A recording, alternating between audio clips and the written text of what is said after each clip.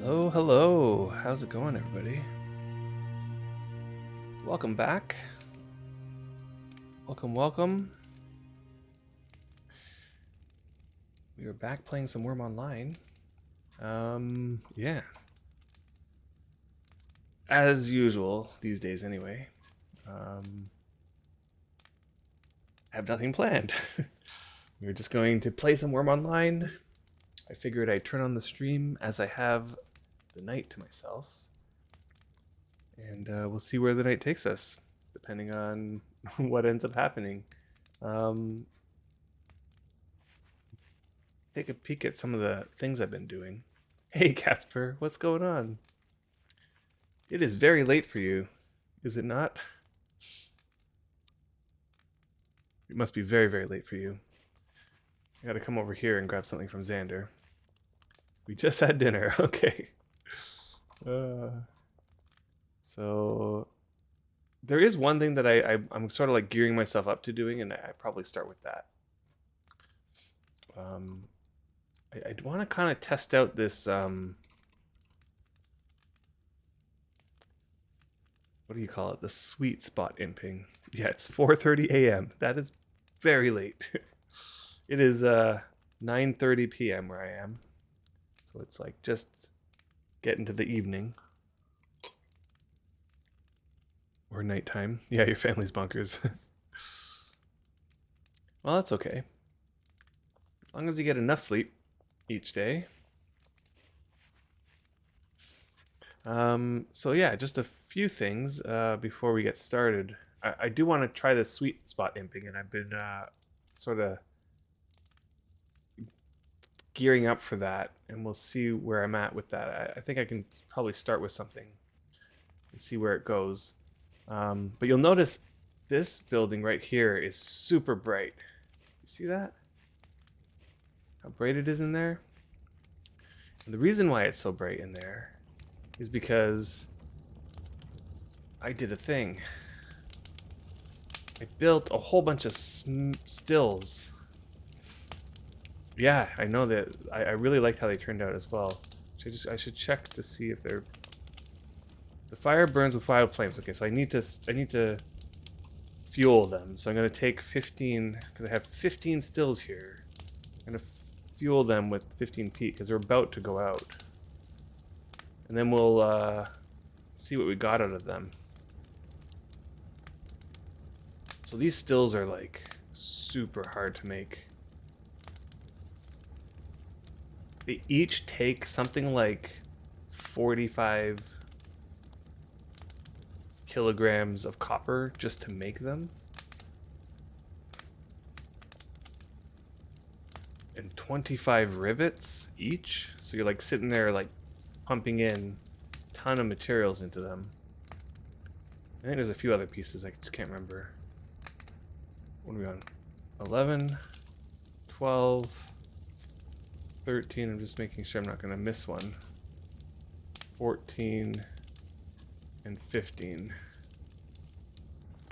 And then I imped them all up to like 60 quality, so they're just above 60 quality, hoping that that would make them burn for longer, or I don't know, do their thing better.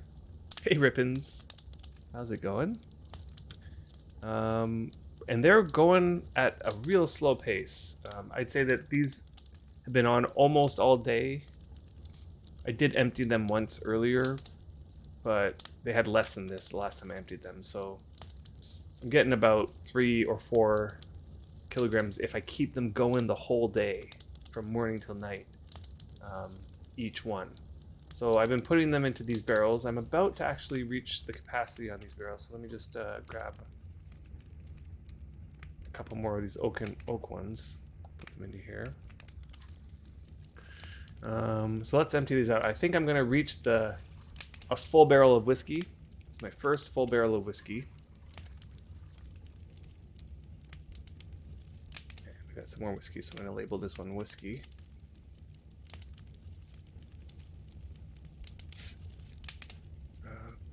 Three. Yep. Okay, this is going pretty good though. I feel like I've gotten the process down. So vodka is going to go into this one. Oh, I need to fill up the vodka that's there. So let's see. There's got to be some more vodka here. Yep, that filled it up. We'll put the remaining, started a new barrel. Then I gotta like age the alcohol. So I'm gonna do that for a little bit.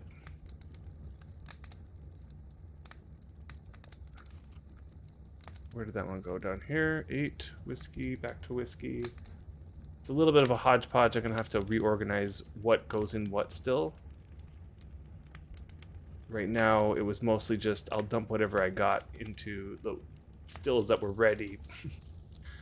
Now that I got them all going and organized in some sort of order, I'm gonna have to redo what's in each one. What was that? Still 11, still 12. Some more moonshine. Still 13. They do give passive beverage making. However, it is very slow. Yeah, very, very, very slow. Not worth the, you know, like you're not going to skill up this way.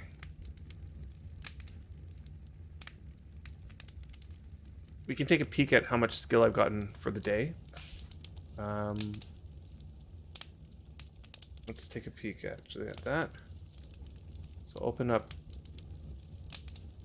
Worm Assistant, and I'll look at Griffiths on the Melody server today. Beverages, he's gotten 0.6. So like the whole day he's gotten 0.6. Actually, that's not so bad. I mean, if you do that every day, over the long term, I suppose it'll go. What's this? Prohibition era prawn. Prohibition era. Yeah. 0.6 actually is not so bad. Hey, Garrus. It is 2:30 there. Yep, that's pretty late. And so does that stack with each still? Right, yeah. So each, yeah. All together. So like the more stills you have, the more skill you're going to get over time. So I suppose if I doubled the amount of stills, I'd have double the amount of skill, which is actually, if you think about it, for doing pretty much nothing but filling the stills and lighting them and keeping them fueled, and then you can go off and do other skilling at the same time. It's like not terrible. It's not terrible skill gain. It's not the best, but yeah, it's not the worst either. Okay, so that's my new beverage making setup, and hopefully I'm gonna get a whole bunch of alcohol from this over time. I mean, I did prepare all these barrels here that are all oak, so that they're ready to age stuff. I do also have some mead. I don't think mead ages, so this is a question for anybody who's in the chat who may know this. But I'm not an expert on alcohol, in the game. But you know how alcohol refreshes your stamina, and that's a lot of the reason why people like using it. It also adds difficulty to actions, so it makes skill gaining. You can tweak your skill gaining so that you can be in the optimal zone. But what I'm wondering is one alcohol just as good as another alcohol for both of those things? Like whether I drink mead or whiskey or vodka or beer, do they all sort of function in the same way? Do they all get me as drunk in the same way and that sort of stuff? I'm not sure. I can't find anything on the wiki that's going to tell me anything about that. So you guys are talking about Subnautica, because Katz has been playing it on her stream. For a survival game, you were blown away when you played it. The way they feed you the story is perfect. I still need to play Below Zero. Right, and that's like the expansion, right? The Below Zero. Yeah, we only had just dinner. Bad mama. Isn't shame. Hey, Dragon's Cat. How's it going? Thanks for the follow. And Haas, you followed as well right at the beginning. I don't know if you're still there, but thank you nonetheless. Whoops, I'm going to get this going. I've just been cranking out tons of kindling. And I'm also going to have to go grab some more peat. I've always known that peat was really good for fueling. I mean, you could also use logs and stuff if you have those hanging around, and wood scraps. I have a ton of wood scraps. But what's nice about peat is that it's a single dig action gives you one piece of peat, and that piece of peat is 10 kilograms. But it functions in a way where it fuels the forge 4 times as good compared to wood. So if I had 10 kilograms of wood and 10 kilograms of peat, the peat will fuel the forge 4 times as much as the wood will. And then forges and all other burners like forges, like smelters and even the stills, have a maximum amount of fuel that you can give it. Any more fuel is not going to increase the burn time. I think that maximum is 30 kilograms. Okay, so for logs, for example, you would need to put in 2 logs to get a maximum burn time. Whereas with peat, you only need 10 kilograms because that'll act like 40 kilograms of fuel, and only 30 of those kilograms will be used up by the forge. I am Griffith. Yes, that is me. You only ever use wood scrap for fuel. So much of it, why waste everything else? It's true. And here's why. Here's the reason why.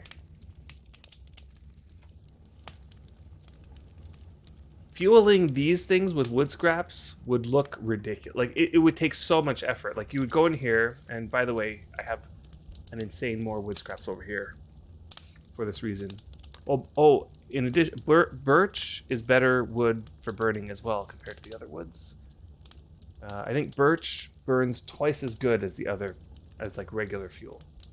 So what I'll do, and what I've been doing, is I'll grab a birch, grab the pine wood, like a ton of pine wood. So a single birch wood scrap with a whole bunch of pine wood, and I would just combine. So now I have a lot more birch, and then just keep doing that.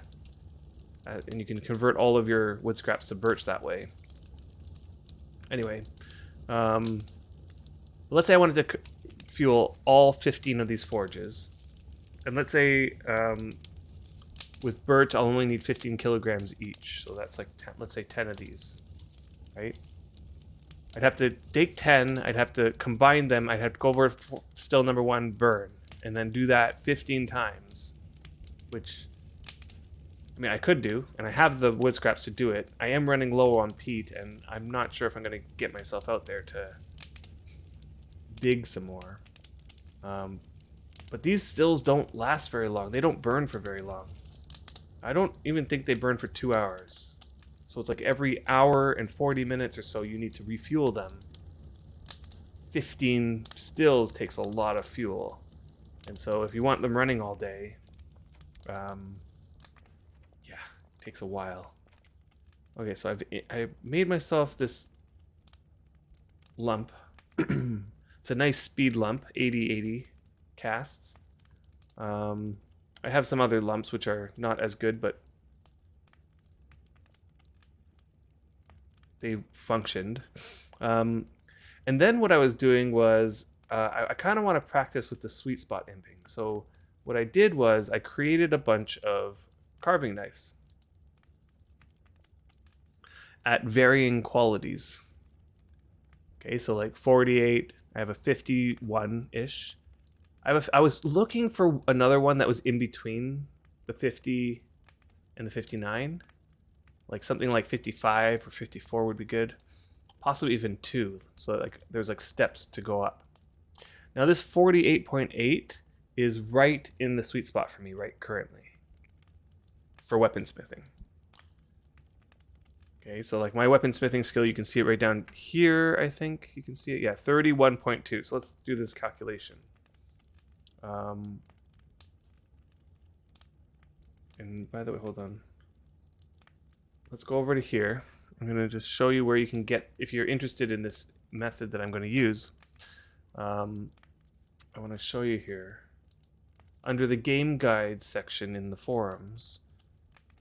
Well, by the way, you'll have to excuse, like every time that I bring this screen, this one here in front of me, and I look directly at it, the glare on my glasses tends to, somebody was mentioning this last time. I noticed it when I was watching back the stream. The glare on my glasses sometimes interferes with the green screen. What's weird is I can't see it because every time I look over at my image, the glare's gone and everything looks fine. And then I'll look this way and I don't know, is it happening? I can't see it if it's happening. But yeah, it's a minor, yeah, that's how I figure. It is a little bit weird that it happens. If I tilt my head a little bit, the glare stays just a little bit higher and whatever. Nonetheless, let's focus on the forums, which is I'm looking at the grinding everything page. I look at this constantly, honestly. Has so much knowledge in it. It's insane. And it's right at the top here where it talks about how you can skill up by imping. It says use high quality tools and imp one item to the sweet spot. Okay, now I'm not going to do that. I've tried that. This is a very inefficient way to use sweet spot imping, but I'll explain why in a second. And the calculation is skill multiplied by 0.77 plus 23. So let's do that calculation to my skill, which is 31.2. So if I take 31.2, actually I'll do it on the calculator on here so you guys can see what I'm doing. And this one is real bad for the glare on my glasses because it's very white. 31.2, and I multiply by, and the calculation is 0.77, and then I add 23. That gives me my sweet spot number, which is 47. You don't notice anything? I don't know if it's there or not. I might have fixed it. I did do a slight adjustment, but I found I couldn't quite fully get rid of it. It's like right in the glare of the glasses. Like the green screen's trying to decide, do I get rid of it or do I not get rid of it? And it does a little bit of both. Okay, so 47 is the sweet spot. If the tool that I'm imping is less than this number, I am not going to get the sweet spot gains. But if the tool I'm imping is above this number, I will. So the tool I'm going to start on is this one that's 48.84. Okay, so it's just above that sweet spot. What that means is that if I improve this tool, the weaponsmithing gain that I will get will be double that of any other, like it'll just be a straight double. Of course, I'm then going to eat some affinity food and turn on sleep bonus, which will double it again. It'll increase it a little bit more and double it again. Okay, so whatever my weaponsmithing would have come out, I am now getting over 4 times. Oh, not to mention the circle of cunning that I have on all my tools, which is going to increase it even a little bit more. So it's possible that I'm going to be getting somewhere in the vicinity of 6 times, or even somewhere between 6 and 8 times as much skill as I normally would. And we'll see how that goes. I'm going to turn on the skill tracker. We're going to see what the skill gain per hour is. Yeah, we'll make the judgment call whether or not this is actually going well or not. We'll see how it goes. Okay, so let's see. I have some moldy weaponsmithing food in here, which I'm going to use to just fill up my CCFP. And let's just see how much timer I'm getting. I don't have that much sleep bonus, although I do have a few more powders. But let's put 6 hours. That's good enough. And then I'm going to refresh the rest of the way.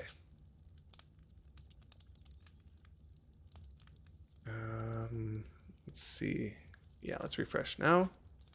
Okay. And how much sleep bonus do I have? I have 1 hour and 27 minutes in my bags over here if needed. And if everything is going well, I do have 6 more sleep powder here, just in case. Now, the other thing you'll notice is that I did cast on these carving knives, and the reason why I casted on them is so that when I use the water action when you're smithing actually gives you the enchants that are on the tool that you're imping. Okay, this is like different than everything else in the game. Nothing else like this works. Nothing else in the game works like this. But if you're using the water action on a smithing improvement, okay, it doesn't work on tailoring improvement. It doesn't work on pottery improvement like this. Just on smithing. So armor smithing, weapon smithing, blacksmithing. If I activate the water and use it on one of these tools, watch, like, you'll notice the water has no enchant on it. A normal imping action should be 12 seconds, right? Oh, none of these are water. Well, let's do it on this one because this one has a water action, right? So I'll improve this one, and you'll see the action timer will not be 12 seconds, even though the water has no enchants on it, because it's going to be using the enchants on the anvil. So it'll have that 78 Wind of Ages. So let's see how improve now. Look, 7.2 seconds. Right? In addition, the Circle of Cunning is going to also give me improved skill gain on the blacksmithing action. Okay, so I put Circle of Cunning. I was really primarily hoping for high Circle of Cunning cast, which I got a nice one on this 65, so I can't wait till I get to there. But the one I'm going to start on has an 87. The next one I'm going to go on a 71. I'm not too concerned. I might spend some time getting better enchants later, but I think that should be okay for now. And we'll see how it goes. Okay, so the last thing we need to know about this. Oh, I should mention how I got these carving knives, because it's also something that maybe some of you don't know. Oblivion Reaver mentions it, but he doesn't explain how it works. Where is it? If you can get someone with higher skill to give you something imp to this high, and then, I mean, that would be nice if you had a friend who had higher skill than you, who can keep feeding you like tools that are just in your sweet spot imping over and over again. That would be great. But then there's this or can create it high quality by default. It's a huge help. So he mentions this, but he doesn't explain how to create it high quality by default. Does anybody know that you can actually take a carving knife blade and a handle, and pop it together, and it'll come out potentially at 90 quality? You can create items this way? I mean, if you've been watching us for a long time and you've watched a lot of our shows, we've mentioned this many times before in the past. It's been a long time since I've said anything about it. It only works for a very select number of items in the game. Okay, the list of the items that you can do this for: carving knife. Hey, Nick DeMoro. This is completely new stuff to me, so you appreciate me re-explaining. You're very welcome. So no worries. And in fact, the sweet spot imping is relatively new to me as well. So this is the first time I'm really giving it a good go, because I tried it before, but I wasn't able to. You see how it says use high quality tools? I did not have high quality tools. I was trying it, but it was so early on in the server launch that I didn't have the means. This is my real first, like, I have the means, I have the stuff ready to go. I'm going to try it. Okay, but back to the creating it high quality by default. And maybe I can show you how that works, because I did leave myself. I think I left myself. Hold on. You'll notice over here all my carving knife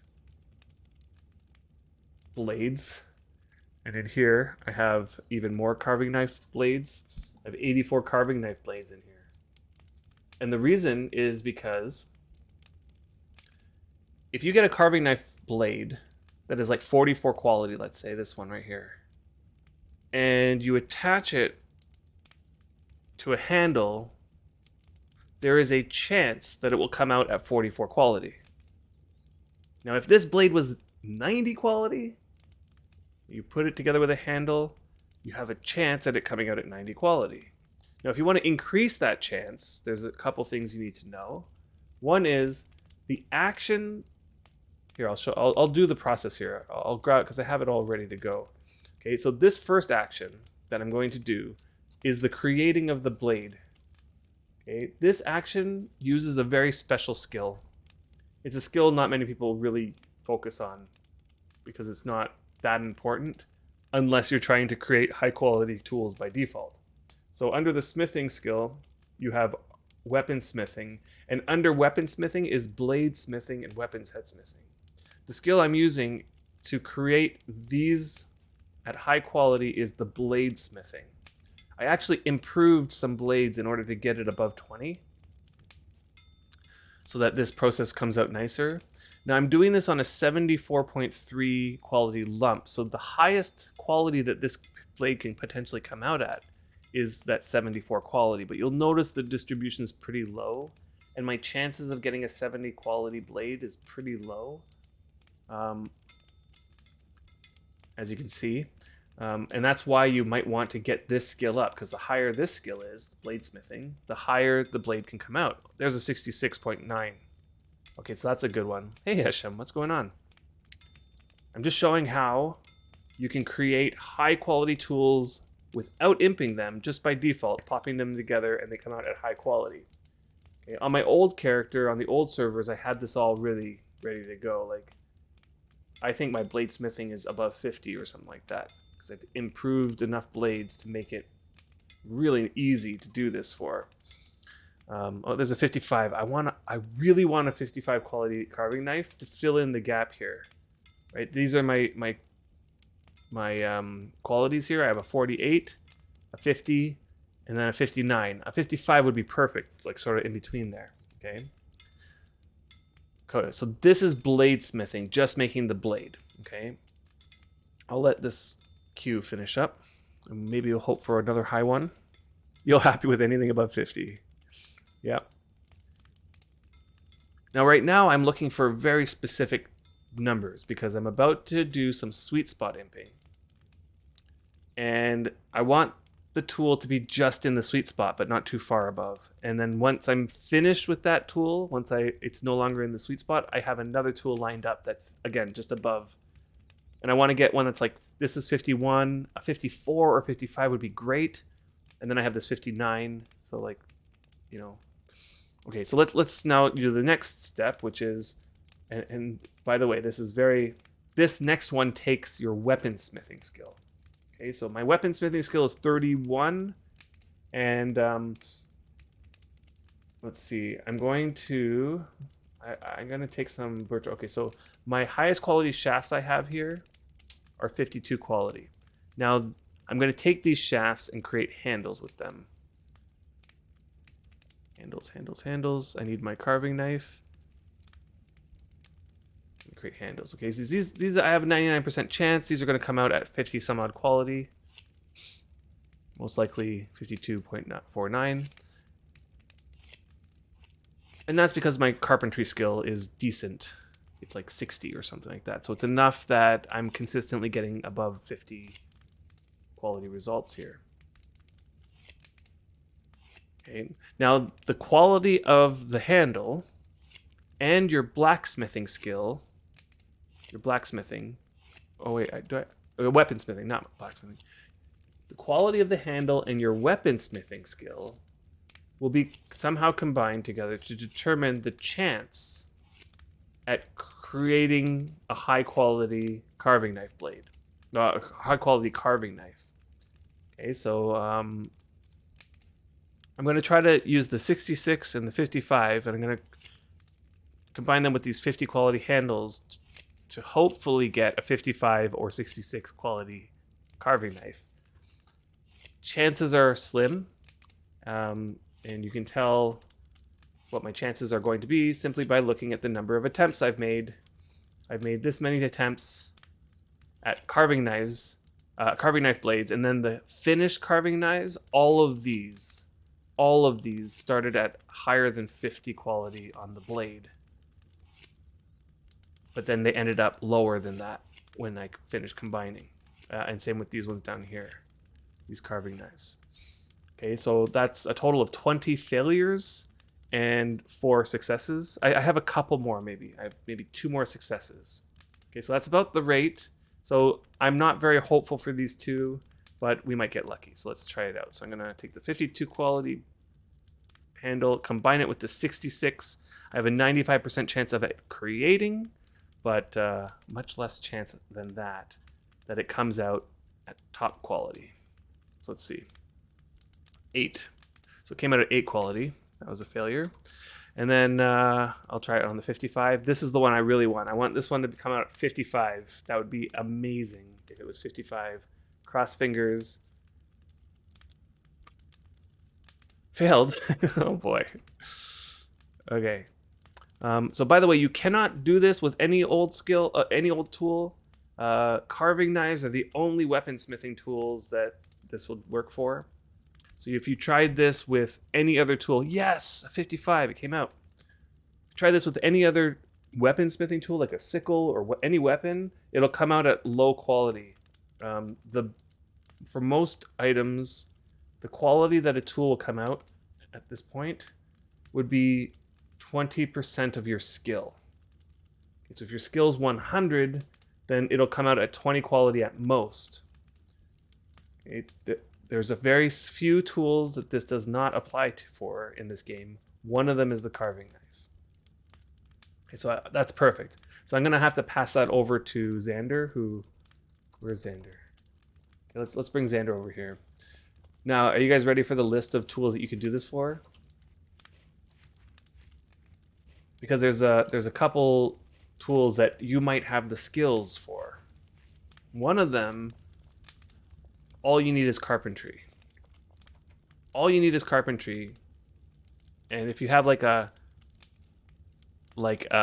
even 60 carpentry, you can probably make yourself a 90 quality tool like this. And that is mallets.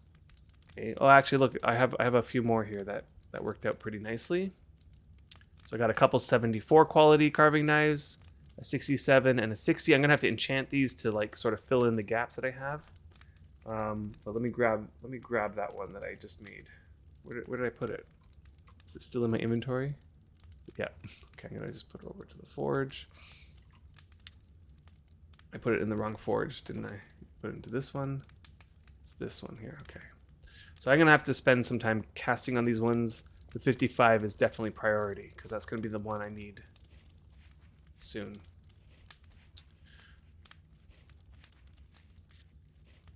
Yeah. So mallets. You can do this with a mallet. All you need is really high quality wood. The quality of the wood will be the determining factor of the top quality of the outcome. Oh boy. I'm going to just grab a water here.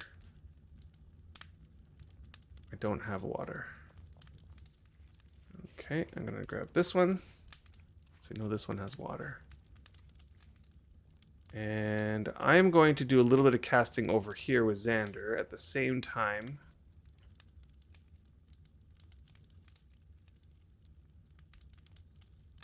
As I'm doing some imping on Griffith. Okay, let me go get some channeling. Is this channeling? No. I'm gonna need to make a channeling food soon. This is so old. You can tell it's old because it's only 3 weight, and I must have eaten all of it now. Okay, how much time do I want to put on this? Okay, that's more than enough. And do I have a refresh here? I do. Okay. And let's just start off by enchanting that one with some Circle of Cunning. Okay, back to Griffith. Mallet, yep, there's more. Okay, so mallet's the easiest one just because all you need is carpentry. For blacksmithing, you can do this with a file. Files work just like this.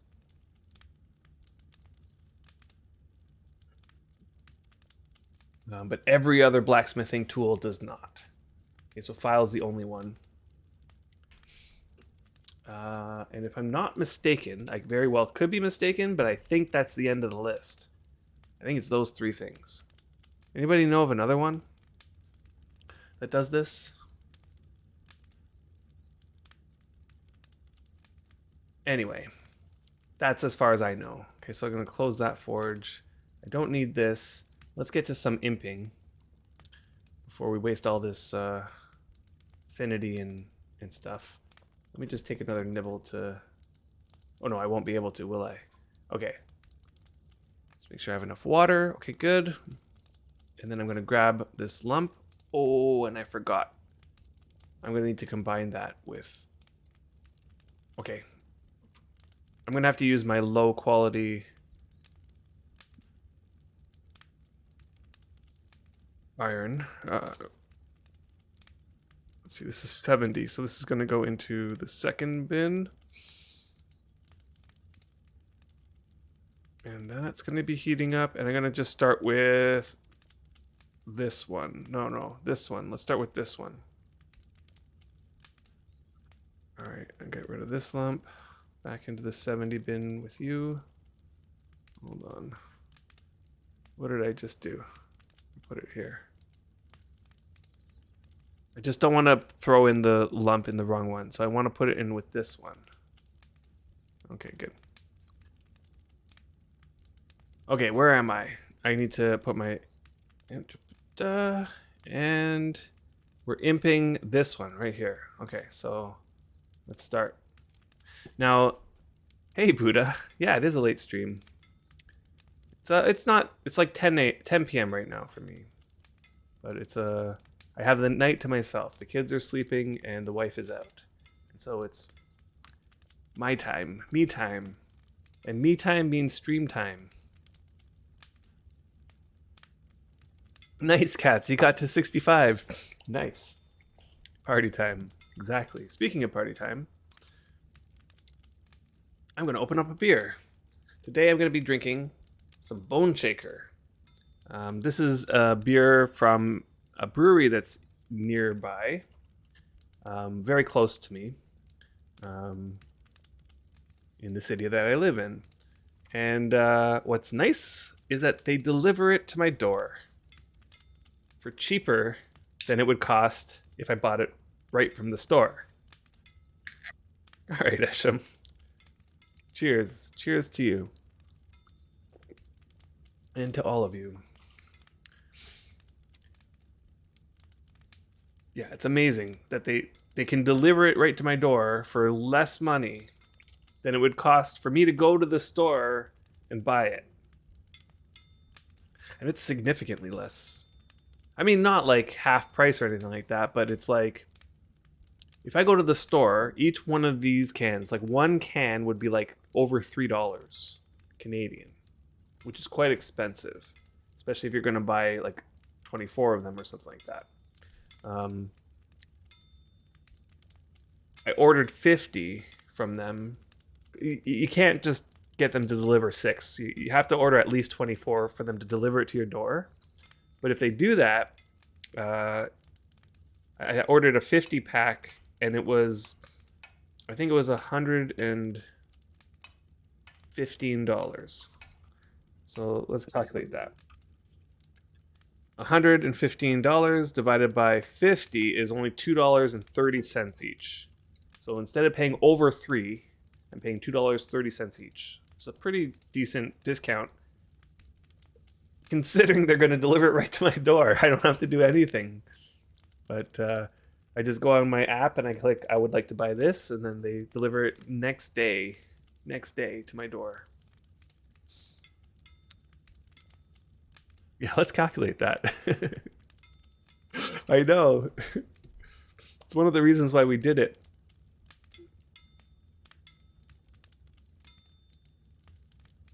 I'm always the one who's like, okay, let's calculate that. Let's bring out the calculator, and I'm literally calculating it. Yeah. Now this beer is like really strong. It's the alcohol content is 7.1. It's a IPA, which stands for India Pale Ale. If you've never tried an IPA before, just know it's not for everybody. They're very bitter, very strong. This one is like one of the more bitter and more strong ones.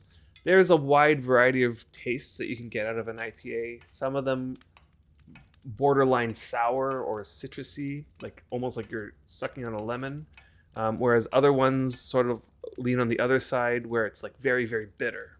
And this is on the bitter side for sure. This one here. Good for you, Dragon. That's I black tea.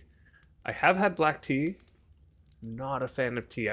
I know a lot of people love tea. My wife drinks a lot of tea. I prefer coffee. Coffee is my go-to caffeine drink.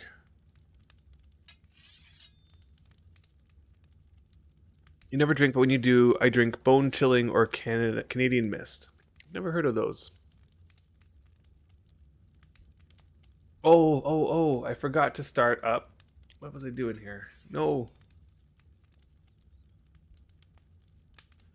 Get this going. Don't want to miss a beat though. I'm missing a beat. Griffith, start session. Okay. There we go. I meant to turn that on. Let's just make sure that okay, so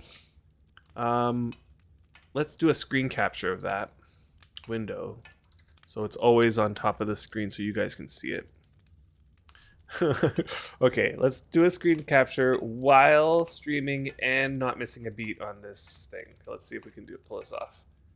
Add window capture. Create a new one. And not missing a beat. Barely skills monitor. Yep, that one. Okay, good. There we go. That wasn't too painful. Where shall we put this? Let's put it in the bottom right corner. Oh no! Put that back. OBS. I was complaining about this on my stream last stream. It said OBS has a real hard time with selecting the right thing. Maybe it's just me. Maybe I have to figure it out. But yeah, I know Windows are so wonky. It's like you got to click on them and click on them again and click on them again. Okay, there we go. And then I'll just raise it up a little bit so it matches with the thing.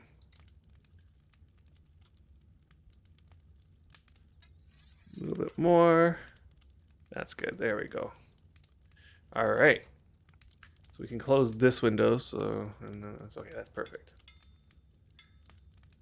All right. Now I can't see it, so I'm gonna bring it over here so I can see it at the same time. And usually I don't usually look at it for the first 5 to 10 minutes of doing this because it tends to it needs time to normalize.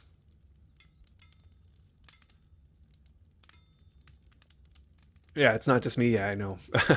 How many times have I gone to try to move something, but then my whole game window moves where something just gets completely messed up. All right, so weaponsmithing. Weaponsmithing is this line right here. So far, it's not doing great, but it's not doing bad either. It says that if I continue at this rate for an hour, I will get 2 skill approximately. But that number you'll see is like jumping.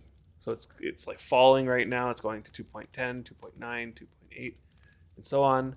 But then if I get a tick, it'll jump, right? So it's like doing this jumpy business. But then over time, like over like a decent amount of time, it's going to normalize and average everything out that I've been doing up to this point. And so one thing to know, because I'm imping something in the sweet spot, each one of these ticks is exactly double what it would be compared to if I wasn't imping in the sweet spot. Like exactly double. Okay, so that's, and if you can see, I don't know if you guys can see on the screen, but the ticks I'm getting are like 0.0129. 0.01. So this is not normal for a skill that is in the 30s. Normally, if you're in the 30s, you're still getting like 0.04 with your sleep bonus on. And if you put on the sweet spot, you'd be getting 0.08, something like that. Weaponsmithing is a special skill where the amount of skill gain you get is significantly less compared to most other skills. But it is one skill that I really, really want to get on this tune. It's a skill that I really wanted to get on my old tune, and I did get it up to about 75 or so. Or I might not have made it to 75, but it was 74 point something. Yeah. It is a painfully slow skill to do. So my hope is that this sweet spot imping will help that along the way. It does look like my skill gain per hour is dipped below 2. It might not recover, but we'll see. It might take is a couple skill ticks in a row.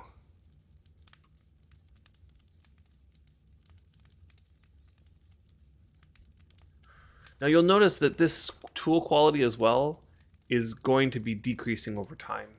And that's just because my skill is actually so low compared to the quality of this tool that it's not, I'm damaging it more than I'm able to input.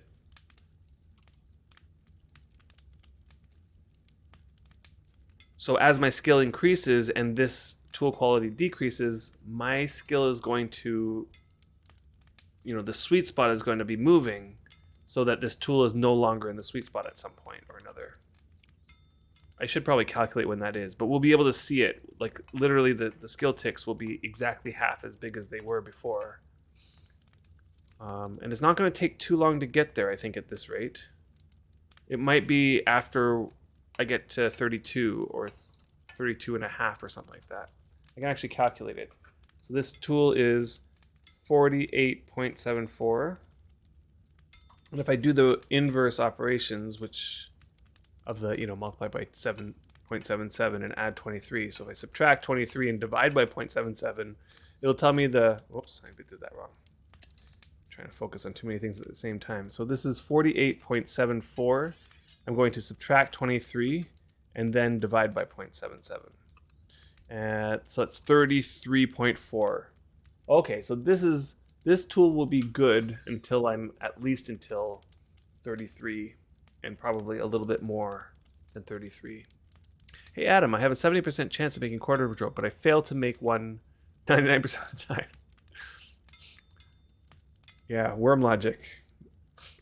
Is it that you failed to make it, or you failed to make it at high quality?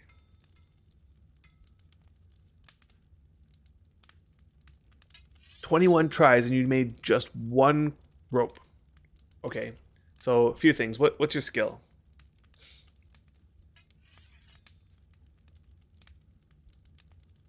Rope making skill.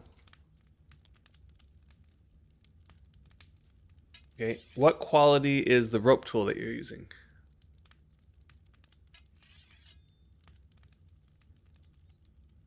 Okay, the WEMP quality doesn't factor into this calculation. So it's just your skill and the tool. I don't see any reason why you're failing 20 times out of 21 times. Let's take a look at this.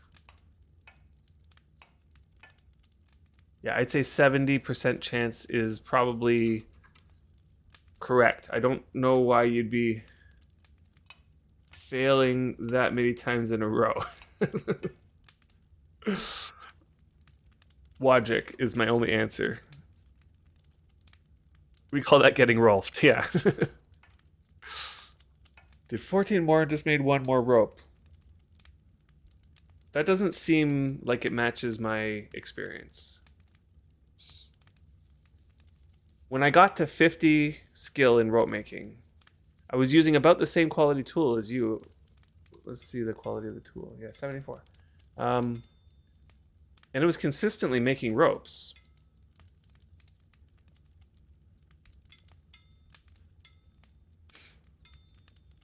And the rope that you made was only 2 quality. There's something happening here. It's literally acting like you have no skill whatsoever. My experience is that 70% should be about right. So there's something going on. I would what would I do? Did your character lose premium? I don't know. I'm trying to think of anything that could be causing this. No. Why don't you try resetting everything? Are you drunk? That's also that's actually a serious question. Did you drink alcohol? Do you have any wounds?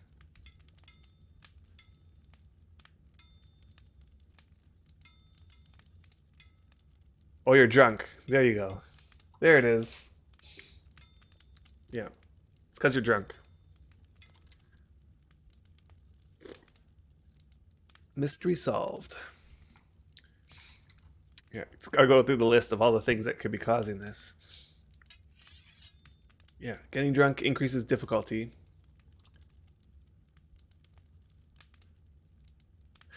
There is another thing I've neglected to mention, and that is when you're doing this process of sweet spot imping, you need to ensure that your action timers stay less than 15 seconds. Less than 15 seconds.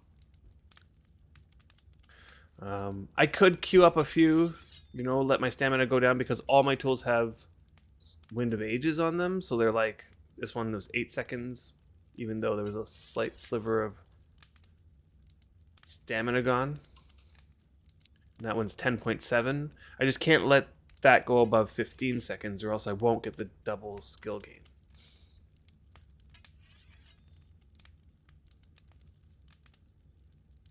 Let's see, how is this thing doing? It's down to 1.8. I mean, of course, as my skill goes up, that number will naturally go down. Like the true number of how much skill gain I'm getting per hour is going to go down over time, but I do find it always overshoots it at first. I'm not sure why. I honestly don't know why it shouldn't really be doing that. Ooh, got a rare roll. But of course, damaged it. Damaging it, like failing the action, is actually very, very, very common here. So it makes it so rare rolls are less likely to make a rare. Unfortunately. Right, like I'm going to damage it like 3 or 4 times before it imps it. Nope, didn't damage it again. Let's see. That means you get to grind some repair skill too. Yeah, but the damage is so small, like 0.02. So I got 1 tick of repair. Yeah, it's not the same as grinding. If you really want your repair skill to go up, you need to be repairing things that have, a lot of damage. And when you go to repair it, it gives you like that 3-minute action bar,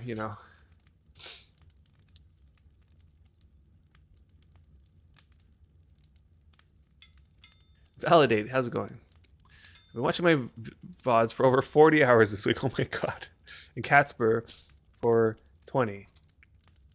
Roaming all day, so much easier while watching you guys versus TV shows or movies, making a new large deed on Harmony. Trying to get to the city of Flan. From Forgotten Realms.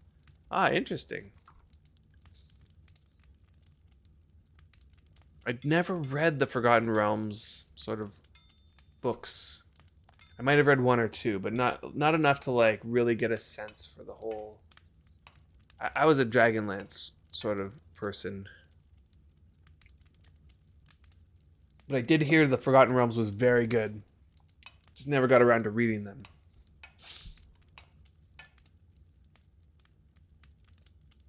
And I know Dragonlance was for, a younger group. And I was quite young when I read them.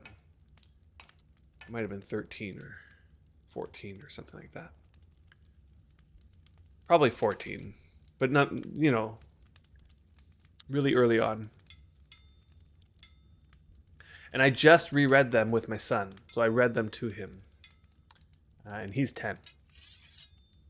1980s Pour of Radiance game Flan is from Love the Old D&D. Yeah. So we read through all the all the intro ones, you know, like Autumn Twilight, Winter's Night, Spring Dawning.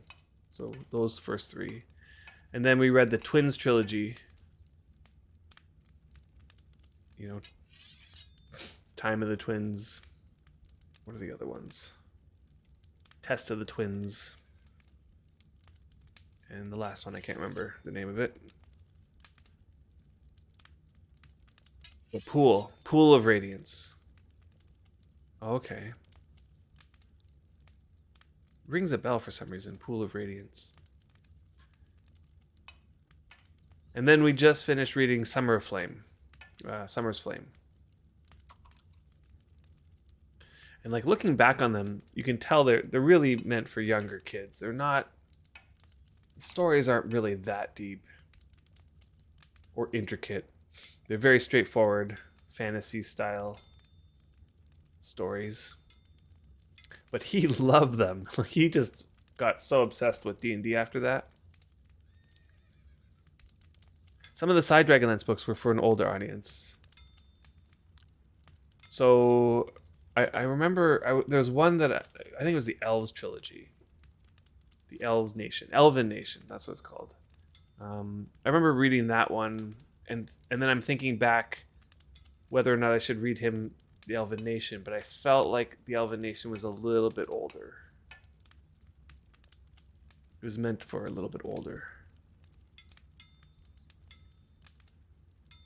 You just finished your skill gaining video, so glad I needed to grind soon, and now be more successful at it. I was doing it wrong before. Were you? Whoops, I'm emptying the wrong thing.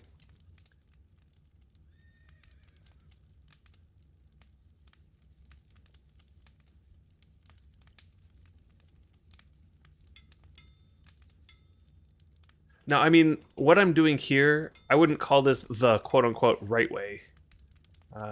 Because in order to do it this way, it takes a long time to set it up.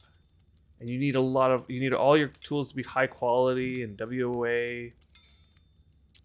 How did I get blades to 20 skills so fast? I actually used the same strategy I'm doing right now, because when you're making the carving knife blades, they come out at relatively high quality. So I just went over to here and I figured out which one of these blades is in my sweet spot for blades smithing. Right? My blade smithing was like, I think it was 15 at the time, so I did the calculation, 15 times 0.77 plus 23. Oh, and by the way, to get it to 15, I literally didn't do anything. Getting it to 15 was just from making the tools and the weapons that I wanted for myself over time. But the only right way to do weaponsmithing is to not do weaponsmithing. Right, so at 15, the sweet spot number is 34.5. So I'd come over to my list of blades and I'd find one that was above that. None of these ones are in a good spot. 34.5. There's a 34.2, but that's not good. But I made so many blades, it was not even funny. So I first made maybe a batch of blades. I would grab like this 37 one, and then just do the same thing I'm doing right now on that blade. You get a little bit of weaponsmithing, but it's not double. You get a little bit. But you get bladesmithing. And the bladesmithing ticks were like 0.14 or something like that. Like each tick was 0.14. So it didn't take very long to get to 20 from 15. Might have been 20 minutes of imping like this or something like that.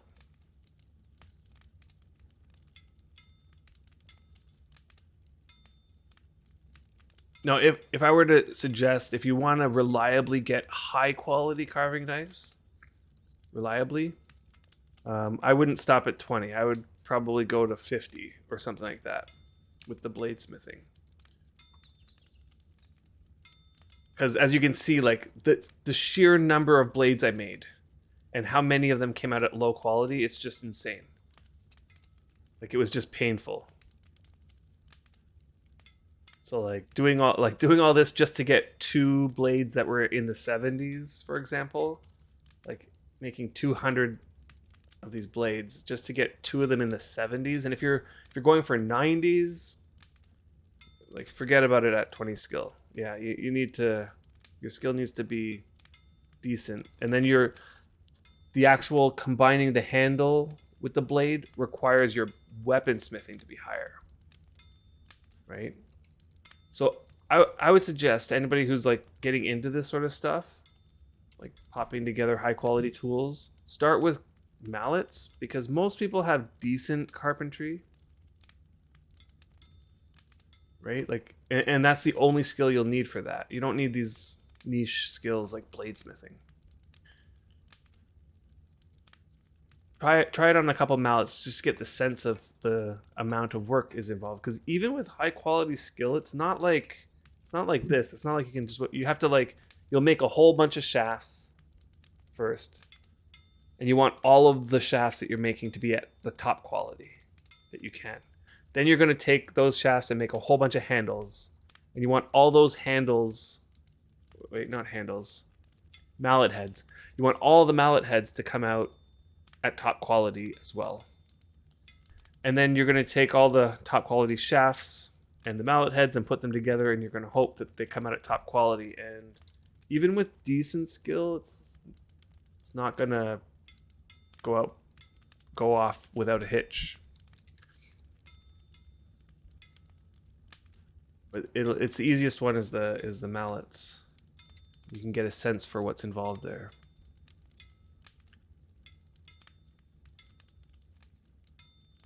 The other thing is that with mallets, you'll want the outcome to be oak. So the shafts that you're making, you want them to all be high quality oak shafts, which is, you know. Yep, pretty much. Yep, it's like I made 100 of these carving knife blades just to get a few out at the 40s and 50s in hopes that I can get, you know, it in the right spot for the sweet spot imping.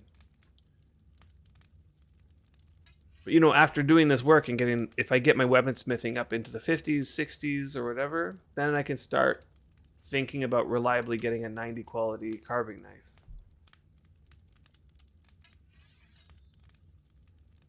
All right, so this is going not terribly. It's not that fast, so the skill tracker is now down to 1.48. And this is around where I would say it probably is going to even off. It's probably going to stick around this 1.4 area for a while. And we'll hope we can keep it above 1.4. Of course, as my skill goes up, the rate at which the skill gain comes in is going to lower and lower.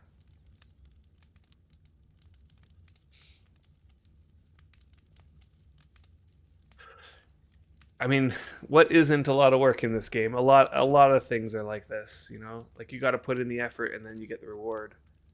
The only benefit all of this has is that you can create tools above your skill.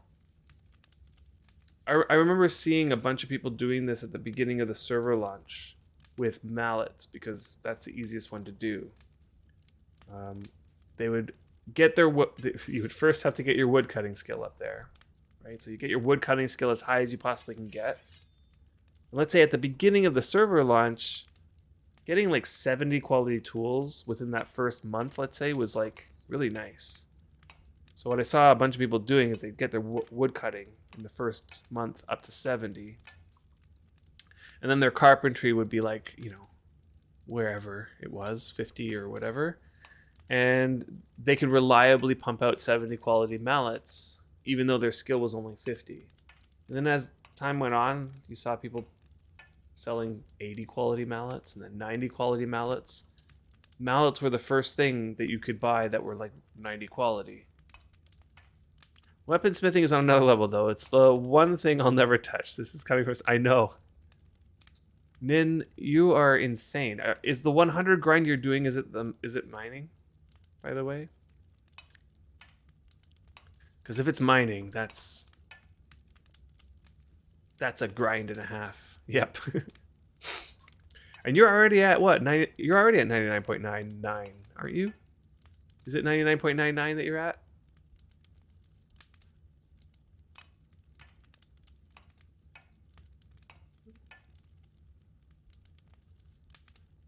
Or is it? Yeah. 99.9998. Okay.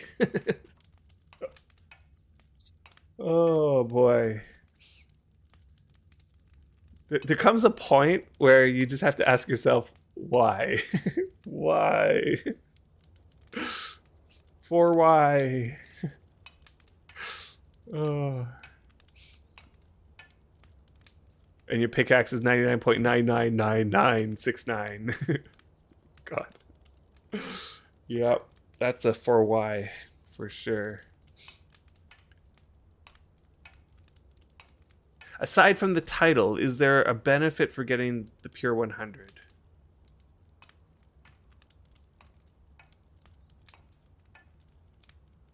Right. It's that's how you convince yourself. This is not a mining grind. It is a body strength grind and a mind logic grind. Like I saw Oblivion Reaver's post today that he got 100 in medium shield, and he was doing it on his grind for body control. He wants his body control and mind speed to be 90. And so as part of that, he got his medium shield skill up to 100.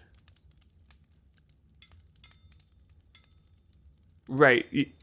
Here's the thing, Dragon, is that in this game... Yeah, I know.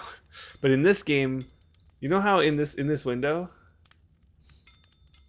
And you're looking at your skill, and it's like, my weaponsmithing is 31.99, right? Well, it will read 99.99. Okay, so like my mining, for example, if I keep going, I'll get to 99.99. Even at 99.999, it's like, you see like my tooltip hovering over it has a certain number of decimal places. So mine is 90.883858. If you want that tooltip there to read 100, it's like it needs to have all of those digits a 9, except for the last one needs to be a 5.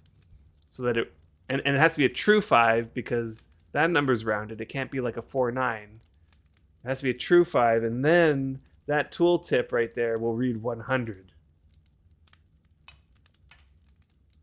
When you get to 100, you get a title. And it's a very special title. Yeah, it takes days to get a .0000008 tick at 0.999969. Oh boy, days. My goodness. Yes. And Seppuku, because mining is the best characteristic grind. Mind logic, body strength, body stamina, soul strength. Yep. If those are the ones you're going for sure. It is a good grind. But as Oblivion Reader was saying in his post, he wants to get 90 body control and 90 mind speed. Yeah, you're at 70 mind logic and body strength at this point. That's insane. That's insane. I think I'm still in the 30s for those two. Let me see. Yep. My mind logic is in the 40s now.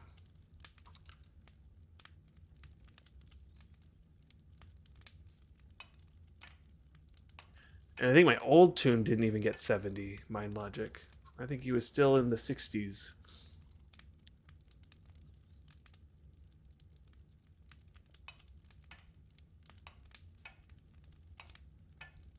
Yep. Oh boy, the skill per hour is going down. Down, down, down. So now it's saying my skill per hour is 1.33. Yeah, 5 actions at 40. Exactly. Really, I feel like 6 actions is where the... Like, it's great to have 6 actions. I can't see getting the 7th action being as big of a impact as getting the 6th action.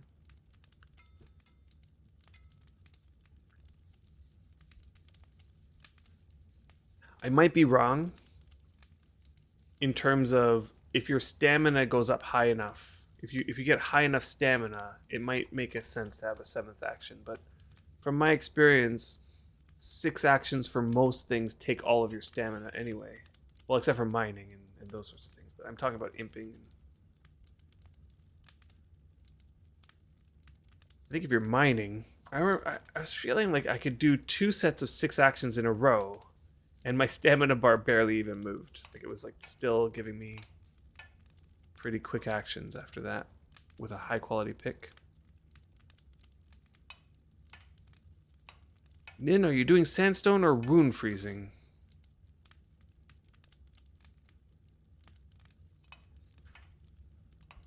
You can do 15 mining actions with a low quality pick at the moment. Wow, sandstone and gold. Yeah.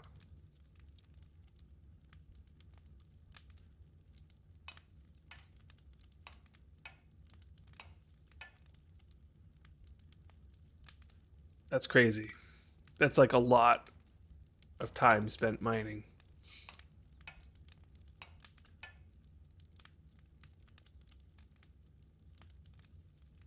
So Rain had, or should I say had, 20 plus gold and sandstone veins in his tunnel. That's crazy. Been down here for 2 months. That's insane. That is insane. I don't know if I could do that. Just do that. Like, I love mining. Don't get me wrong.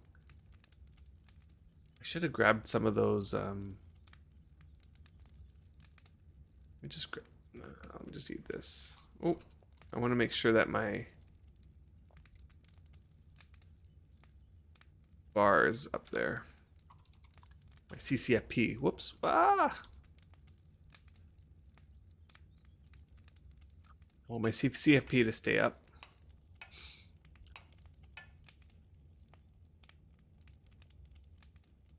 You're honestly at the edge of your endurance. I'm going to be taking a break between 100 pickaxes and 100 mining. Okay, so you'll hit the 100 pickaxes, you'll take a break, and then get back to the 100 mining. That sounds like a sane thing to do. Keep the sanity.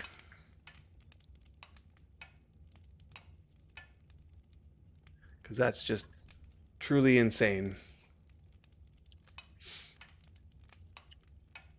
I need to get back to my mining as well. I've just been too preoccupied with other things.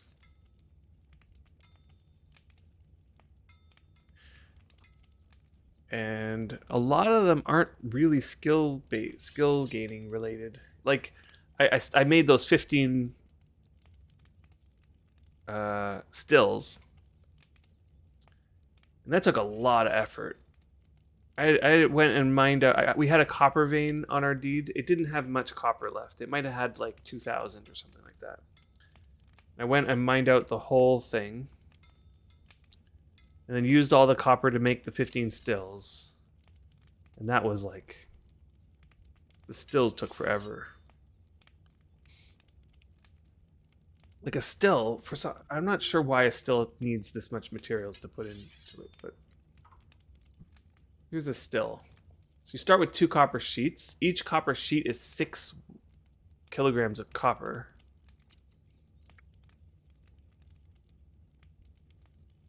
And they each need 7 copper sheets. So I'm like cranking out copper sheets. So 15 times 7 copper sheets. Then I'm combining the copper sheets together and adding the rest of them. Then I had to make a whole bunch of ribbons. Not that many, 30 ribbons. And then came the rivets. So 25 rivets. What's 25 times 15? 25 times 15. It's 375 rivets, so I made extra, so I was making like 500 rivets. Then I was just putting them all together. And once they were all together, then I had to imp them. Yeah, it was like, took a long time. But now that they're there, they're making alcohol. Oh, and I was going to be doing a little bit of casting. So I'll keep that going. See if I can keep that going anyway. Yeah, some things take a surprising amount of things to make. That is true. Not sure why Still's got the brunt end of it. I feel like they could have easily gotten away with 10 rivets.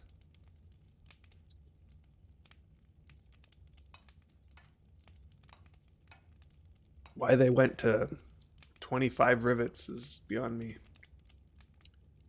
Okay, I succeed. 82, that's not bad.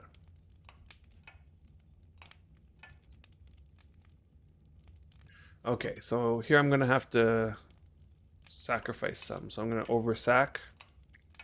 Did I get them in there? Yeah. So I know that 25 of these gives like 400 and some odd, which will fill my bar, and then the rest will go into my oversack. I'm pretty sure my oversack can hold that. And then I can cast some Wind of Ages on this thing.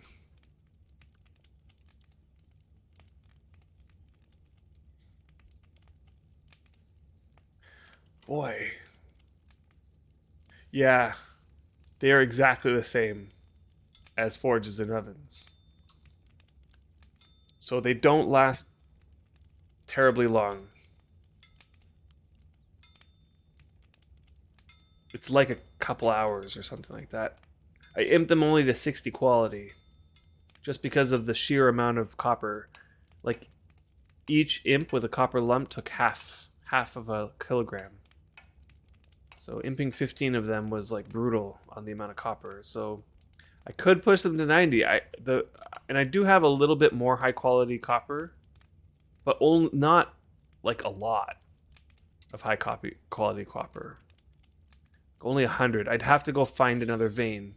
And for some odd reason, this area that we're in is like, there's no copper.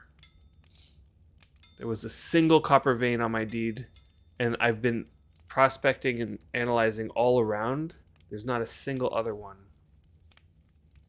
in the area. And then I have another deed, and I think there's a copper vein there. I think I remember when I was like terraforming right at the beginning, I prospected a single copper vein there, but it was literally a single copper vein in the whole area. And recently I've been on a kick looking for copper, so I've been going around prospecting all over the area. So 90 quality and a fuel rune, and you can get a solid 6-7 hours out of them. It's possible that I could get it to that point. And the fuel rune is a good idea. Should look into that.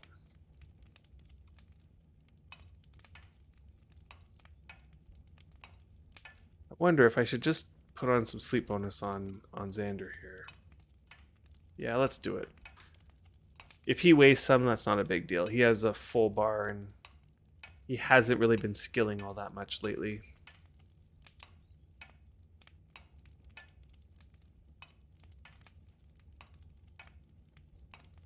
I'm still under 15. Good.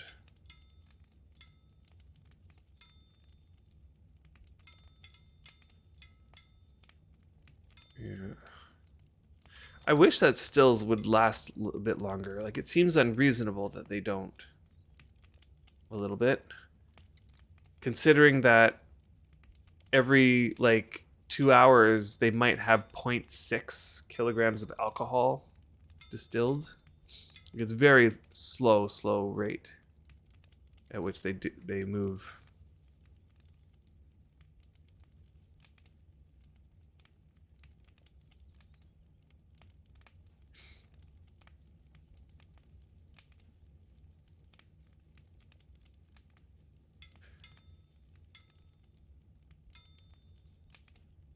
Right. The skill gain per hour is like not...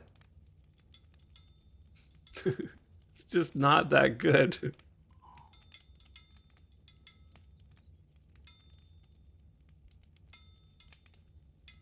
There's something about weaponsmithing. It makes it go so slow. Like I'm looking down here, right? Like whether or not I get a tick. So let's just do some manual observation. Okay, so I did not get a tick on that one, nor on the previous one. Got a tick there. Okay, but let's like get a rough idea on the percentage of actions that give me a tick. Okay, so got another tick there. So that's 2 and 2.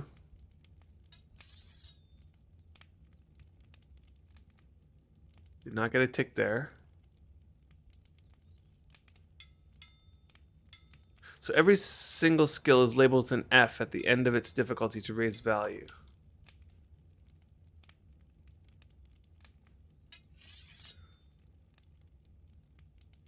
What do you mean by that? Every single skill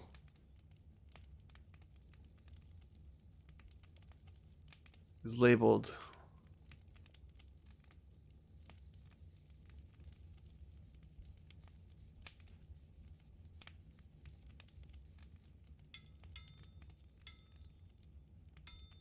Where is it labeled like that?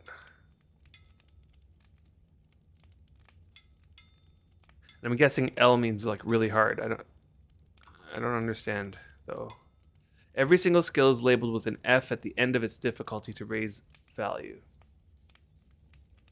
Like, are you talking about in the code?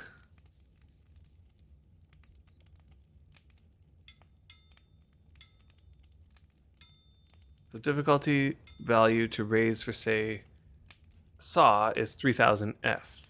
Alchemy is 20,000 F. Weaponsmithing is 20,000 L. Interesting.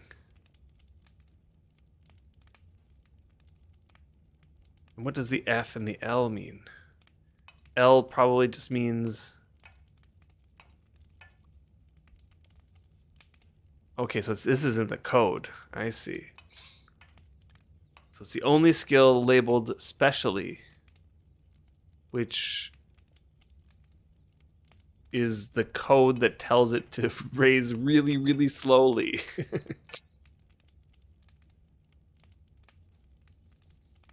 Probably. And then you have Pantha over there with what? What is his skill now? 99 point... For sure, it's like 90.9, I think. He has weaponsmithing, which is insane.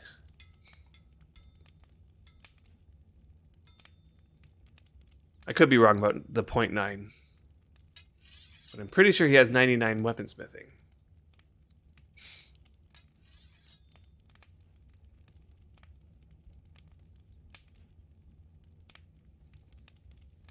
Okay, so he's either near 99 or at 99. I'm pretty sure he got to 99. Let's take a peek at his thread. I kind of feel like he has it posted there. Again, I could be wrong.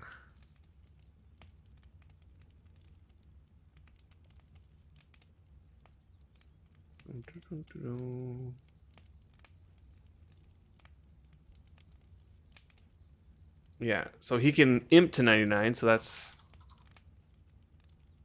He started grinding out other things. Yeah, I mean... I would if I was him. Once you get it to 99... Yeah, so he can imp to 99 at least. Which probably means he has above 99, right? Like, it's not... At that point, it's really hard to imp above your skill.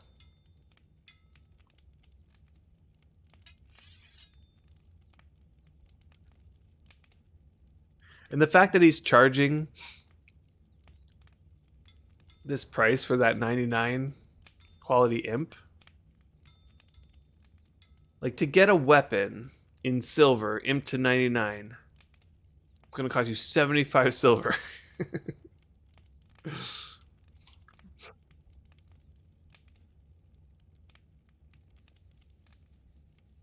That's just insanity.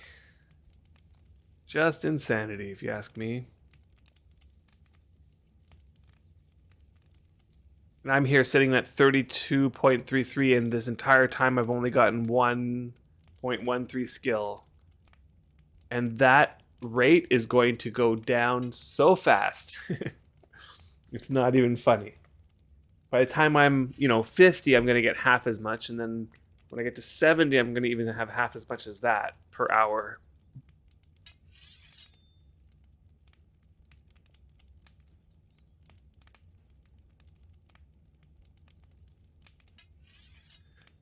Right. The amount of effort it is to create something at night, like to imp something to 99. I've never imped something to 99, but I have imped something to 98, and that was effort. That was enough effort for me. I'll stop at 98, thank you.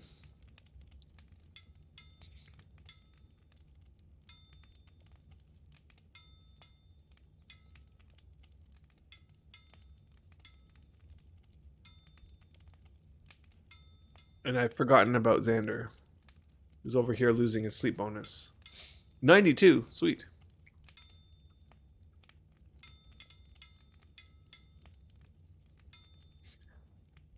As long as that's still under 15 seconds, I'm good.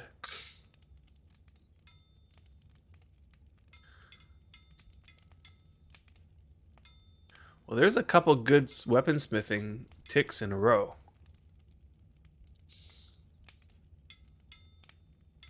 Those ones are decent size, too. And so that put the skill gain per hour above 1.3.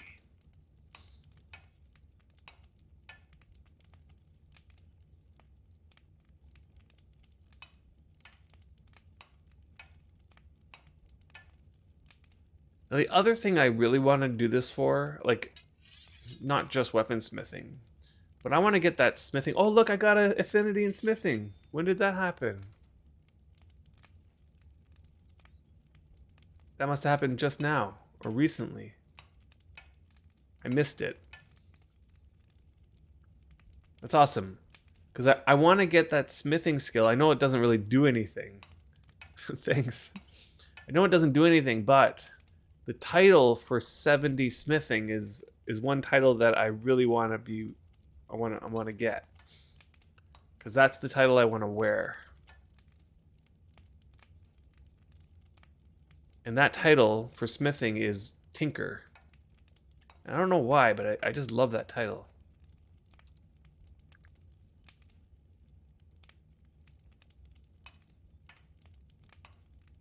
Just organize these the handles.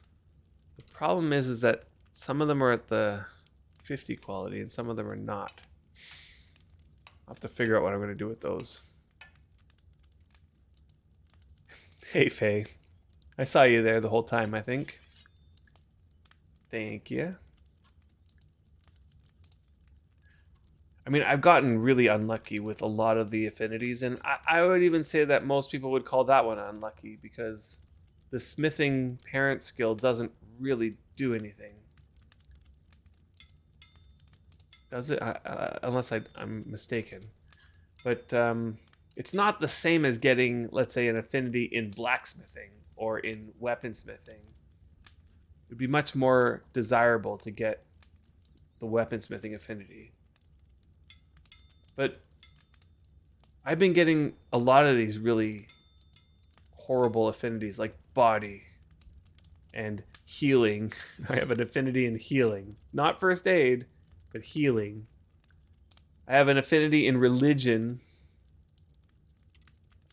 Like, these are just terrible affinities. And I don't know if I have any more. Let's just see. They kind of just crop up without you realizing it.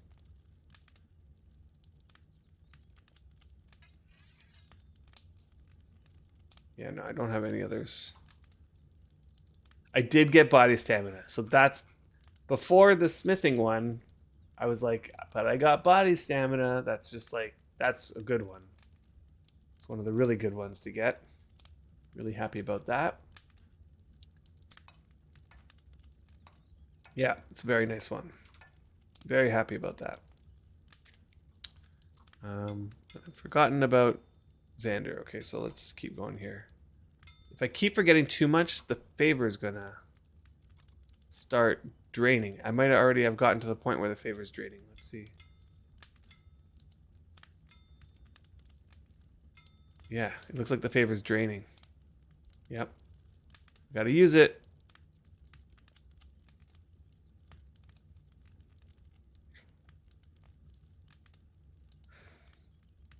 That's what happens when you try to multitask while streaming. Completely forget what's going on here.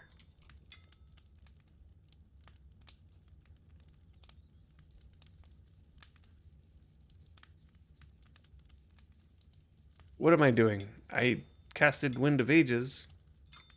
Did not mean to do that.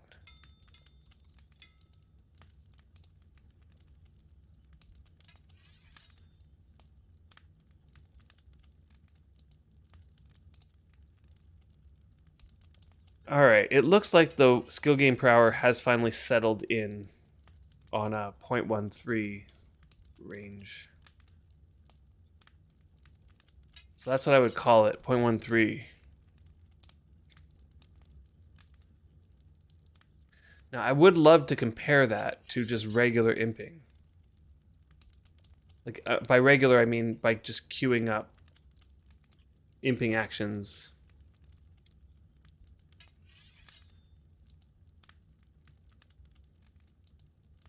The problem is that all of my tools, like all of these tools, have Wind of Ages on them. Oh, and I forgot to switch to my my better lump. It'll give me a little bit more skill gain and a little bit faster. I don't know. I don't know how much I want to be switching around things right now.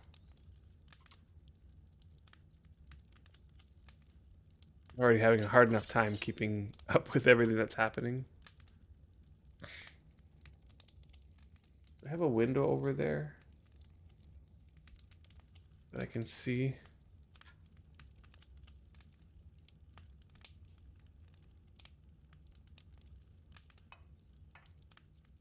Yeah, I'll take the 70.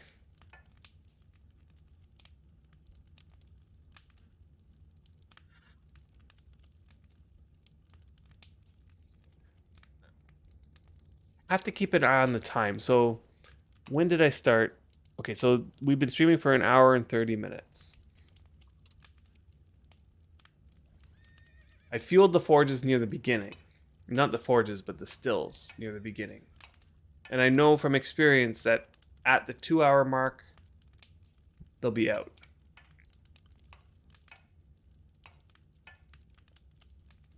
So I'm going to need to fuel them at some point soon. And maybe I'll just get Xander to do that.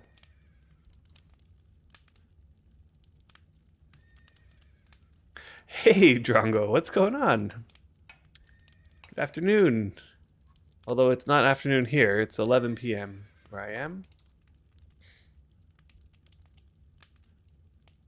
How's it going?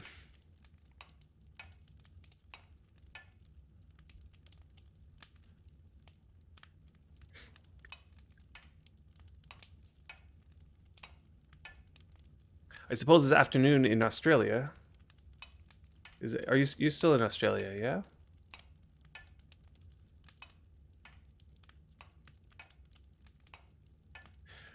Worm life is going. Like I'm yeah, it's still in Australia. Yeah, I'm on a worm binge right now. You know? I've been playing a lot of Worm. Currently it's my summer vacation, and so I have a lot of time to play video games. And Worm has been my go-to this summer. Been doing a lot of work on the new character on the new servers. But yeah. But it's been a up and down rocky road with the development of the game. Yeah, Summer Worm for sure. And things are I'm a little bit worried. I'm worried, but hopeful that things get ironed out in terms of the development. It's a little bit weird, the announcement of VR for Worm. We've discussed it to death. So to the point where like I'm like whatever, like it'll happen. They'll put in VR potentially in a half-baked way, which is really the best they possibly can do. There's no way that they can put in VR into this game in a fully fledged VR kind of way. And we'll see what happens. I'll throw on my VR headset, see what it looks like, and probably not. Yeah, VR seems odd but intriguing. Exactly. Like it's like in that category of like I probably kind of want to try it, but I can't imagine myself ever really committing to playing in VR for like long sessions or anything like that. Did anybody ask for VR? Seems a bizarre choice to you. Yeah. And Drongo, you're saying it feels like a difficult time. I've been pretty disconnected, but still obviously trying to keep tabs on things. I know I'll be back at some point. That's good to hear.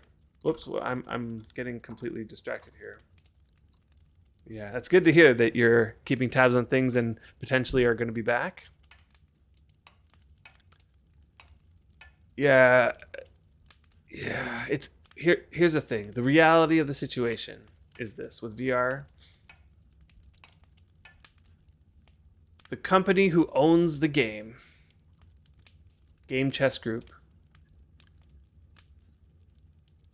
they are a publicly traded company with investors that the board and the company themselves need to justify to their investors why this game is going to increase their profits.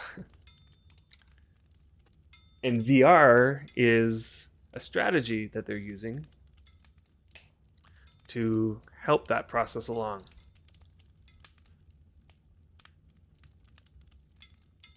Now, why I feel like what I'm saying here is true is because, okay, there's a few pieces that tell me that this is why they're implementing VR. One, Game Chess Group released a public post to their investors first about VR. Hold on, let me just turn off sleep bonus here for a second. Let's go down this rabbit hole one more time. Okay, so you go to the Game Chess Group website. This is the company that owns Worm. You can see it, Worm, right here if you scroll down. Okay. Now in the top corner here, the 3 bars, they have investor relations. Okay, so come over here into their investor relations, and all of this is in Swedish, so you have to translate the page to English. Oh look, there's a new post. Okay, we'll read that post in a second, but over here on the 17th of August, this is where the first announcement about VR happens, and that's Game Chess Group telling the investors that Worm is going to be developing support for VR. Now, the wording here, I was thinking the wording where it says support for VR is not quite the same as like implementing full-fledged VR.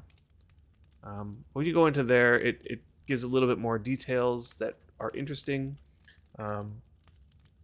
They're trying to justify to their investors here why VR is going to increase the profitability of their company. So, like, the market for VR gaming is rapidly growing. Stepping in and establishing itself in this market through Worm Online is a step for Game Chess to expand into new segments of the gaming market.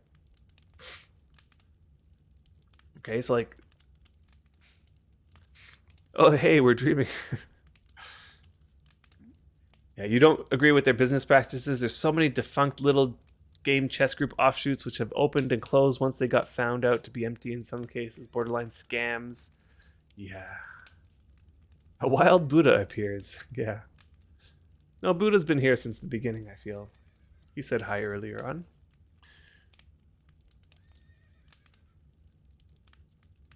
Yeah, so like this is what's making me feel like the reason why they're throwing VR into the mix is because it will establish itself in this market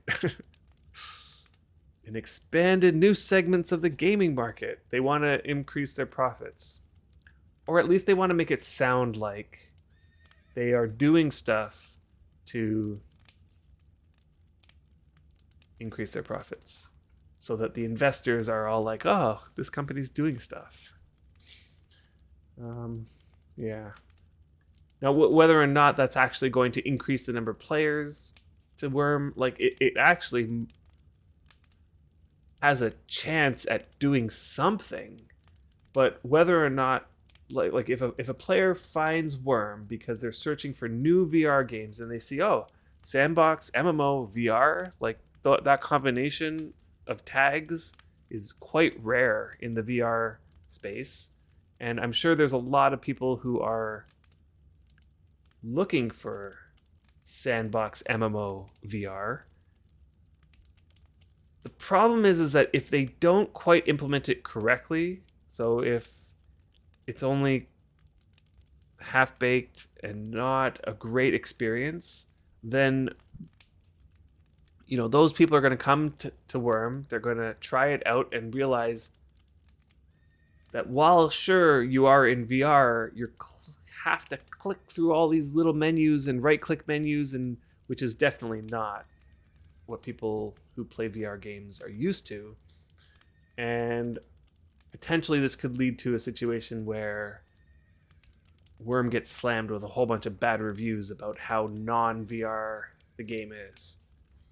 So it's possible it's possible they are overestimating how many VR folks want the game. It's possible.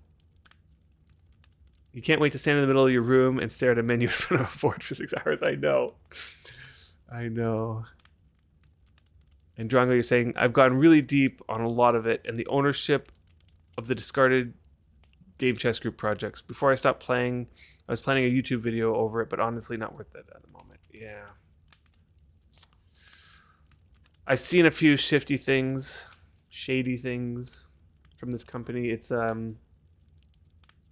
hard to watch, I try to enjoy the game for what it is. I mean, it's a game that I love, like this game, I love it so much. And I would hate to see it,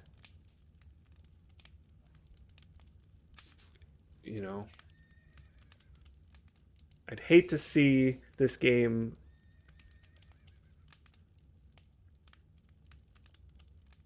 get to the point where it stops getting developed or it stops getting supported.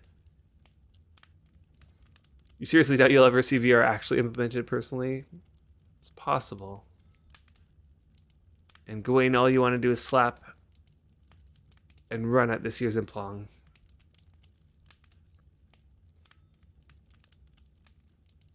So Validate, you're saying your fear is that if they change the UI for VR and force those changes to the rest of us, we may lose more players.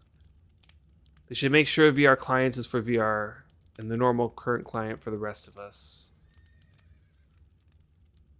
Yeah, there's a big party that desperately wants to see the ownership be sold to someone else. Yeah, I'll buy it for $350.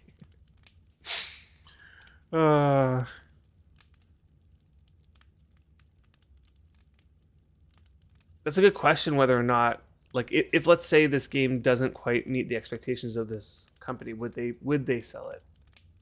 Would this be the type of company who would sell for the right price?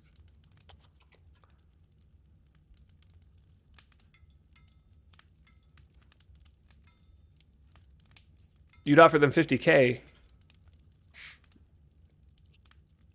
You find it, Drongo. I'll do the code.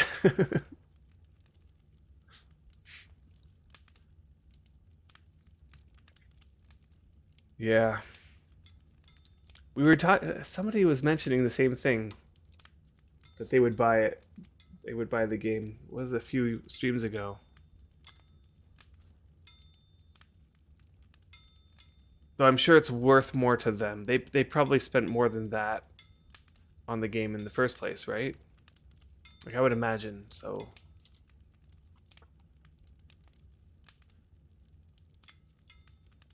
I think I'm just gonna. I'm not gonna do the casting on Xander. I just think that I can't keep that up. Yeah, we were mentioning it. I think not seriously, right? Okay, so the game was sold for 350,000.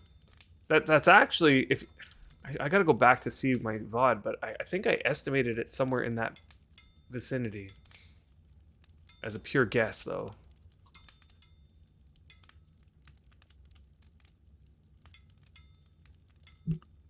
Yeah.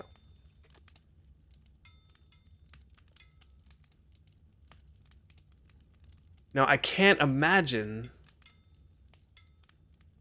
them having made that money back yet. Like, I'm just trying to think. With the money that they made on the Steam launch, and like, there was a massive influx of players, and there were a lot of people buying silver at the Steam launch. And the effects of that is still sort of like going on in the game, where there's a lot of silver on the new servers still. Like, there's a lot, which is what is driving a lot of the prices up. Right? Like, you see these people who are bidding on that. I don't know if you saw that Supreme pickaxe on auction recently. But I think it went for 2.5 gold or something like that. So they did make it back from the Steam launch, but since then, I don't know if the premium income is paying for the salaries fully.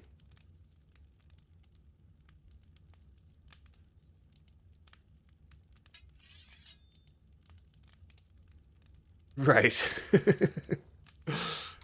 Minecraft is now something completely and wholly different than what it was before Notch sold it.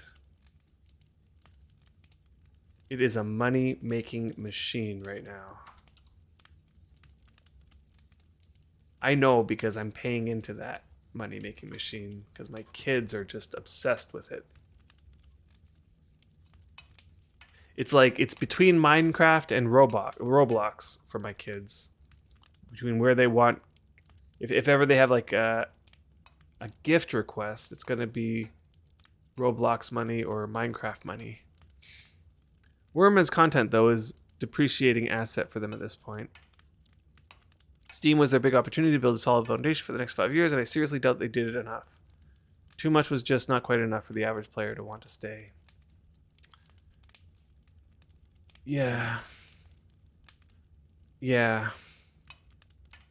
They definitely weren't able to do enough for that Steam launch.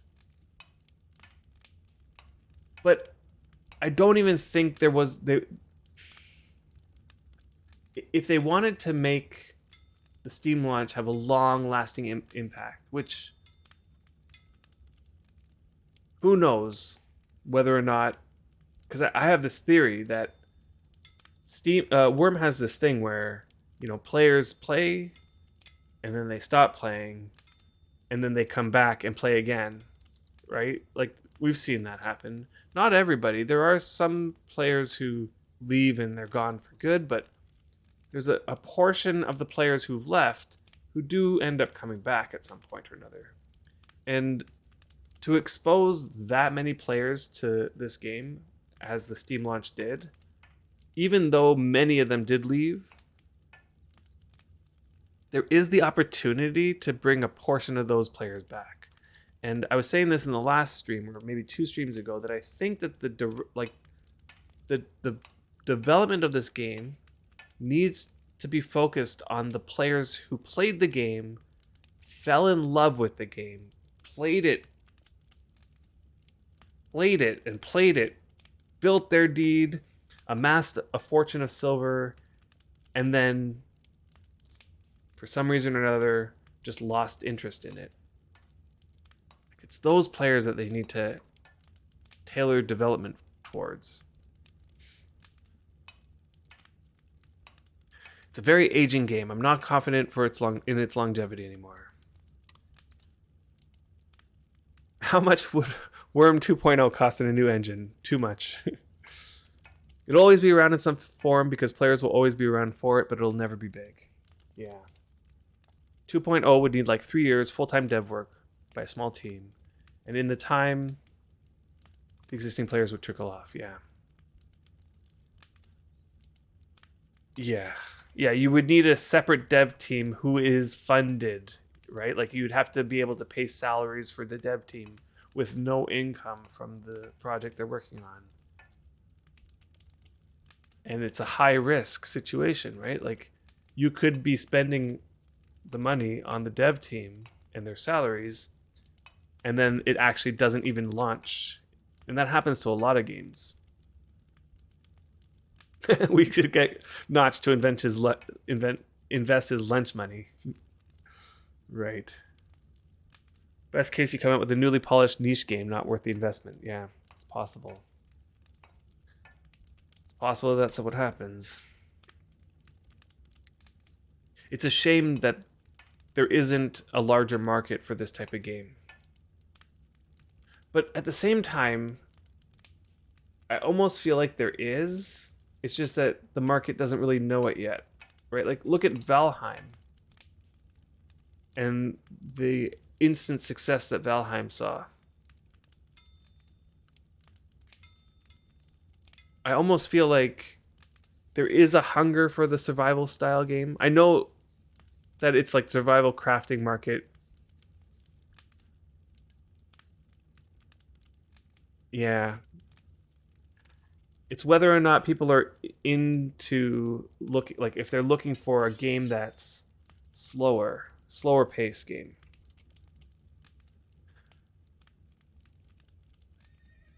Another example of this is Pantheon, Rise of the Fallen. This is another game that is a risk for the developers to have invested all that they did into it, but they're deep into the investment now. And the game is really coming along in terms of its development, but it's still yet to be seen whether or not it's going to make it through the first little bit, right? Like they'll launch. I have no doubt that Pantheon is going to launch now. And I don't know how much you guys know about this game, Pantheon, but it's essentially a project that started out. It was started by the guy who created EverQuest, like one of the lead product managers of EverQuest, or developers, I don't know, whatever you call it. Brad McQuaid is the guy's name.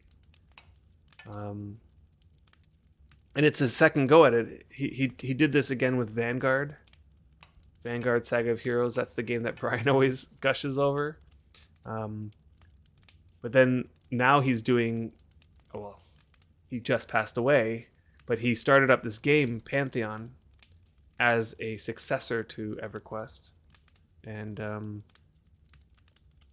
the development seems to be going pretty strong right now, and I have no doubt that it's going to launch, but the question still remains whether or not it's actually going to, have an audience. They should make Worm 2.0 something like Survival Sims so we get the girls to play the game. I mean, Worm already has a very large female population, I'd say, compared to most games. You think there is, for sure, a market there. Worm is just too abrasive for newcomers to current Worm. A slightly more approachable and not quite as tedious would be 1,000 times find an audience. Yeah, I'd agree there, for sure.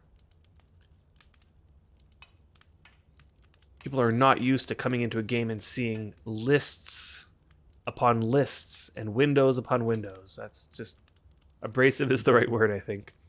The downside to the existing players would hate it. Or the downside to that is that existing players would hate it. I see what you're saying. Right.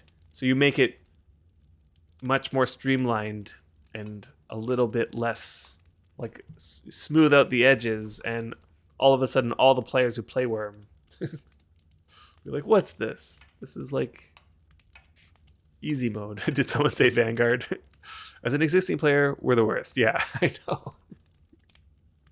I know we are the worst. What was that original magic? JRL, how's it going?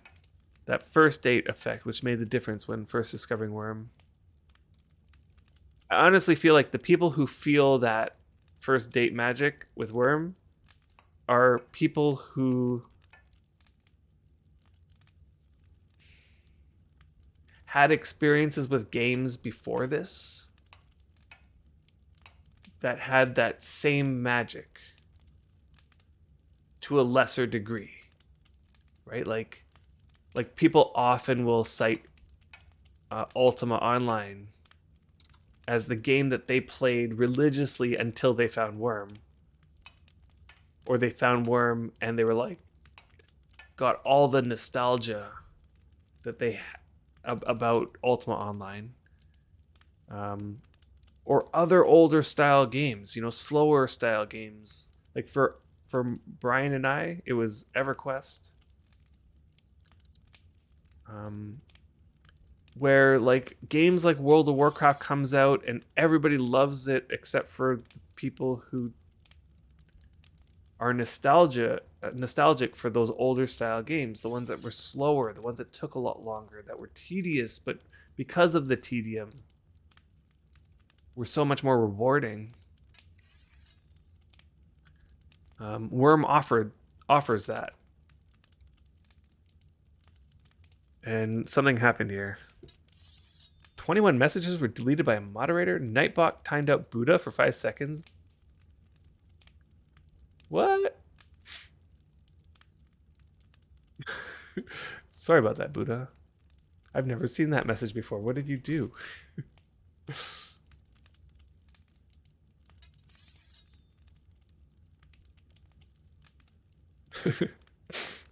Yep, it wrecked Buddha. For you, it was that Worm was utterly unique 15 years ago. Now it's still unique, but no longer a memorable or fascinating experience compared to the competitors. Yeah. Buddha went full lib.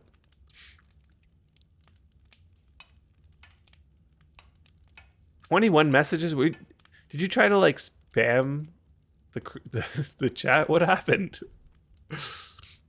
I can't even see those messages. I don't know why.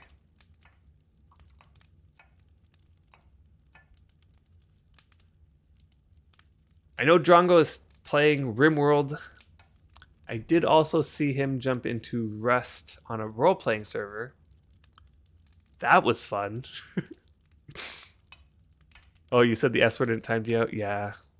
There is Nightbot is going to stop those words. But why does it say 21 messages were deleted? That's weird. Speaking of magic, I really wish I had a spell that could create a water tile that we can add on a well too. Better get water in my barrel before it runs out.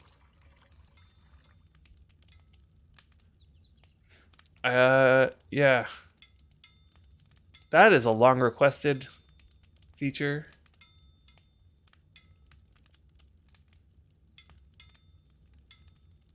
Make it 300 favor. Get the link. I don't know the reason why it hasn't been added yet, but I would agree with it fully. Okay, you're big on the new RimWorld downloadable content at the moment, and Rust RP lately, yeah. That Rust RP that I was able to catch on your stream was hilarious. It was hilarious. It was very well done. You are a very good role-playing player. I caught when your horse got stuck on the ramp.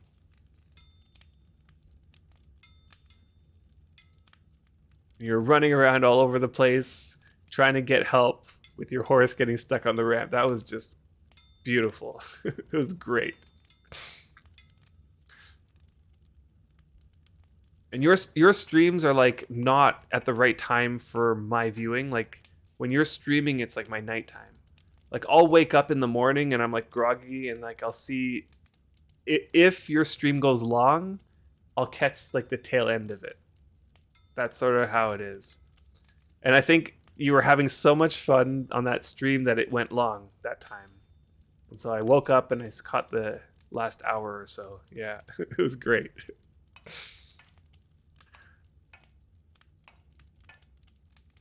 Okay, so your latest game idea is worm-like gathering crafting where you build up your village in a civ-like way. Okay. Buildings to create AI to farm for you or send them out to war and take over territory. So super slow, but still with something you work towards. I'd try it. And when you say our latest game idea, who is we? And I'm assuming that it's you and a few others. I'd totally play that. Yeah, indeed. You stream much later than you meant to. Yeah, exactly. It's like if you don't stream later than you intend to, I'll never catch your streams because they're just way too early in my time zone. And Buddha, so you write to me that you build the networking backend. Okay. Okay. So you and a friend. I'd totally try it. You'd want it to have that, like if something's going to take a long time, like it's super slow, but it needs to kind of have like engagement along the way, and also that the outcome, like the achievements that you make in the game, are like super rewarding. Not super rewarding, but rewarding enough that the accomplishment was worth the effort, and that now you can move forward with that accomplishment and with whatever rewards come along with that will help you towards the next thing. You know, like the beauty of this game is that sure, it takes a long time to accomplish stuff, but once you accomplish it, then you carry that with you and you can use it to help you. So, for example, I spent a lot of time making the alcohol setup that I have over there, which actually, you know what I'm going to do is I'm going to go over there and feel the stills and can show it off again.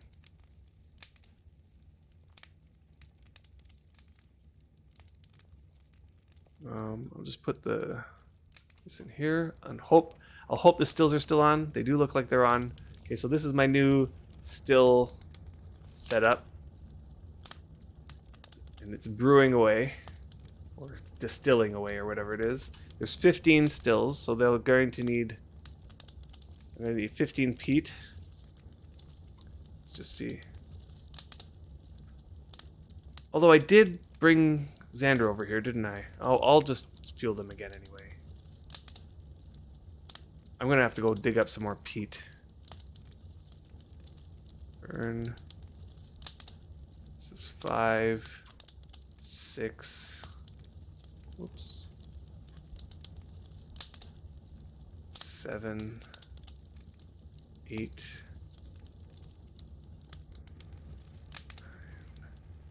9, 10, 11, 12, 13, 14, and 15. There we go.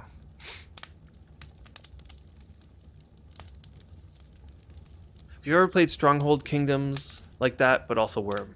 Interesting. I've heard of Stronghold Kingdoms. I've never played it, though. So you don't think Buddha T has a lack of ideas or know-how, even for the Worm days. It's just that he did not have a professional team around him. Not a stab at the other guys, it's just that it's hard to have an in-real-life job and put up professional hours. It's possible, although that sounds very speculative.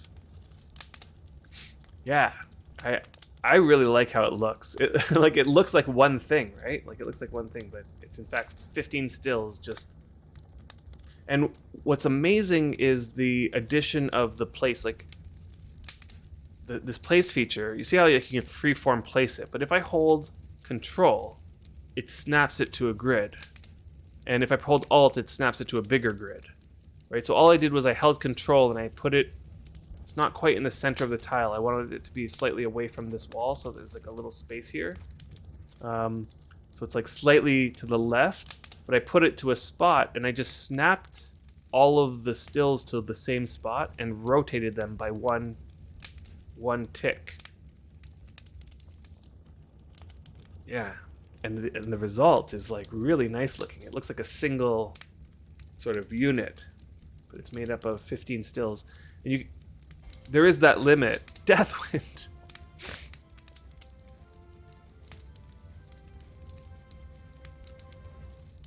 Thank you, Deathwind, for that sub. Thank you, thank you. 24 months. Dude. That's just insanity. Thank you for that tier 1 sub. 24 months. That's big. 24 months. So you just received the title Confiseur. Confiseur. I don't even know what that is.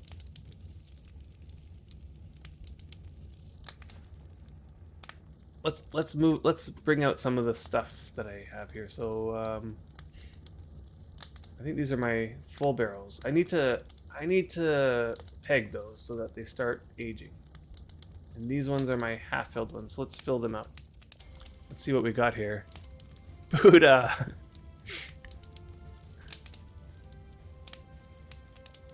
Thank you so much. Thank you, Buddha, for that sub.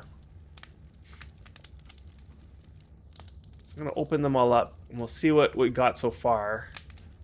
0.78. It's not bad. Like, we emptied them at the beginning of the stream, so that is 2 hours of stilling, approximately, for 0.78. Which is the reason why I wanted to have a lot of stills. Because they don't really make all that much. It takes a long time to amass a good amount of alcohol. But now that I finally got these up, like, I only got these up like yesterday, I think. And working full time. But since then, the rate at which this is coming in is really good.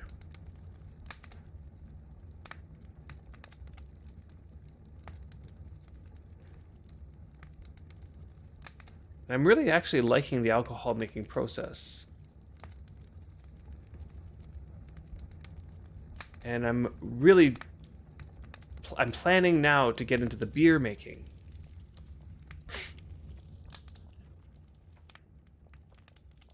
So what I did was I made a whole bunch of hops trellises and planted those securely down here.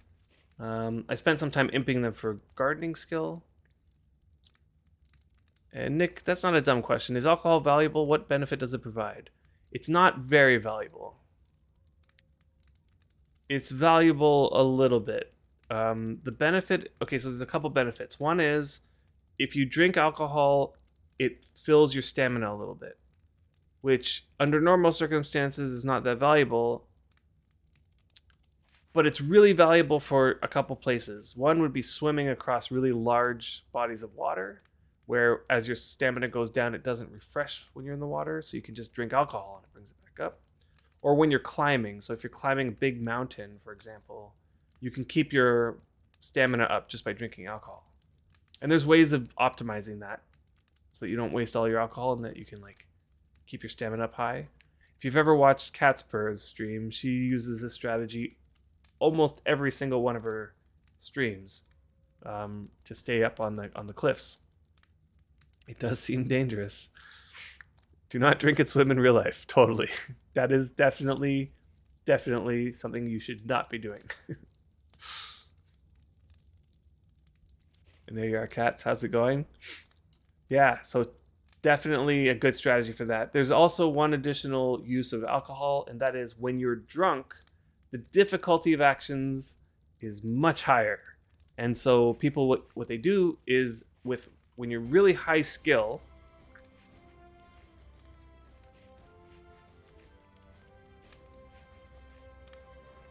Deathwind, thank you for gifting that tier 1 sub. And that number is scary, Deathwind. 101 gifted subs. Deathwind.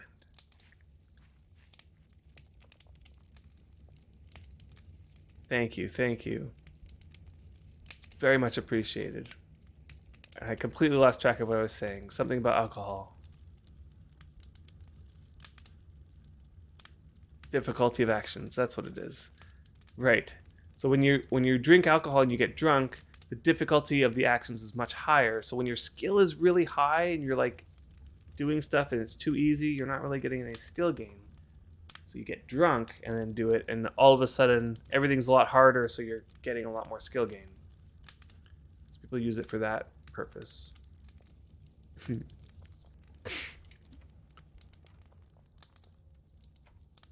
This is too simple. Let's get wasted. Exactly. Just earlier on the show, Sipaku was mentioning that he was trying to make cordage rope and it wasn't working. It was like coming out really low quality, and he couldn't understand why. His skill was at 42, and he tried like 20 times in a row, and it was like not making any cordage rope, whereas there was like a 70% chance that cordage rope should be made.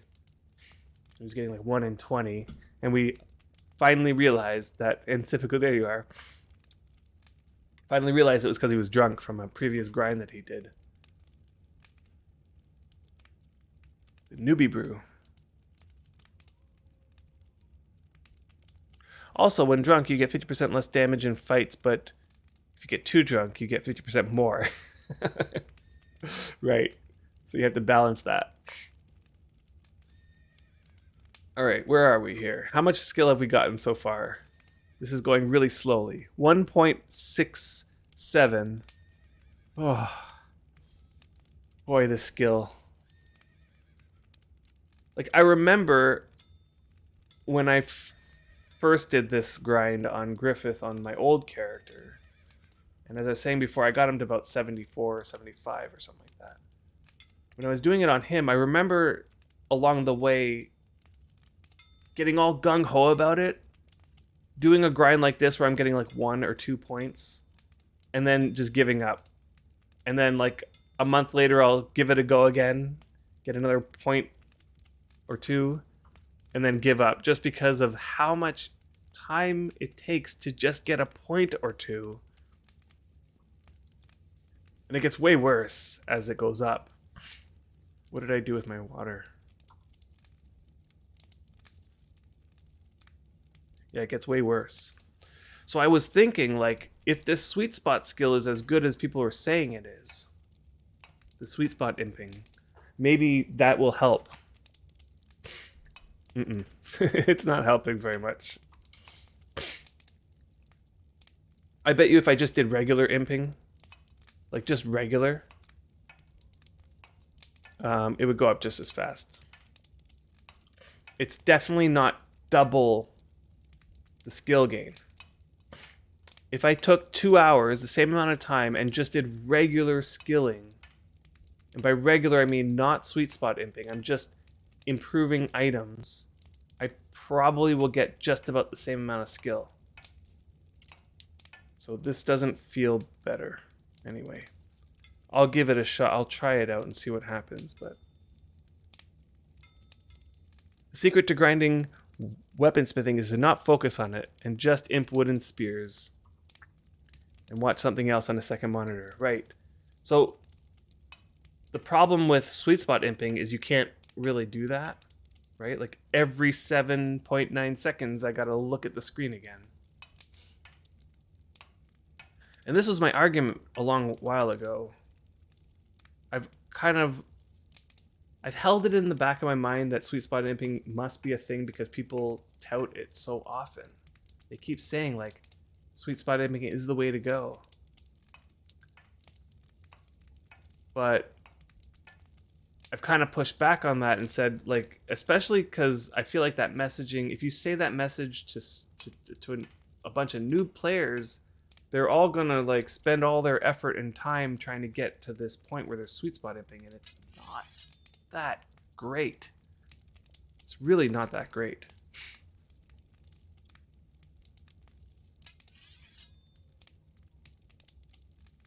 I mean, sure, my skills are, the tick itself is twice as big as it would be if I wasn't in the sweet spot. And it looks like I'm coming out of the sweet spot, actually. Why is that? That's weird. Hold on, let me just calculate it again. For my new skill, it's 3.95 times 0.77 plus 23. Oh, I did it wrong again. Hold on. What's my skill? 32.95 times 0.77 plus 23. 48.3. Yeah, I'm out of the sweet spot with this one. So I'm going to move on to this one here, which has a lower circle cutting on it. Right, but you can see the... Whoops, what happened? Oh, I don't have my... Here, I'll grab this one now to make up for the... It's a little bit better circle cutting on this one. So that'll put me back in the sweet spot. But you can see like this weaponsmithing gain right here is only 0.005. Whereas before we were getting 0.01. Right, so I was right on the border. I was getting exactly half as much. But honestly, I really don't think that overall my experience here is feeling like it's not... It's telling me it's not as good as it could be. And I guess the skill gain per hour is kind of botched because I kind of took a break there for a second. But it was hovering around 1.3 or so. So I'll call it 1.3. I'll go set up some like regular skilling, you know, like regular taking some carving knives just at low quality. Actually, let's just see what do I have over here? What is the quality of these carving knives? Yeah, I can take these low quality ones here. Let's put them over here.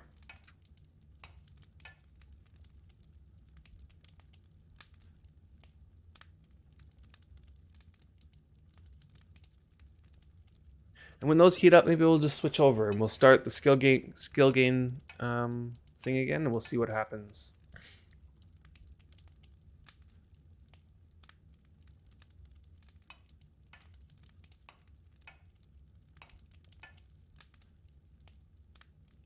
You just spam imp one item and that's it. You can sack the wooden spears for deed war bonus.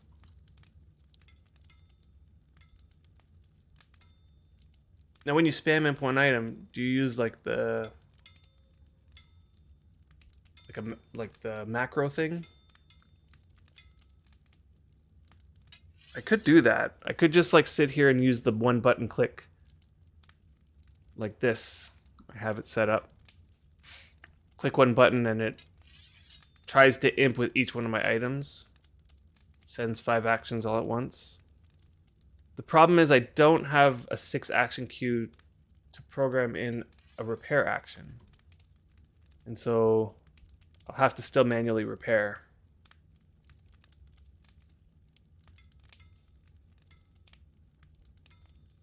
So maybe the gains are not great, but you can have my attention on something else, so as long as it's going up, I'm happy.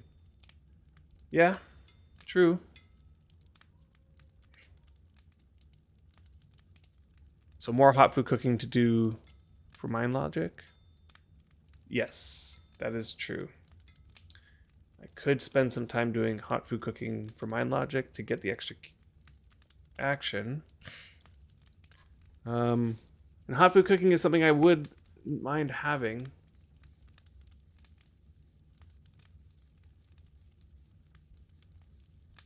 If you do grind and pay attention to it, you will want to climb the walls after a few hours. Yeah, I mean, like, this is already, like, this process, I've been doing it for almost 2 hours now, and it's just... I'm ready to just stop it. Like, it's a little bit... there's too much attention required to do it optimally. So, I might just chalk this experiment up to, I probably won't try it again. Sort of category. And I've already set it up so that I have another one lined up for the sweet spot, you know? Because I was kind of actually really expecting it to be better than it is. Based on what people were saying, and I've been talking about it in my streams recently, and people were saying, like, hey, like you really need to try this. And I like was like, okay, well I've tried it before, it wasn't great.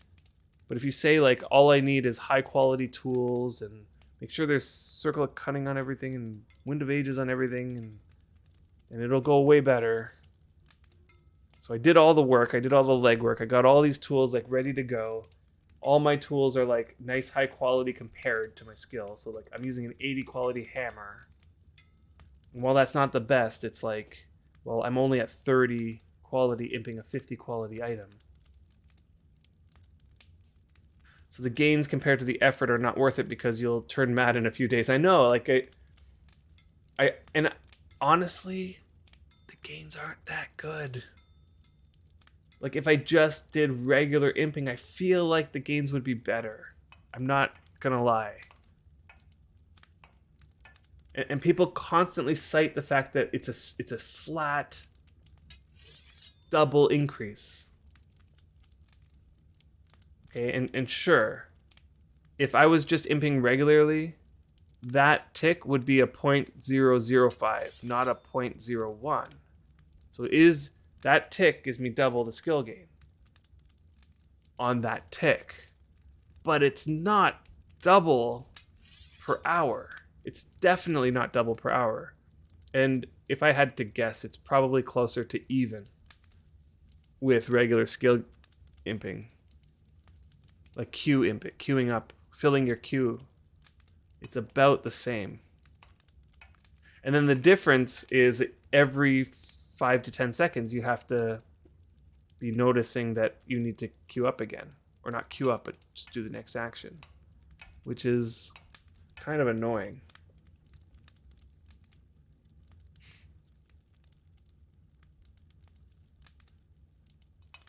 Now I know weaponsmithing and other skills are different, but I don't know if you watched the previous stream that I did. I was improving trellises, those trellises that I laid out there. That's what I was doing on the last stream. And I was just regular queue imping. You know, like I'll queue up 5 actions, alt tab to the other screen. It was very relaxing. And even though I missed, like I wasn't perfectly on it, I would miss a few, like where I was idle for a while. I think my gardening skill went from low 30s, like it was 31 or 32 to begin with, and at the end of the stream I was at 48.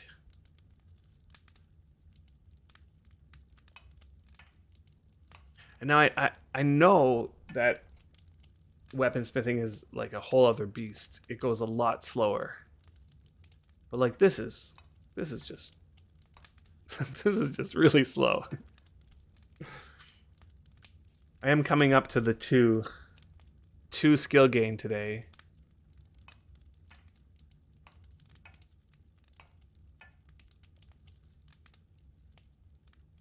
But like we are on average like 1 skill gain per hour.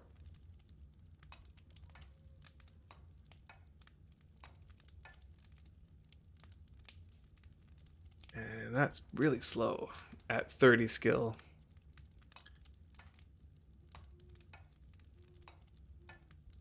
People bring wrong? No. People being wrong? No. Yeah. I don't know.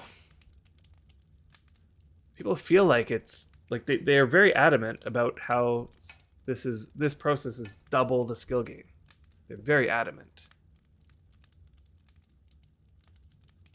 You think it's 4 times slower than normal skills, but hey, if you want to feel like it's fast skill, just grind body characters. Getting yeah, I know.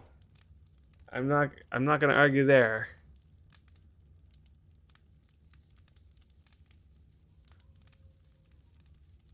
I remember the update in which this was put in. I remember the wording of it was something to the effect of, now they're adding it so that you improving 1 item gives you better skill gain, or I don't know. It was in one of the patch notes at some point or another saying something about how if you just improve 1 item, it's like better now. And it referred to this sweet spot imping.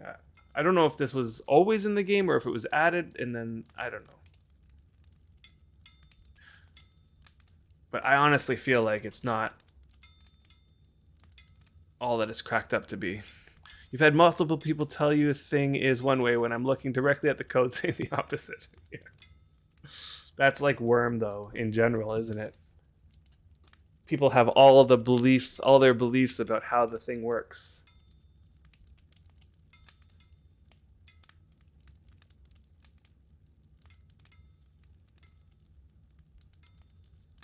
You think about it imping one item, it will take it to the max quality you can imp, right? And that max is increasing as you increase your skill. But then you're always imping at that max potential. Well, so you're talking about like if, because your max and the sweet spot are kind of, they're very close to the same, but they're not quite the same. So, and the reason is because your theoretical max and your practical max are like that is to say, at any time, no matter how high the item is, there is a theoretical chance that you will improve and be successful, and it will cause the quality to go up. But of course, the higher the quality is compared to your skill, the lower the chance that your imp will be successful. But like theoretically, you could be the luckiest person in the world and constantly succeed in the improvements forever. So there is no theoretical max quality that you can imp to. There is a practical max though, like, because you are going to fail those rolls and then you're going to damage it and then the repair action will bring the quality down and you're going to get stuck at some quality there.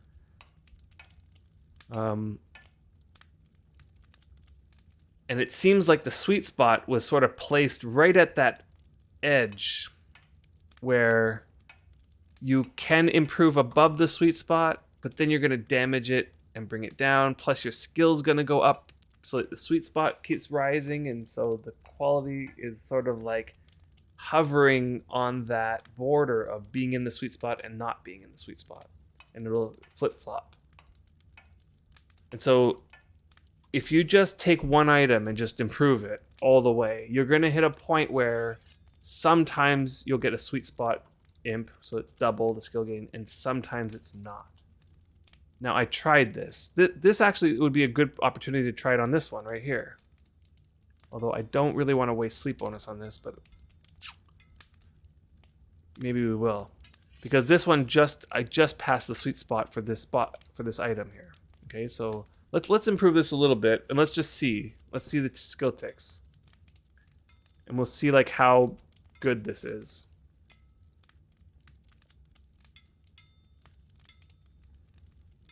You should look at effort versus gain. If you can spam imp one item while watching Emu get stuck in a horse, it's 1,000 times better gains than trying to sweet spot and get burnt out into. Yeah, I know. Honestly, for me,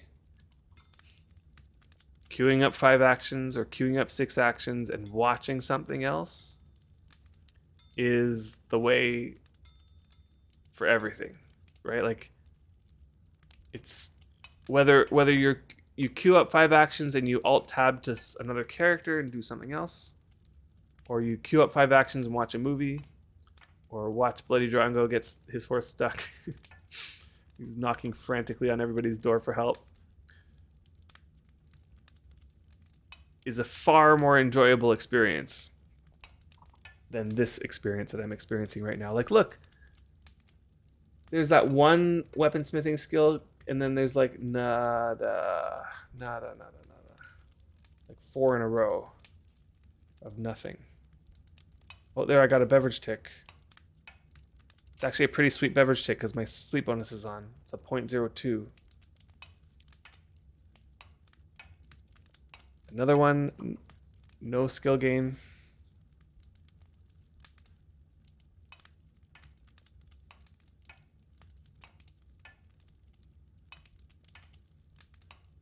Got one there, but it wasn't a double one.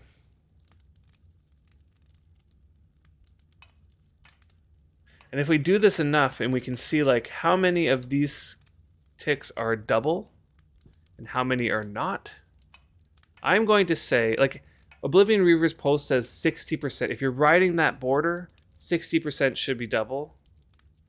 I'm going to say it's probably closer to 15%.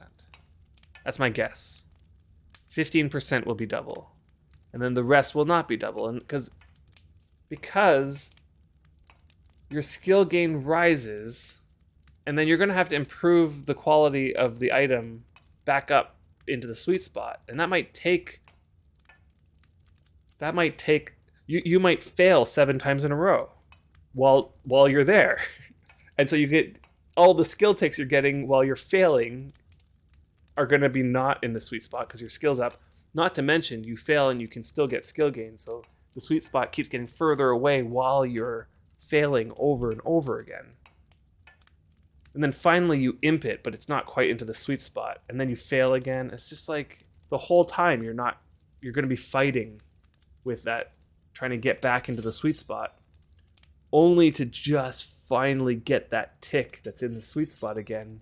Now your skill goes back up, you're out of the sweet spot again. Right? So you're not, it's not as good as it sounds. Like no skill gain for any of these actions.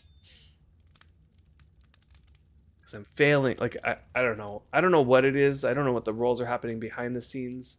All I know is that I'm getting very, very few skill gains on this item.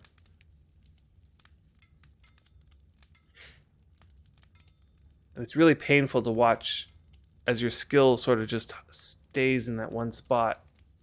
Okay, there I got a skill tick there. But it was not a double one.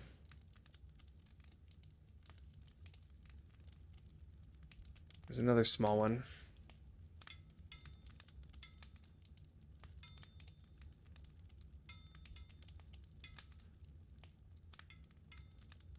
Yeah. I have no hope of getting this back into the sweet spot by myself, I feel.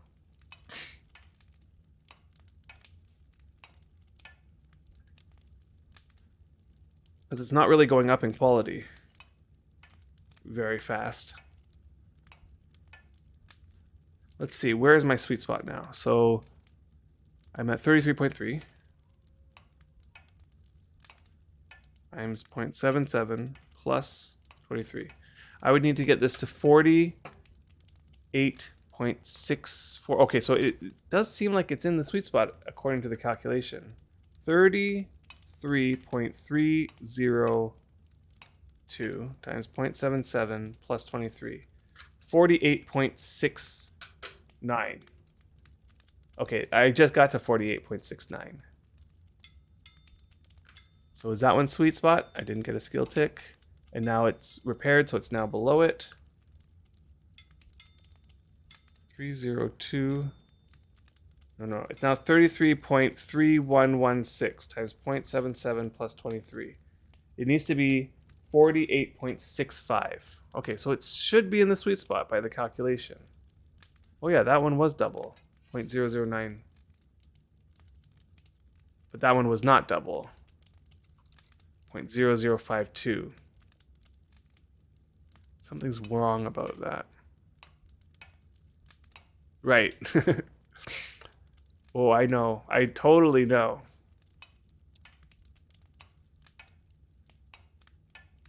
Yeah. Yeah, and exactly here it's like you kind of have to be on the sweet spot thing. The whole way you have to be really like focused on, am I getting the skills that I want? Is it in the sweet spot situation?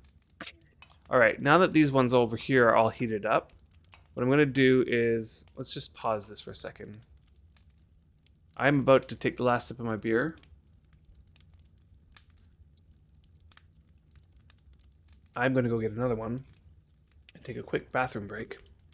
And I will be back, and when we get back, what I'm going to do, let's pause that. I'm going to imp these carving knives here.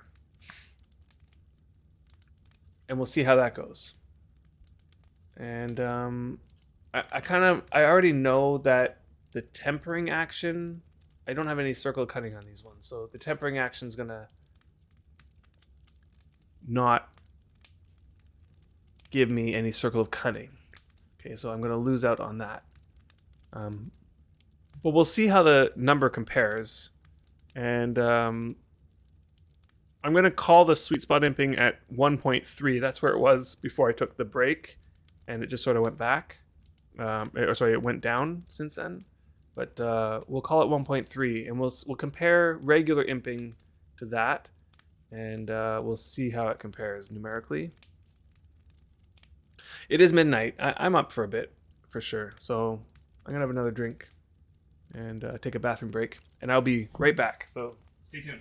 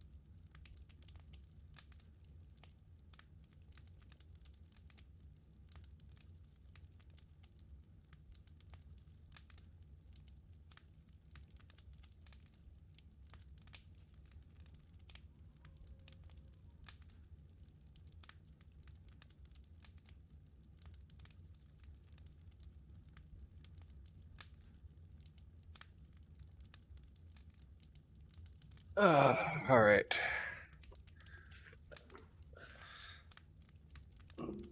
So, oh man, the green screen really takes a because this has a bunch of green on it, but this beer is called Space Invader. It's a little bit less strong than the Bone Shaker I was drinking a moment ago, but it is also an IPA from the same brewery. More citrus than the other one, less bitter. Tasty. Very tasty, this one. I really like this one. So validate, you're on holidays all week. Wife flew to New Brunswick for the week, so you stay up till 5 a.m. Wake up at 8 for 60 seconds just to get the kids up so they should get up early again. School next week. Yeah, I know, I'm in the same boat. Then back to bed till 10 a.m. and worm all over again. More time this week than almost all year together. That's crazy. I know how you feel, though. My wife is also on a vacation with her girlfriends. Not for a week, but for a couple nights. And so I'm watching the boys. But once they go to bed, it's like my time. But school's going to start next week, and then all is going to change. So my whole schedule and my life is going to be turned upside down not too long from now. So at the moment, I can't really commit to much in terms of streaming, but once things settle in, we'll see about setting up a schedule. I almost find like when my work is going on, it's far easier to have a schedule, right? To like when I'm on vacation, it's like just free reign. Anything can literally happen at any moment. Like I can wake up that day and next thing you know, I'm like driving to the beach just because that's what we're going to do that day. But when it's work, everything has to be scheduled, so it's far easier to slot in schedule time. All right. I'm also debating on whether or not I should switch to like this lump, like just a straight circle of cutting lump, just to make longer. I you know what? I think I will. I kind of want to make a point here. So let me just take this one, and I'm just going to get rid of the damage there. Possibly bring the quality up. And let's switch to my... I have another tab here. not as good tools. With not as good Circle of Cunning. Oh, that one was already there. And no Circle of Cunning on the water action. Let's, okay, well, I don't need to save this window over here, the skill tracker, because we're going to call it 1.3. So I'm going to just close that one. Whoa, what happened there? And I'm going to bring up a new one. I'm going to pause it for a second. And I want this thing.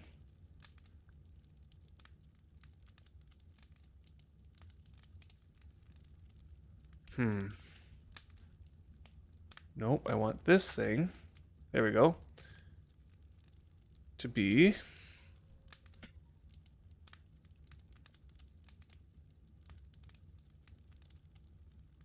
this one. Yes. And I need to resize it again.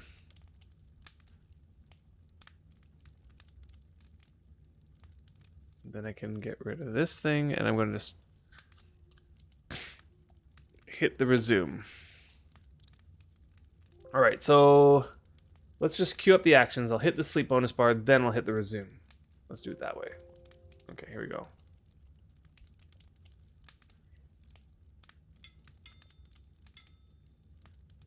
All right, and let's see how it goes. And this is going to be a lot more relaxing for me, for sure, because I won't have to attend to this nearly as often. I can drink my beer, can relax, and watch those skill ticks come in. Now, you'll notice the skill ticks, if you're looking carefully enough, are quite large in comparison to the previous skill ticks. It might feel like they're double or whatever, or like even like the same amount as the ones that were quote-unquote double. But that's only because they're longer, right? Like these actions are far longer. Possibly more than double the amount of time to get the same skill. So that's why quote-unquote sweet spot imping is thought to be better. But I honestly feel I'm going to get way more skill ticks in terms of frequency. Like I've already, out of 4 actions, I got 3 skill ticks. Right? So before I would like get like 5 or 6 actions in a row with no skill ticks. Okay, so cats. Guys, I have a hypothetical question for you. You know that worm drawing that you did for parser? Yes, yes. What would say something like that be worth in worm silver? Infinite. It was very nice, and it was a lot of effort. And it turned out beautifully. It would be worth a lot. Yeah, it would be worth a lot. I would say it is one of those things that are like almost priceless. It's like personalized artwork. You know, I would almost go as far as saying that Parser would most likely consider that to be priceless. You've had some people ask to buy one from you, I'm guessing, but I'd like to charge them in worm silver. If you do, that is. Oh, interesting.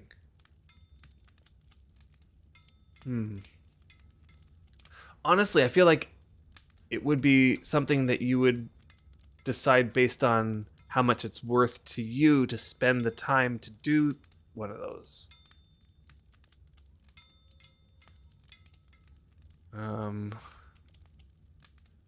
Yeah. It's really hard to say. It's hard to put a price on something like that. 40 or 50 at least.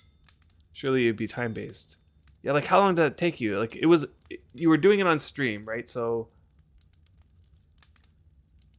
there was the time spent where you were engaging with the audience and other things like that.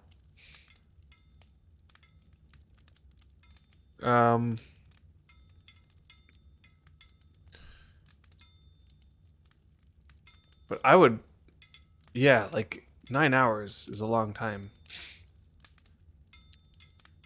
So did doing it on stream slow you down? Yeah, that's what I was trying to get at.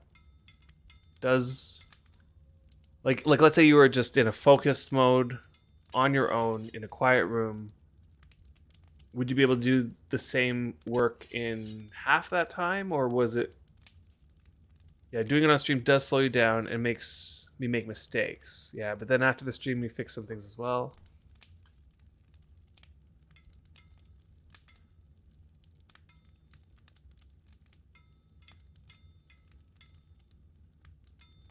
Yeah, it's hard to say. You know, it's hard to put a price on something that's personalized artwork, right? Like,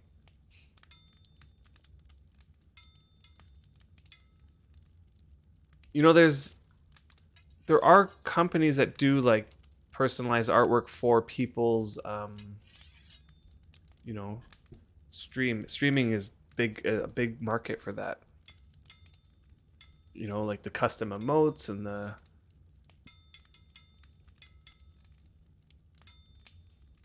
I don't know what the price for these types of things are though. Okay, well, typical commission is 60 euros per hour. Right. So like, hey Gaffer, welcome, welcome.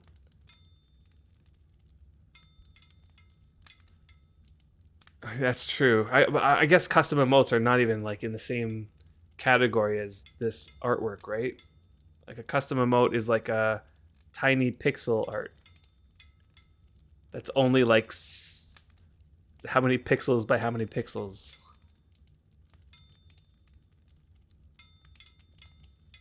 And you ain't getting into that game? Yeah. $5 per.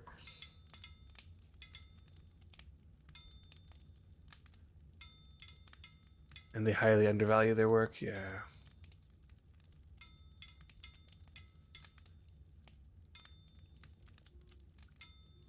Yep. So looking over at the, just quick glance at the preliminary skill gain per hour is definitely less. And we'll see how it plays out over time. Right, like we're comparing, so the weaponsmithing skill from that was 1.3 per hour. And now I'm getting like just over 1, and that might settle down at just below 1 after a few bits. Well, we'll see where it settles down at. And it looks like I might need to grab a sleep powder as well.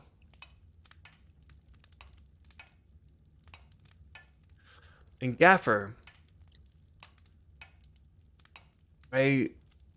somebody on my stream was mentioning the setup you have for what is it called?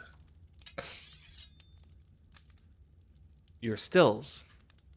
Let me see if I can just I'll bring Xander over. Now it was only by his or her, I actually am not sure about the gender of the viewer, but they were saying that you had your stills all in one spot, and based on their description, I placed my stills like this. And I'm giving you credit for this design because I only learned about the design through a viewer who said you had set up yours like this. Yeah, that's it? Okay, yeah. So, yeah, I'm giving you full credit for this design, and I think it's brilliant. It's a shame that it needs to miss out on this one, eh? Okay, you got the idea from Cleric Gunham. Okay, so we'll give credit to Cleric Gunham. But I do find it's a shame that only 15 decoration items fit on one tile. And that it's missing that one that's back there. It just feels a little bit incomplete. But nonetheless, it looks awesome. It looks really cool. I want to make sure I'm not missing any more time here. I'm trying to see which method for skilling up is better. Is it sweet spot imping? Or is it queuing up actions and letting them go?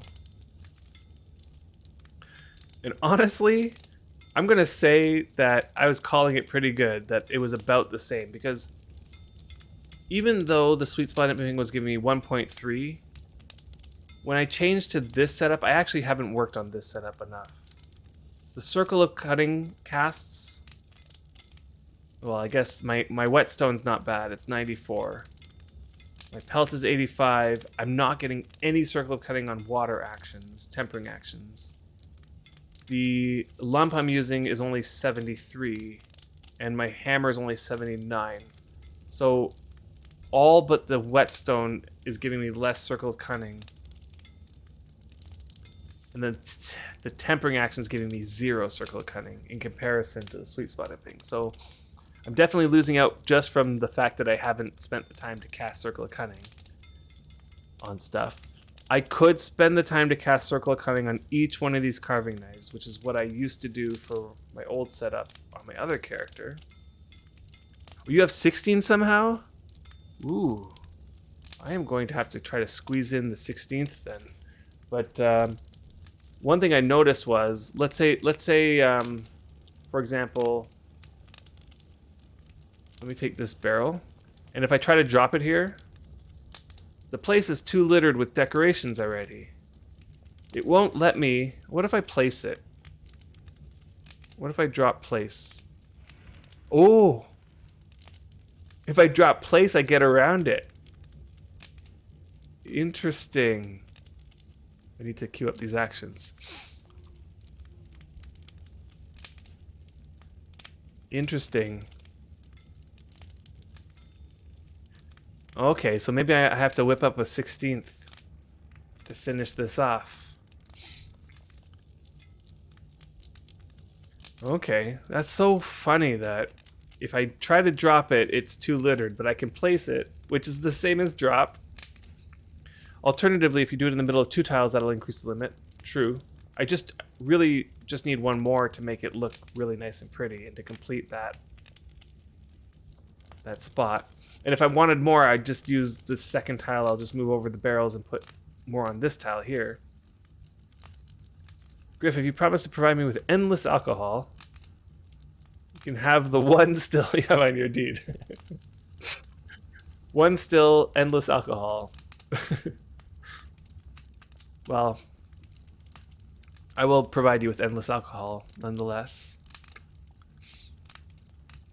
But one still is, I'm now, in my mind, I'm thinking, oh, if 16 goes there, and I put another 16 here, that's 32. I do have another tile over here, and I can put all the barrels over there. Or maybe put... Here's one thing that... I'll buy you a still in real life if that's trade.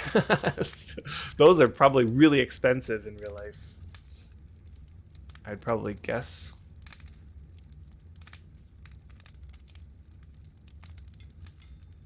How's my skill gain per hour? Look, it's 1.13. Come on. Let's go. Regular imping for the win. Endless alcohol is more expensive. Well, if you had a still, you can produce endless alcohol. So you're right, like going to the store and buying endless alcohol is more expensive than buying a still and producing endless alcohol. Here, let me just see if I can get lucky and land a nice high circle of cunning cast on a lump here.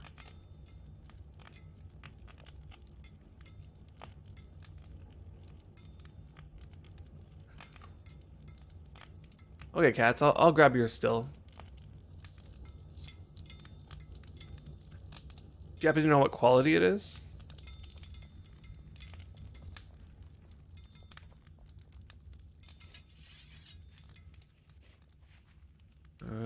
Stills can be just carried in inventory, I think, right? Probably not very high. Okay. Bring it over and put it in the forge.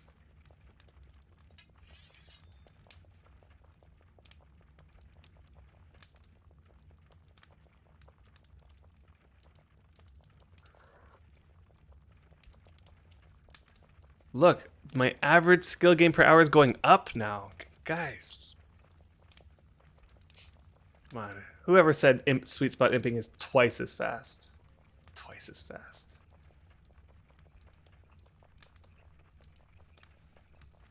By my calculations, it's like 10% faster. Maybe. And that's after a ton of legwork to get it all set up.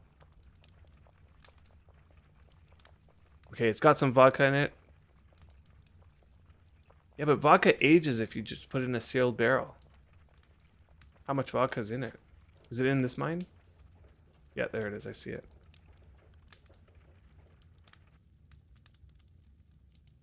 Okay, not very much vodka, and it's only 5. Okay, and the 8% undistilled. Yeah. It might be worth dumping. It needs to be empty to pick up. Except for... Okay. Good thing I brought a barrel with me. Why am I holding a barrel? Don't jump, drink at all. My heart. Oh. Yes, but Deathwind. It's like spoiled drink. Just imagine it's like you go to sniff it and it wants to make it makes you want to vomit. It's that bad. It's 5%. It's 5 quality vodka.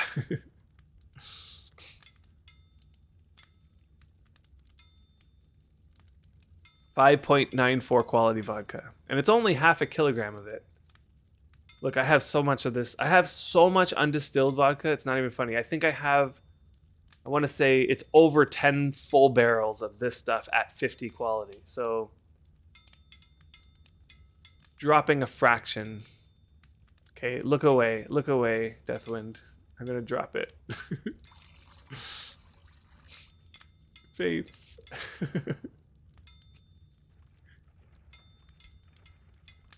All right. Okay, there's like a little bit of vodka here. I should have just put it in there.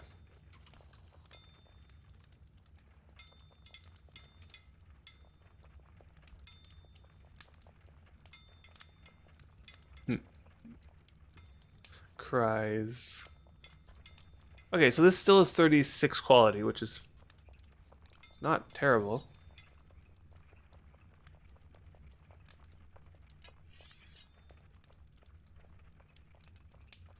It's not terrible.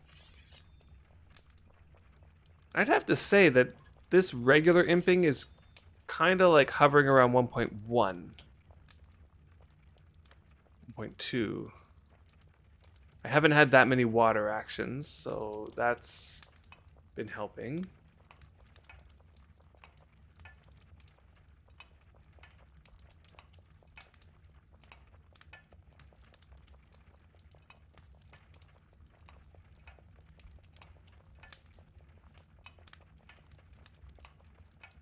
Let's see here. I'll put this still in the forge if it fits.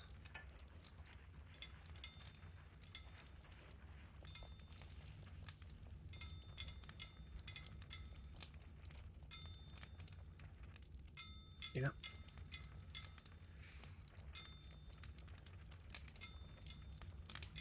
I do have enough mats for like a couple more stills as well, like already made. But then after that, I'm gonna have to make more mats. Do I have enough skill favor? I'm on the verge of having enough favor for another cast.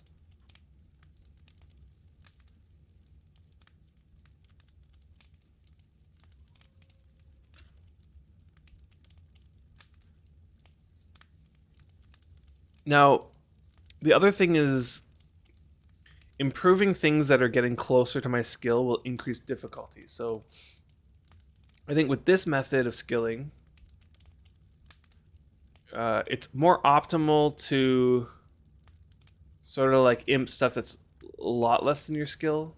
Not a lot, but like something like 20 less than your skill. So because my skill's only 30, like we're talking starting from the creation quality stuff. Like just start imping these types of things. Let me just put these ones in here. This one's pretty low. And I might just go about popping together a few more really low quality ones, you know? Take these ones and put them together with some really low quality handles, which I think I have some low quality handles in here. Some 17 quality handles, just 7 more.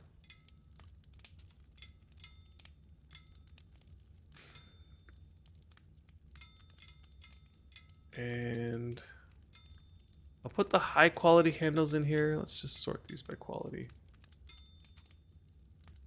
And so that's 9 handles. So let's take 9 blades.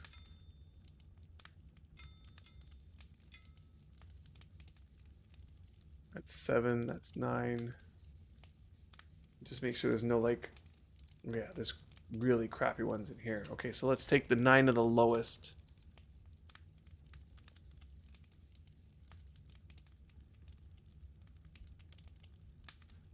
And throw the rest back in. Okay, for this I'm going to turn off my sleep bonus, which is running out any second anyway. I'm going to pause the skill gain.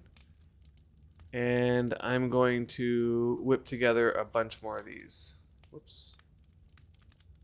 Why did that not work? I should use my keybind. Alright, let's put those together and let's come over here. And what I'm going to do as well while I'm doing that is keep working on this lump. Keep working on this lump. So, boy, I need water. And I should still have my affinity.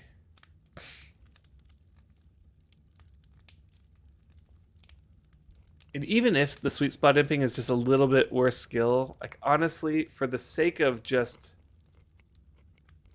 being able to relax, you know, and not be so vigilantly focused on it.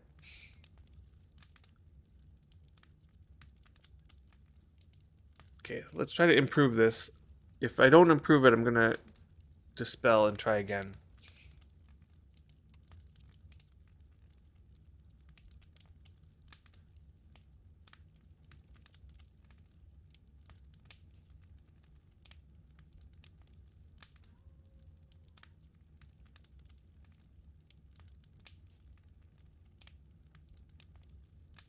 Failed. Okay, so I'll put, I forget how many of these I put in here.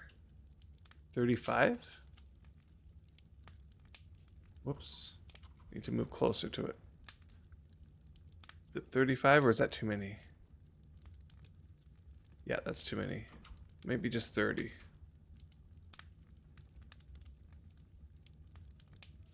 436, that's good enough. That's good enough. Oh, I need to fuel the forge. Make sure that's right. Yep.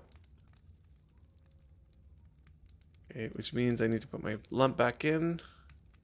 And it's not fueling because I'm queuing up actions. Okay, there we go. All right. Getting a good stock of these low quality ones. Okay, let's dispel this. Yeah, it's a much better cadence to have queued up actions when you're playing multiple characters and when you're doing multiple things. Okay, there's the last 2 carving knives. Oof, your deed disbanded. Oh, is that the one on Xanadu? The one nearby?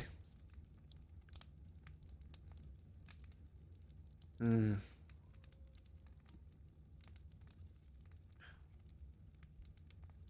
Yeah, I know that feeling.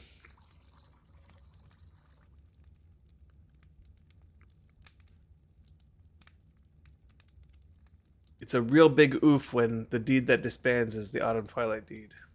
That was a really big oof. It was a really hard one to swallow because of the amount of work that everybody put into it. It wasn't just me, right? Like, it wasn't just how much work I put into it or how much work Feyran put into it. It was how much work everybody put into it.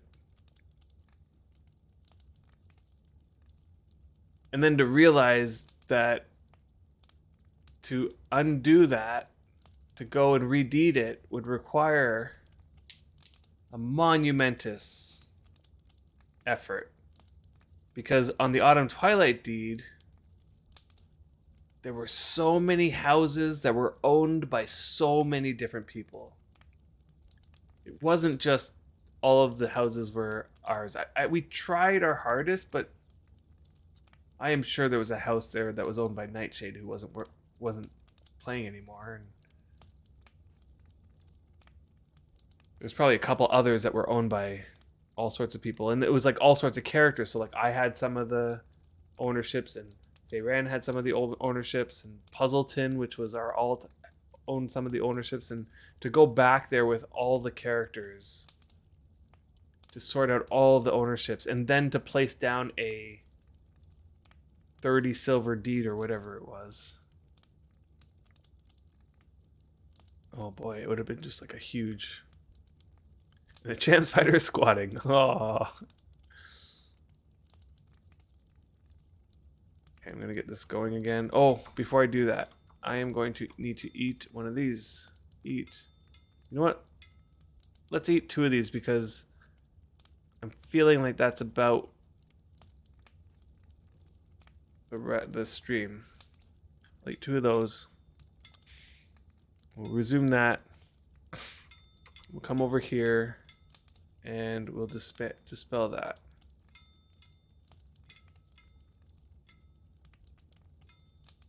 I'm sort of like on the, whoops, I'm on the sort of like,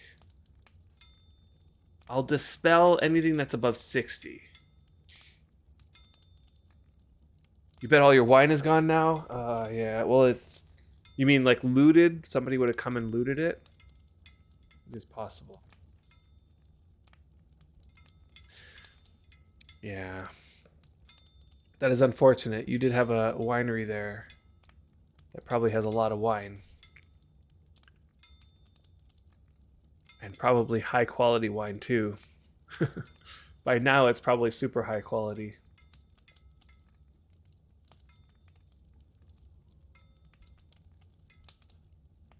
You can see their scars. Oh boy. I'm just like hitting the 60s. Oof. That is some old wine. Yeah.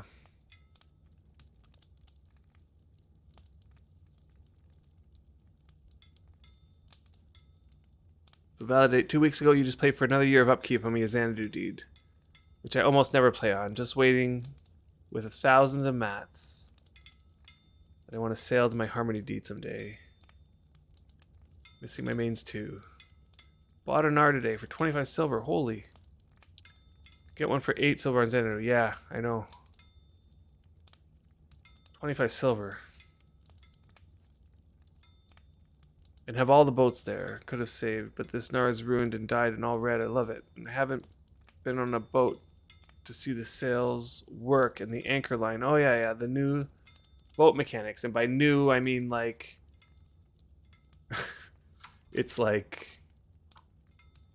a few years old now, the new boat mechanics. I do really like the new boat mechanics. They do make a lot of sense.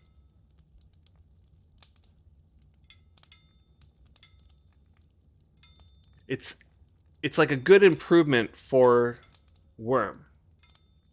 It's not making the game like... I don't know if you've ever played Sea of Thieves, but that game has good boat mechanics. And Worm is never getting anywhere near that. There's other games I'm sure that have similarly good boat mechanics. But for Worm, it was a really good improvement because it really did solve a lot of the issues people had when sailing boats. So after you moved near us guys on Xanadu, you had no reason to go back after the boat on the boats. Yeah. An awesome water to boot, yes. Game is definitely pretty. And fun. The problem with Sea of Thieves, though, is that it doesn't have the long-term engagement. Because once you do the things that the game has to offer, which doesn't really take you all that much time, it becomes very clear that you're just going to be doing those things over and over and over again, and there's not really much else. And they do add content. It's much of the same.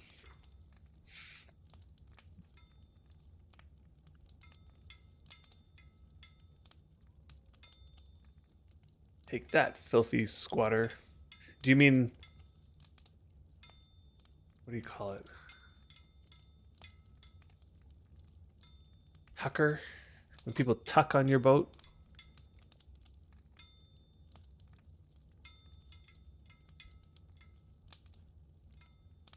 That's something that people do in Sea of Thieves, is that they'll go onto somebody else's boat and like hide there until you collect all this. You collect a whole bunch of your treasure for yourself, and they'll just be hiding on your boat the whole time. And then right at the very end, just as you're about to hand it in, they kill you. And then they turn in all your treasure. Okay, I got an 82. That's not bad. Nothing to call home about, but not bad nonetheless. It's better than my 73 on this one.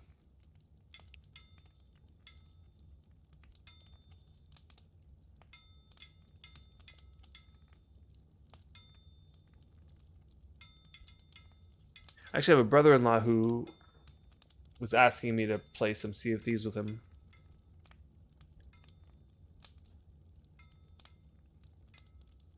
I mean, I have been wanting to play a little bit of more Sea of Thieves. It's a hard game to play while solo, you know? All your wine is safe. Nice. So glad.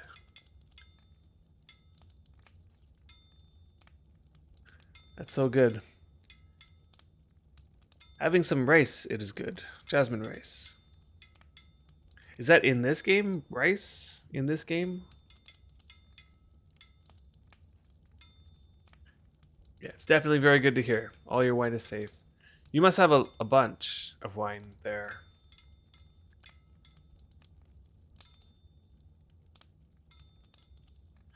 But in my mind, I'm imagining barrels upon barrels. But I could be wrong.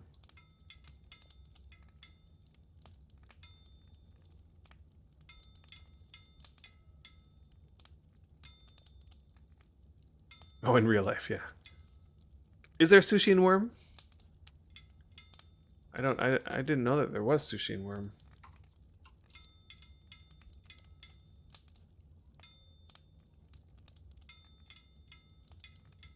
Why isn't it sacrificing?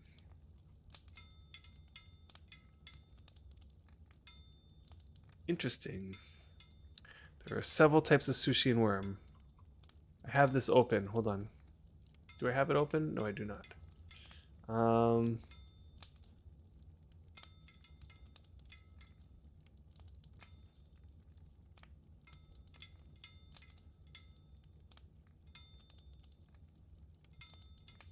I honestly should bookmark this.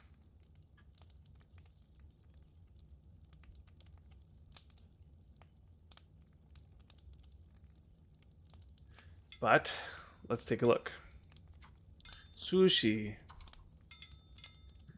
Interesting. So to make this, it looks like you're going to need a bunch of rice. Okay, so cooked rice, raw crab meat, pickled ginger.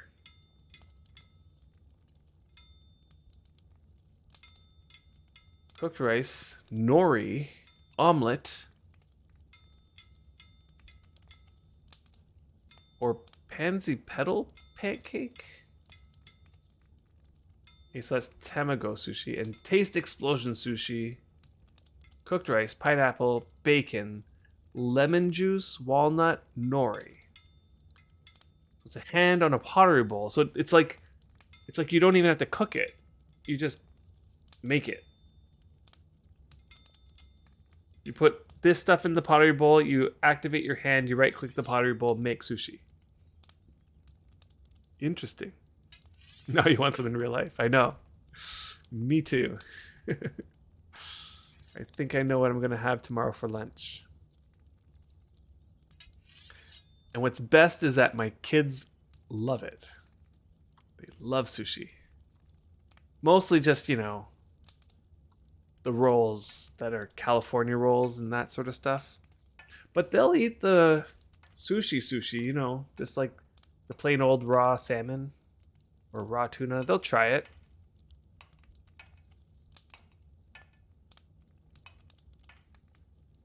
Same here, probably my son's favorite. Yeah.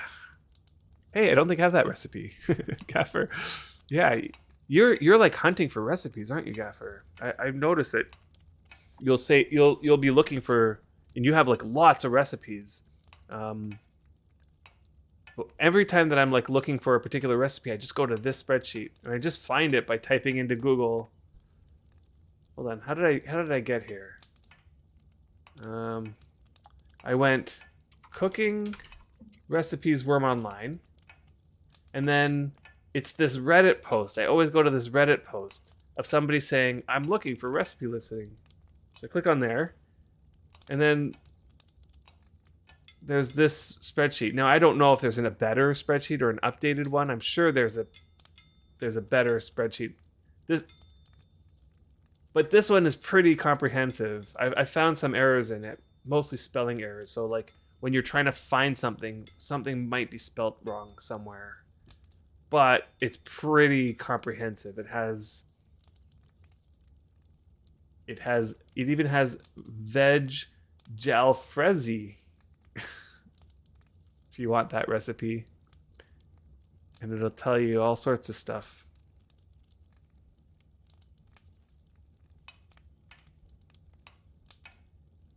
How many recipes in it? Let's see. $4.91. So I'm pretty certain it is incomplete. It is definitely not all the recipes there are. But it has all of the ones that I would want.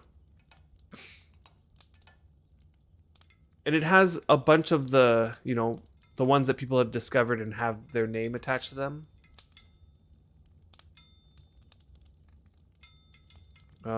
One thing that I noticed, because I'm currently working on making beer. So you have 598 in your cookbook. That's a lot, Gaffer. That's a lot, because that's more than that's in here. Best one is Buddha's. Okay, let's look at Buddha's. Buddha's terrible pasta dish.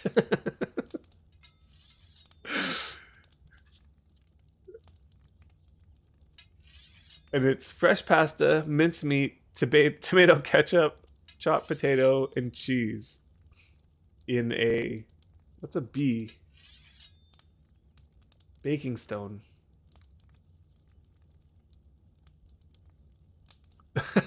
Ketchup. It's pasta and ketchup. Yep.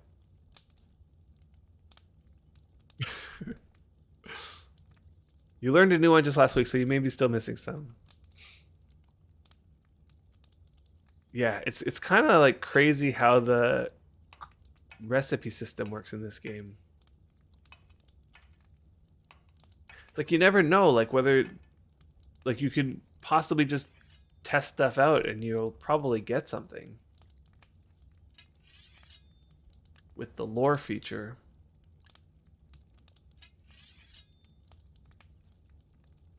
This one here, Cerber's triple hops. I honestly feel like that's the only one that's like a. If I type in hops, let's type in triple hops. This is the only. Oh, there's one. There's another one. Hold on. Oh, it's probably the. Oh, it's just triple hops. With what's the difference? So with any non-fruit wood scrap. Any non-fruit wood scrap. With wort with lots of hops. Okay, so then what was the previous one? What's the difference? So wort with lots of hops in a wine barrel with any non-fruit wood scrap. Wort with lots of hops. Oh, sorry, hold on. Wort with lots of hops. What's the difference? Like, how do I know if it's going to come out as triple hops or Cerberus triple hops? It seems like it's the same recipe with the same ingredients. It's wort with lots of hops. And that's basically it. Oh, wait. No, yeah, nothing else. I thought there might be something over here in the optional category or in the any category.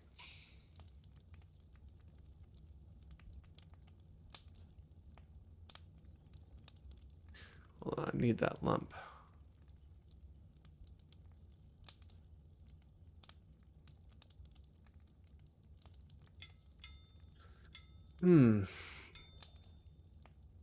Well, I'll have to just try it. Once the hops are in season and I grab a bunch of them, I'm going to have to try it and see what happens because the wort with lots of hops. Fermenting multi-hops beer. It will need wort with lots of hops. Okay, so that's the triple hops. Okay, so this is how I would make it. I would use water and 3 or more hops, it looks like. Barley, sugar, and wheat.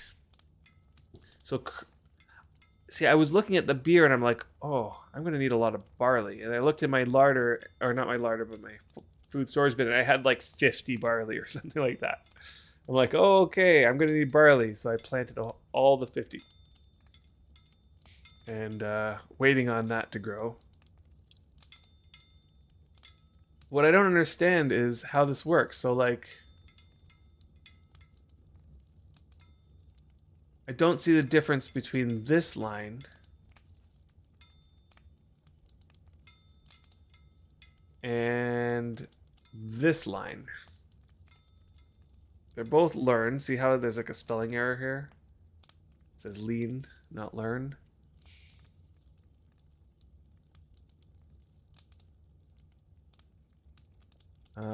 It's beverages skill. It's a wine barrel. Any non-fruit wood scrap in a wine barrel, you need to put wort with lots of hops. So you just make wort with lots of hops by putting water, hops, barley, sugar. No optional or anything else. Get a cauldron in an oven. Right, and that'll give you a full cauldron's worth of this stuff. And then you put that in a wine barrel with any non-fruit wood scrap. Okay, so what is this one? Fermenting multi-hops beer. Wood scrap, non-fruit tree, wort with lots of hops in a wine barrel.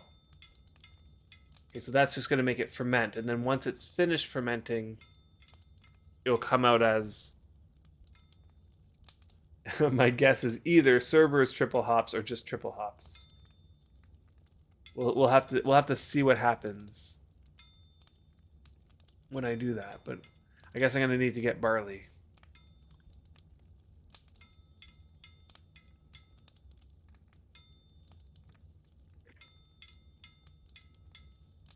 I did start a pale ale, a couple barrels of pale ale.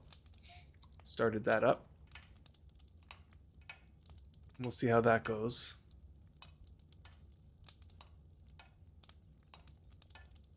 Maybe I'll check on that. Whoops, let's just see here.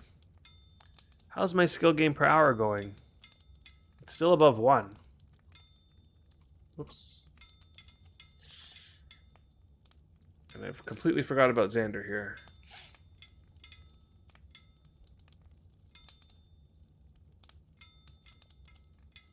Yeah, it looks like his favor's draining already. Oh, favorite drain. You had no idea the cooking system was so freaking deep in Worm. Yep. And it's probably deeper than you still think. It's super, super deep. There are insane amount of recipes. And it's not only, it's like each recipe can have so many different combinations. Some recipes have more combinations than others, for sure, but like just take pizzas is one of the ones that have the most amount of possible combinations. And like it's kind of it's just it's so ridiculous how many combinations there are possible ways of making a pizza.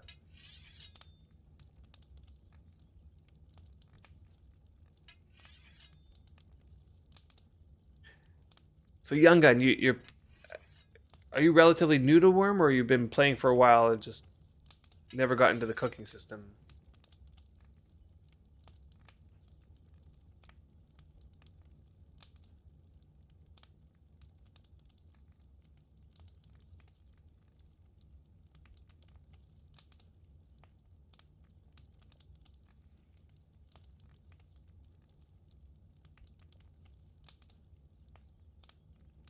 Let's see how this is going here. This is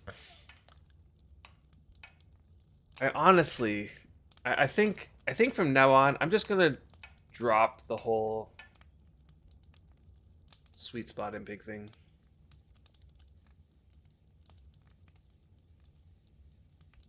Because honestly, I am not unhappy with like 1 skill per hour on this.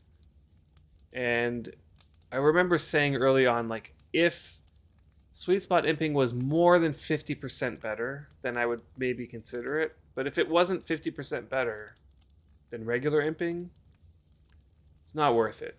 Because the amount of effort it takes to actually perform it,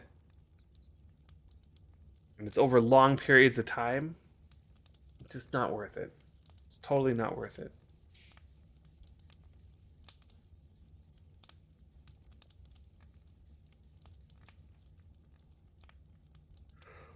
I'd rather queue it up and just let it go. Focus on other things for that time.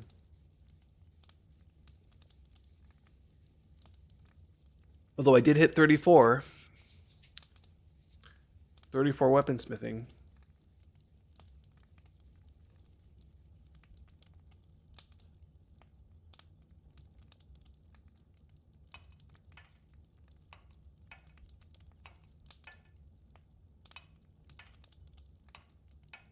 I should probably just pass off this 82 quality, the 82 circle of cutting.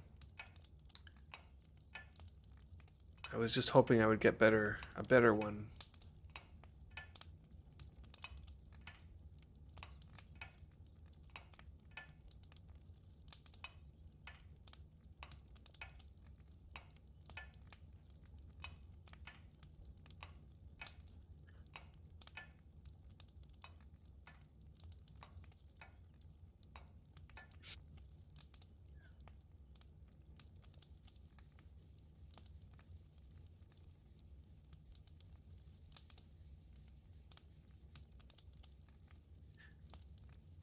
Yeah, it looks like, and I was seeing this earlier, but Ivy Song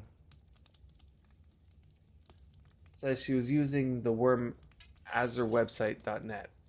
That's the pizza maker that I was using on the last stream. And if you've never made pizza for Affinity, I would highly recommend that website as the go-to for making pizza. Although, Gaffer, are you still here? Because you created Pizza Maker. Yeah, Gaffer. You created a Pizza Maker program that I've seen you use on your stream. Have you made that public at all? Or available for other people to use yet? Because I would love to be able to use the one that you use, the one that you made, because it's not available on the web. Are you planning on making it available at some point to the community? Because honestly, we need that pizza maker. The community needs it. It is such a good... It's basically everything that Azure website is, except for it allows you to customize the ingredients that you have. Somebody would have to write a front end for it.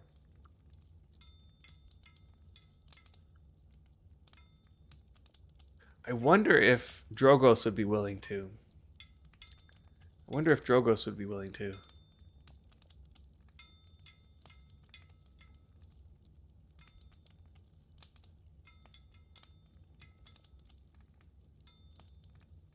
So 2 days ago, you saw Casper's video on a trip to Harmony to see Taiki's place.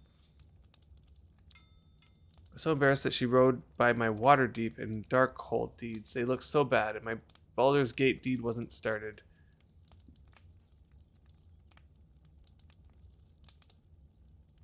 That would have been a nice view now. Plus the canal there to Heartland and the Alliance and others to build. That Alliance and the Whim streams are why I still play this game. 10 years now. Oh my god. That's a long time. Yeah, Valde, you've been there since like the beginning, if I recall correctly. You were watching us so long ago. Yeah, still learning new things every month. So you think Kaz the Great is working on updating the Azure web tool? Okay. Let's open that.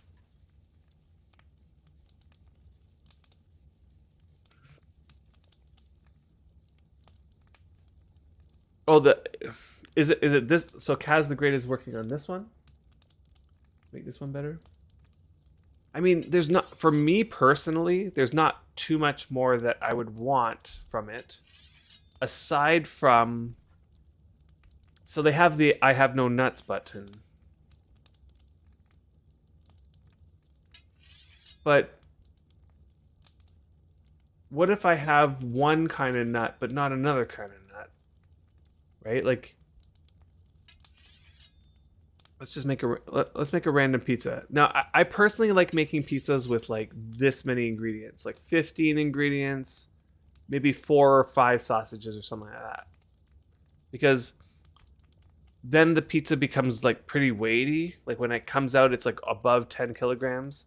And then it also gives pretty good timers, and my skill isn't as good as yours, Gaffer. So like my hot food cooking is somewhere like in the 50s, and that makes it so that I need a lot of complexity in order to get affinity timers that are like decently long. So like one bite might give me 3 hours or something like that if I put in this many ingredients or something like that. And then when I do that, let's say I make no duplicates. What I'm finding is I'll have to like scan through this, and often I'll have nothing. Like I won't have something. Like for example, the ground nutmeg. I might have a couple more, but like you have to forage for nutmeg, right? Like I feel like there should be a like the items that you can't forage for should be like excluded from this. Sassafras is another one. Nettles is another one. Like these ingredients are not only are they harder to come by, but chances are if you have them, they're low quality, right? So I don't really like to include them.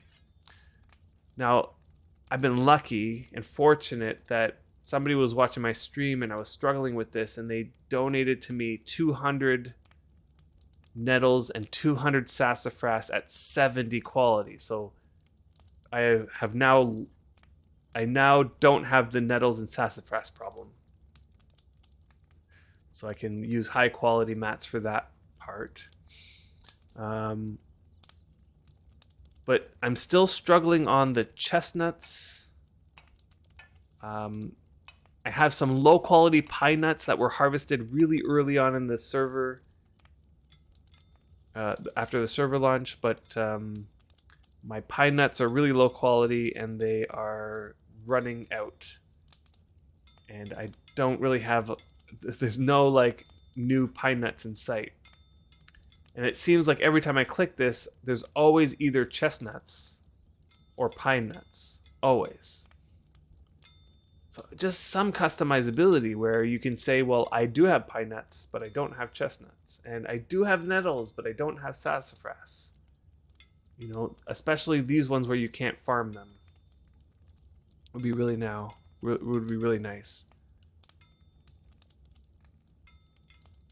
Yeah, so yes, I did see that worm food. I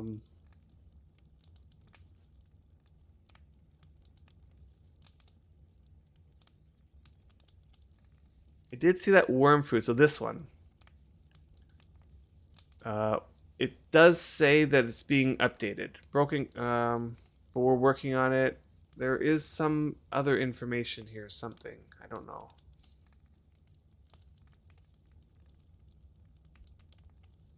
Where does it say? It says somewhere that somebody's working on it. I just can't see it here. Aside from the fact that it says we're working on it here.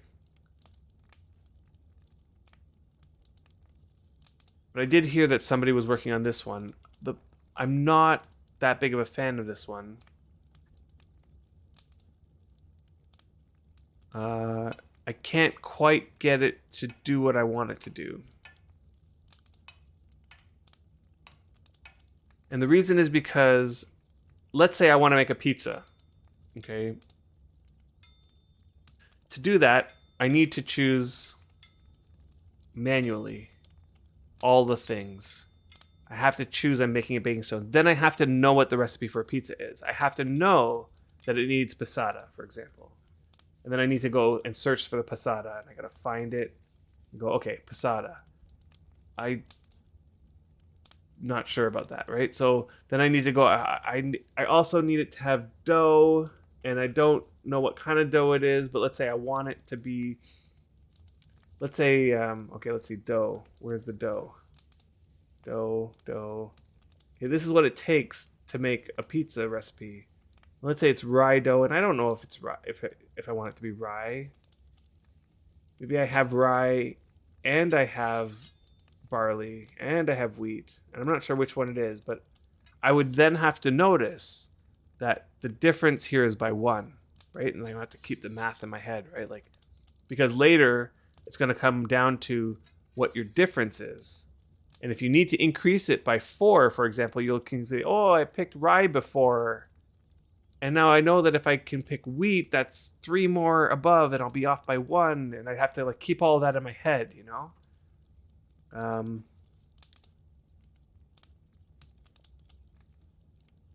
Yeah. It's like one of these things where it takes a lot of effort to get the recipe in there. Okay, so he's been working on a pizza generator that doesn't require all the choosing of the ingredients. Okay. Okay, and Dragon, you're asking if I'm anywhere near Xanadu or do I ever play on SFI? I don't play on SFI anymore. I used to play on SFI. I haven't played on SFI for a couple of years now, though.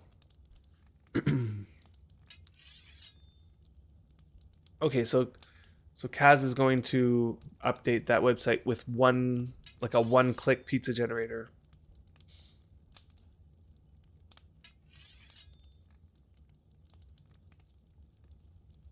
I just really, when I saw the one that you had made, I was really like thinking that would be amazing. Instead, what I've been doing is just trying my best to get all the recipes. I mean, all the ingredients. I've been trying to just stock up on all the ingredients and spending my time doing that. Chestnuts this season. I'm going to be able to get some chestnuts now. That'll be my first set of chestnuts.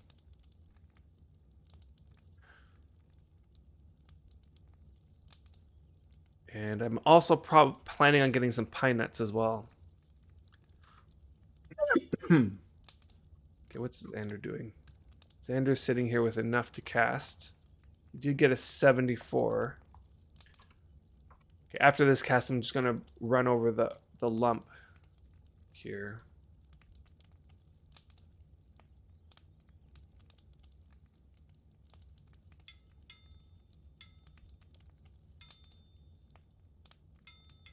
Skill gain per hour is still hovering around 1.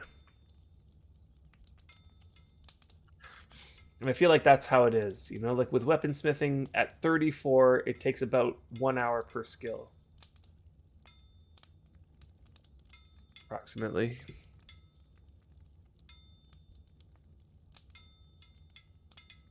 You're trying to make corn maca sushi, and I can't figure out what to do. I'm not sure. I am not sure. Let me see if I can help you out here. So this one here, sushi, it won't have all of the sushi, but it looks like, oh boy. Some sushis are with a knife, it looks like, and some with our hand. Both of them are on on a pottery bowl, right? Both of them are on, all the ones in here say that they're on a pottery bowl. So you'll activate either a knife or your hand on a pottery bowl, and the pottery bowl needs to have cooked rice, for sure. I'm gonna make veg maki. The hand on pottery bowl.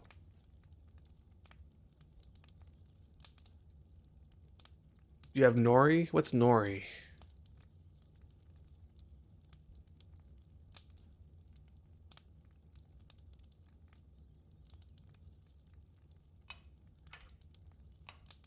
I'll look up nori in a second.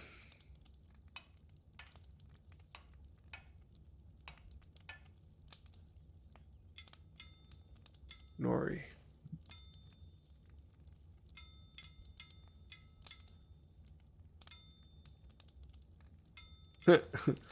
So nori is not filled in here, so I don't even know what nori is. I am sure there is a more updated version of this somewhere. I just don't know where. And I haven't really been that into the acquiring recipes to sort of know. Nori is kelp. Press kelp. Oh, I see.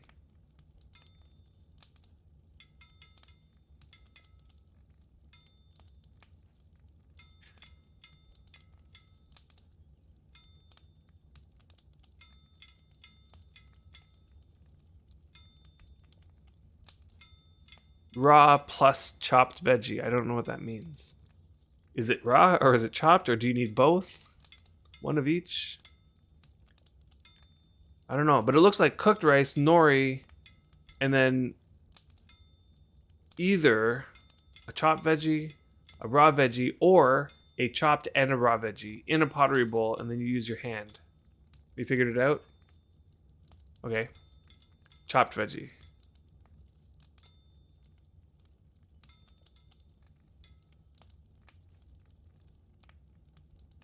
Nice. Hey, Sinsen. Good morning. It must be morning in Europe.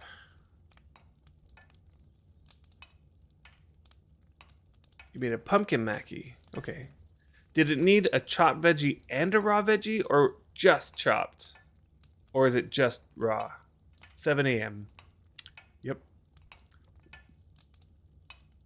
So it's wake up time on that side. Hey, Du Jensen. Good morning. It is late night here. It is 1 quarter after 1.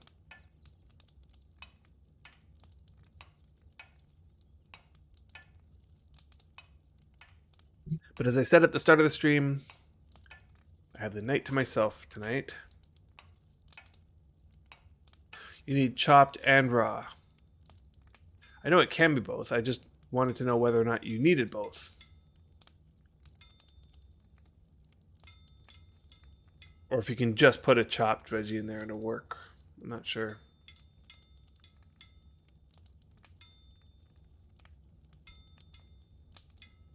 You probably would be able to answer. Although... So here's a question I have for you since then about pizza making. What affinity food calculator do you use?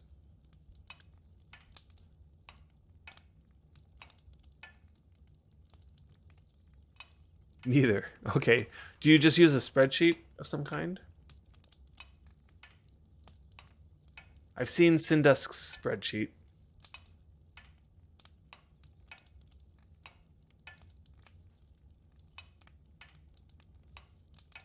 Use more than 50 ingredients. Worm food has a maximum of 50, and Azure has a max of 30. Holy. Man, I thought EVE Online was complicated till I saw this. the food is really complicated, and like this isn't even the complicated part. Like this part is the easy part to understand. Like if you understand everything in this spreadsheet, you can make the food, but you will not be able to target the affinity of choice, right? Because in this game, chomping on a bit of food gives you an affinity, and an affinity is a straight up 10% skill gain bonus. So I've made myself some pizza here that's kind of rotting away, but still does the trick, right? So right now I'm skilling up my weaponsmithing, and so I have a weaponsmithing affinity that gives me a straight 10% bonus, and then if I tack on sleep bonus, that doubles it, so it's a 20% increase on what it would be if I didn't have that. So that like it's almost worth it to spend the time to get that. But to target that affinity, it's not just about getting the recipe, because the recipe will be like, add any vegetable that you'd like and chop it. Or you can fry it if you want. You can fry the vegetable, you can chop it. And each one of those decisions that you make change the affinity that you get out of it. Mountain View is reborn. Good to hear, Deathwind. Very awesome. So if you're trying to get a particular, like let's say my character, here's the worst part, is that if I eat this food, my character gets a weaponsmithing affinity. But if somebody else eats that exact same food, they get a completely different affinity. So everybody is trying to get a particular food that gives them the particular affinity that will only work for them. And that requires a very specific set of instructions. Chop the lovage and fry the meat, and like it has to be a specific set of things. Now, trying to figure out what it is that you need to do in order to get the affinity that you want is a whole ordeal. It's like that's a whole thing to figure out. And people have created like calculators for this. So to be honest, targeting affinity was the easy part to figure out for you. There were plenty of other stuff that were harder, such as how to do it efficiently enough to charge low. And I'm guessing you charge low cost. Yeah.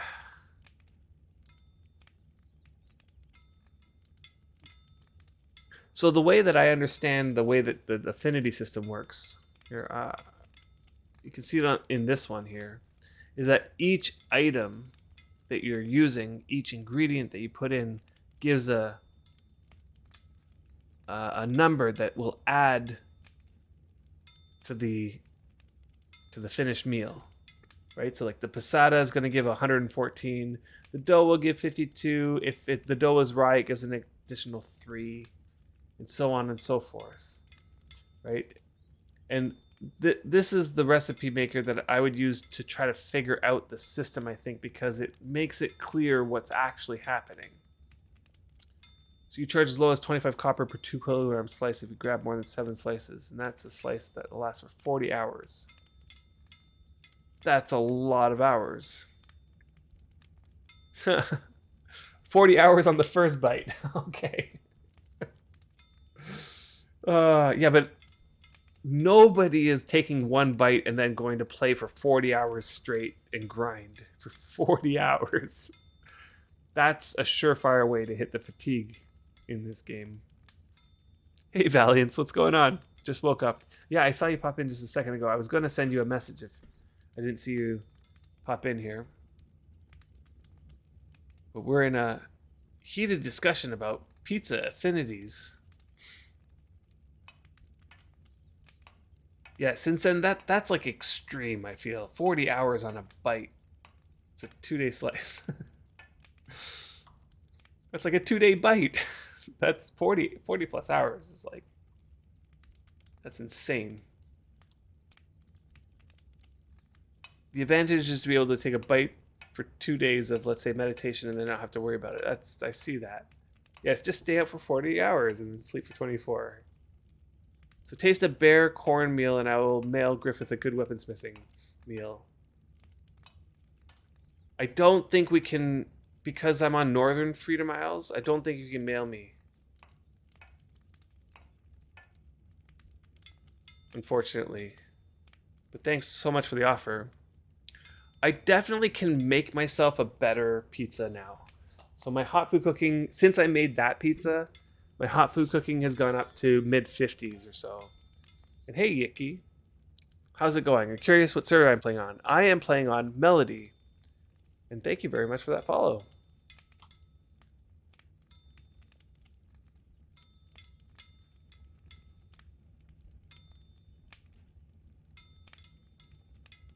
Actually, let me show you off my business then. I'll send you a taster, Griff. Alright. Send me a taster. So since then, you are on Northern Freedom Isles, I know. I just visited you on my last stream. Okay, you're on a cadence, grinding the prayer for benediction. Nice. That is quite the grind. I did finally finish that grind on my priest, but not that long ago. Very recently. What are we doing here? Let's do hammer. Let's do a couple more hammers and whetstone. What is going on over here? I think that I'm going to just bring this over. This 82 Circle of Cunning.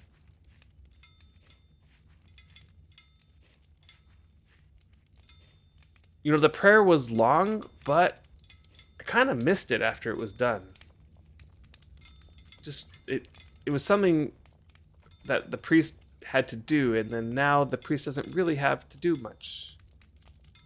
So what I've been doing with the priest recently is just mortar making. It's very good at mortar making. So my priest is mostly the farmer, which I should rake this. The farmer, obviously casting on tools. I am going to continue on the forestry grind. I'm not going to go any farther with the gardening. So Gaffer, remember I stopped by your stream and we were talking about it, and I did end up deciding after that to make Griffith the grinder. Okay, so let's stop this for a second. Not the grinder. Make Griffith the gardener. That way he can improve trellises. Okay, I think I can just step out of this room and all these windows should close. Yeah. Including that one should close. Go over to the mailbox. As soon as I taste your info, tell me what affinity. Okay. Well, let's do weaponsmithing. That way I won't have to make myself one. So receive and taste. So that gave me pole arms.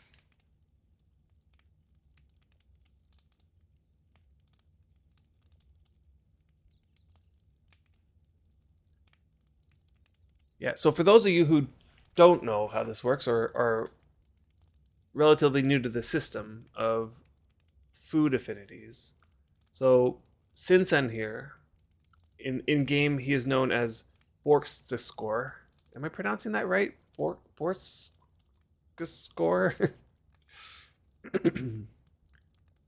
The pizza guy. He sells pizzas. Borths. He's the man. Totally. Don't send back. Is that what you're saying? Don't send back? I guess probably because you can just whip that together in 2 seconds. Oh, goodness. So, if I had to guess, you probably have a larder or a magical chest full of every kind of affinity. Like you made one of each, I bet. Is that right? Is this how this is working? Made one of each of all the different types of pizzas, and then you can just go into your stores and pick off a slice. Nice, you found a rare 20 coin, 20 copper coin. Awesome. And Arieth is your, yeah, she's makes mortar. Yeah, large crakes. She's 70 in mining. It's too early for pizza for you, yeah. Yes, I got the pizza in the mailbox. That's a fast mailbox you got there. And why can't I see it? Oh, because I got a pizza in there. Okay, I got to take that out. And you don't need that back, the taster.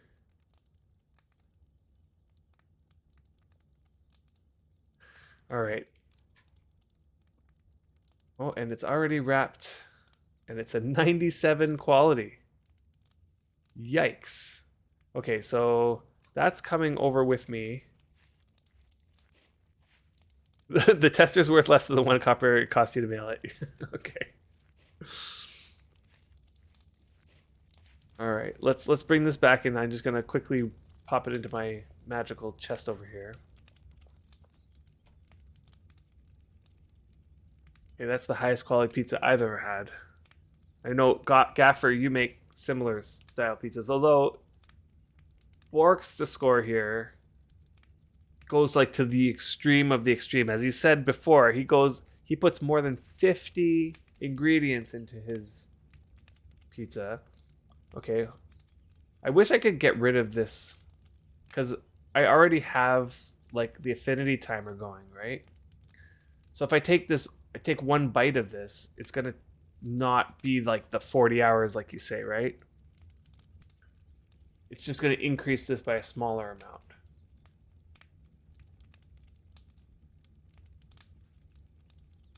If you got the timer running, it'll give you 1/10 of the timer.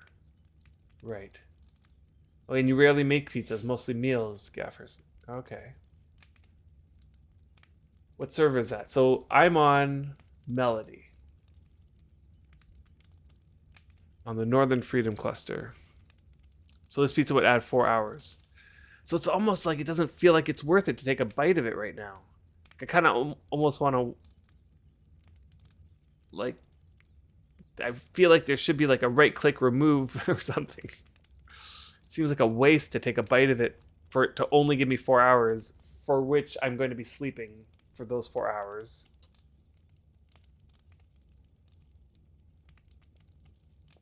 So, but I kind of want to bite it just to see it happen. Okay, if you want, okay, all right. Let's see. What else am I gonna skill up soon?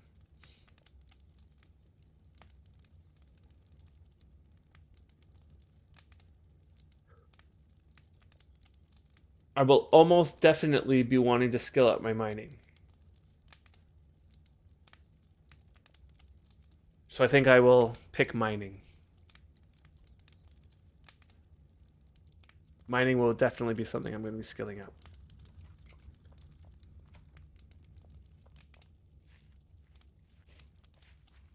So let's test it, and then I'll go over. I'll just switch to mining. I'm almost done with this weaponsmithing. Weaponsmithing is so brutal. Just super brutal. Where am I? Where did I get to in it? 34.38.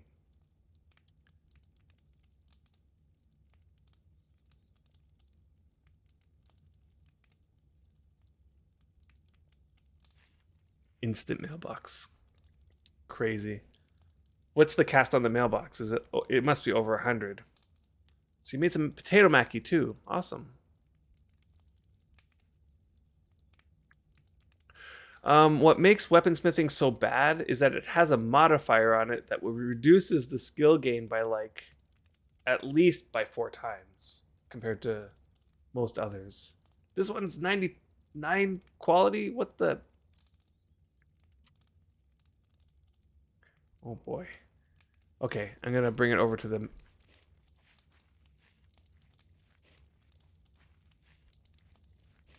Interesting. I did not know that. So you can actually check for the mail before you get the imp message. If it's by what makes it an instant mailbox? What is the criteria for that?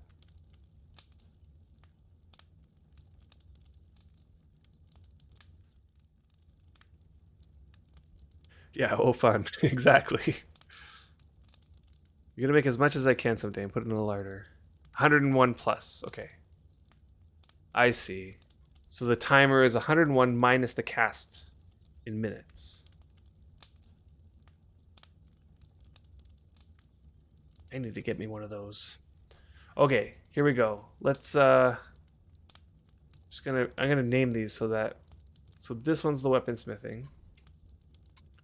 Griff, weaponsmithing. And Griff, mining.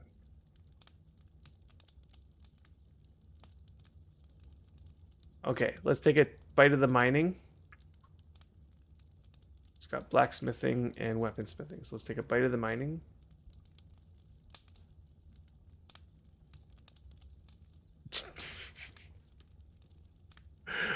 I just got 2 days of mining affinity, guys. That's 48 hours of mining affinity. I got into 48-hour one. Yep. Oh my goodness. So I guess I know what I'm going to be doing for the next couple of days. Holy crap. Okay. Let's go do some mining. I know there's a silver vein. I think Morpheus's deed there's a silver vein. Let's see what's in here. Got some rare peat, some empty bins. Let's just go mine some silver on Morpheus's deed. Oh, and since then the cart with just one of your hell horses is going 30. So just one hell horse, and it's not even great gear, like 70 quality with 70 WA horseshoes is going 30.24. And this is a wild hell horse with no traits whatsoever.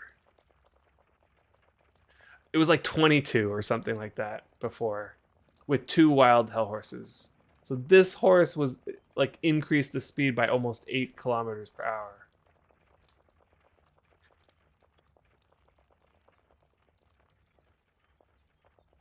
What's the RGB color? So on the last stream that I did, I went over to Sinsen's place, Borkscore's place, because he offered a pair of hell horses that would pull the cart really fast. So draft hell horses, and I had completely forgot to bring a cart because we were going to put also the speed ruin on it. Forgot to bring a cart to get the speed ruin put on it. So he gave me one of his carts, And he's also into dyeing stuff. So here's the RGB color.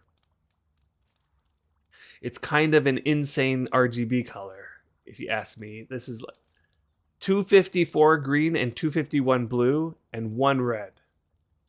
Like, holy smokes.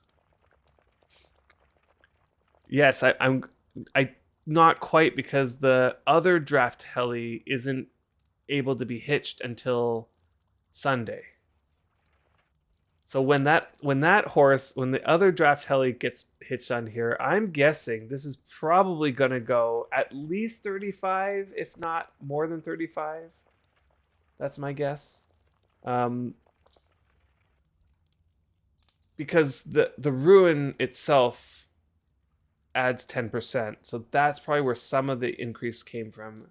From 22 to 30, that's an 8 difference. So some of that increase came from the ruin, some of it came from the traits on the horse.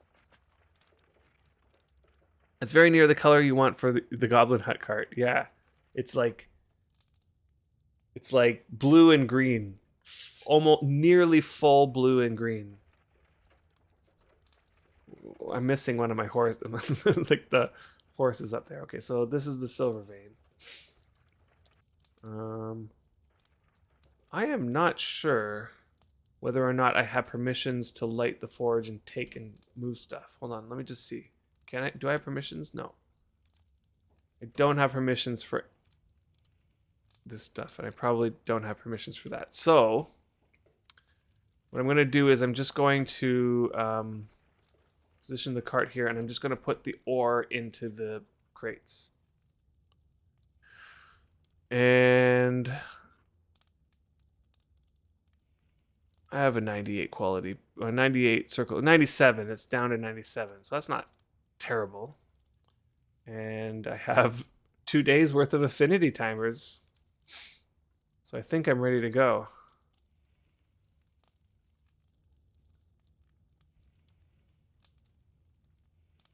I do have a smelter, but the problem is I'm on somebody else's deed who has given me mining permissions, but not take permissions. So I'm afraid if I unload, whether or not, I don't even think I have unload permissions. So I think I do have a smelter. The problem is if I unload it here, I feel like I'm gonna lose it. And Warpheus isn't too active on this server. He plays mostly on SFI. So then I'd have to send him a message to bother him to come over here to let me get my stuff back. So I think my plan is just to load this into the crates, and then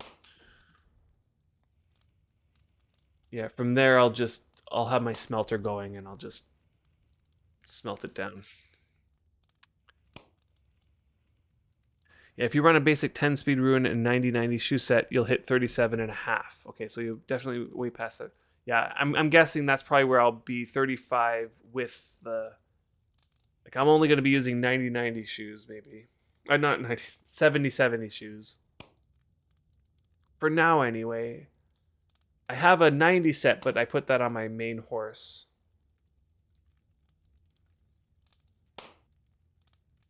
And then it's just a matter of spending time to create 2 more 90 sets and then imping them to 90, which my blacksmithing is not quite there yet. Not that I can't get it to 90, it's just getting it to 90 is such a pain.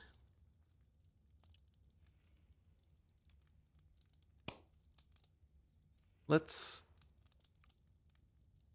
see, how is this doing? Okay, so I'm gonna close this off. And then I'm gonna open up a new one for just mining.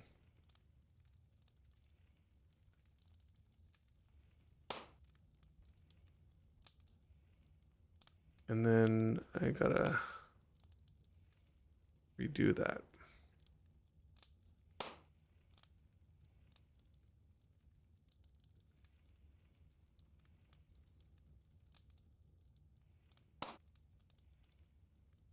What is happening here?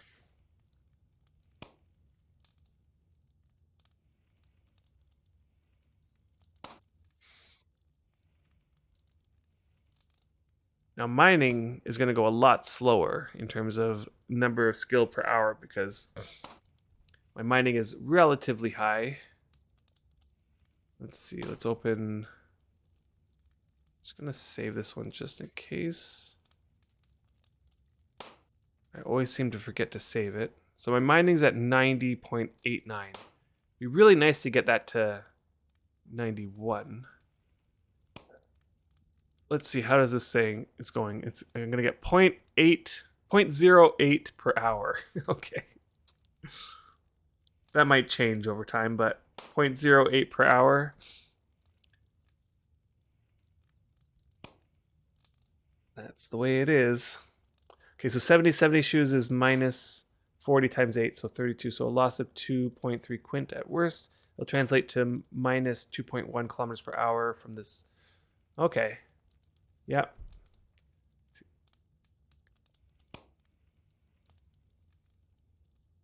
I wonder what is quint?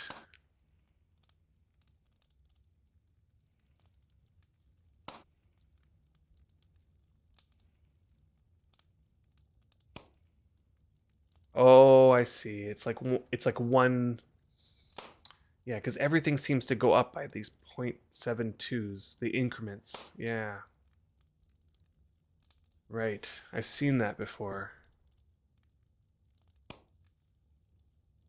Okay, so maybe you can answer this for me because I've been wanting to know this for a long time now.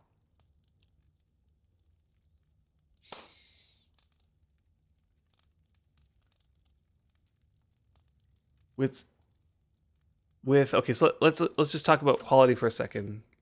What determines whether or not you're going to gain or lose a quint with quality of shoes, or is it the same with WOA and quality?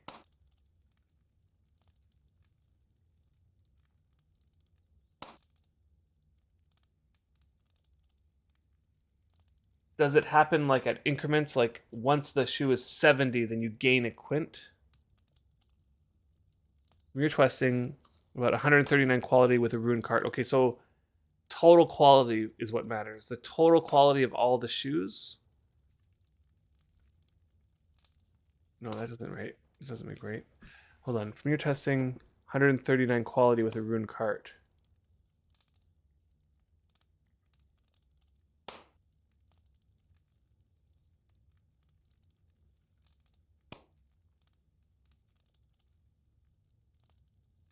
I see.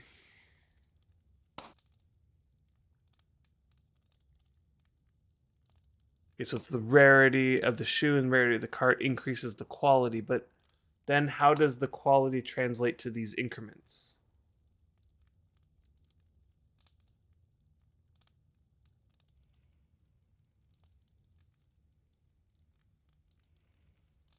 Okay, so one WA is the same as one quality. So let's say I have 70 WA and 70 quality on the shoes, on all the shoes. So let's say there's like on a cart, there's 8 shoes, right? 2 horses, 8 shoes.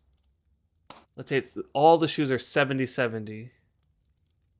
Like then what do I do? Do I add up all the quality of all the shoes plus all the WOA on so it's 8, right? Like I have 8 shoes, all of them are 70 quality. That's like 560. So then how does that translate to these quints, these 0.72 increments?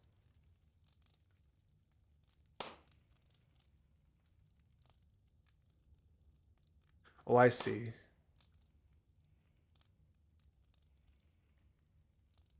Okay, so this is all under your testing. Right, because I've seen other people test it, but not to the point where we can figure out precisely how exactly the quality affects these 70.72 increments precisely. If you're running 6, yeah, you were mentioning before, and that somehow you're getting 42 kilometers per hour. You need a third supreme and some quality imps to hit the next one. Jeez.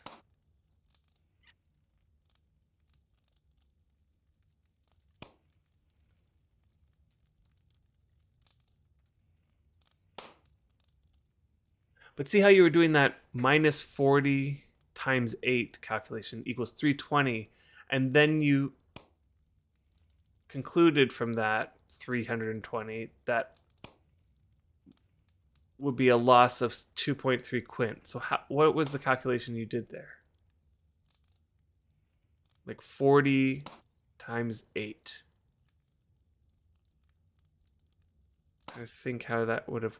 So there's 8 shoes, and you're saying you're minusing 40 from the 90-90, right? So I see. So compared to a 90-90, a 70-70 is 40 less. So it's like 20 less quality, 20 less WA, 8 shoes on the 2 horses is 320. So that's a loss of 320 quality. I'm getting there. I'm getting closer, right? Yeah, okay, yeah. You count 139 quality per quint. Okay. Due to the speed rune.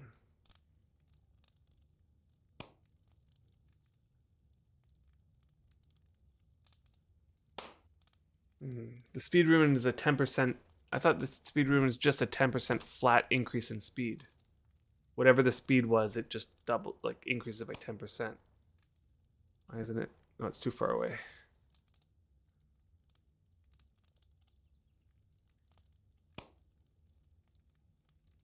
Boy, this is just too complicated.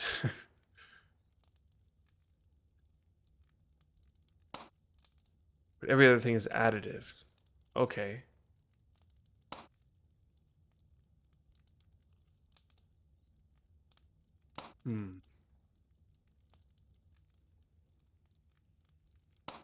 This needs more beer.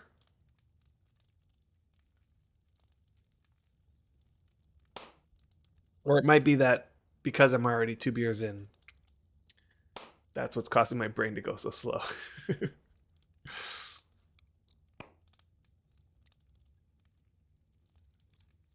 You got to remember, see, for you, it's the morning. You're just waking up. You're probably well into your first coffee of the day.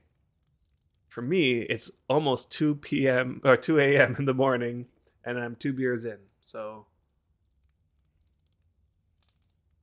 my brain is going at a much slower rate than it normally does. Okay, so the 10% is great if you got a ton of good gear. Oh, okay. That makes sense. Right, so like if your cart can go 30, then adding 10%, now it can go 33. But if your cart can only go 10, then adding 10%, it's only going to go 11. That makes sense.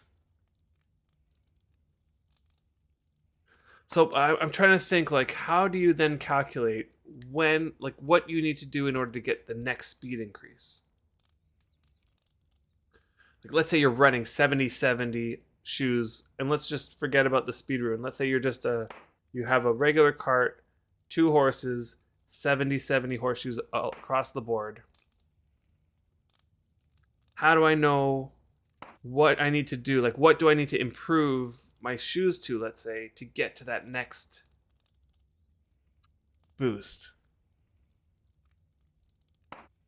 Or is it just trial and error? Like, you increase and then... Okay, I see. Okay, so a loss of 2.3 quint is actually a loss of 2 or 3, depending on where you're at. I see. Yeah, okay, that makes sense. You were just estimating there, right? Like a 2.3, and then you're like, okay, well, it depends on where you are. Because if you are just at that next threshold for getting that speed boost, losing 2.3 could actually lose you 3 speed boosts.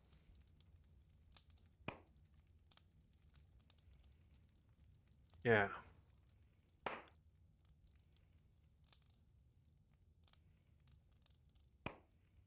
If you're right above the threshold and you lose 0.3, it could bring you below the threshold. And then another 2.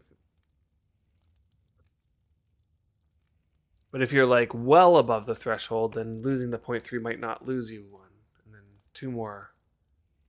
In any case, what I'm curious is how you figured out that, because you calculated 40 quality on each shoe, like 40, 20 quality, 20 WA on each shoe. So that's 40. You multiply it by 8 shoes, that gives you 320. Then how did that 320 become 2.3? Trying to think here. You must have said it. 139. Right. 139 was the number. So it was 320 divided by 139. That gives you the 2.3. Okay.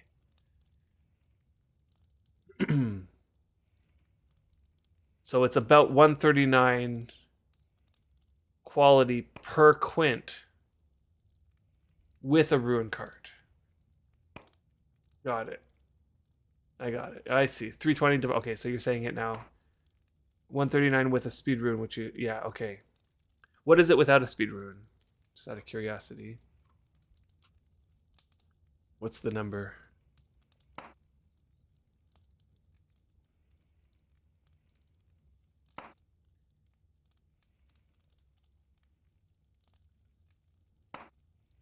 And my guess is that this is all with your own personal testing.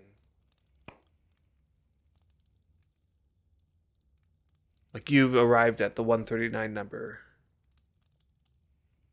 You know, clue. Can't remember that. Right, but the problem is I don't know where the 139 came from.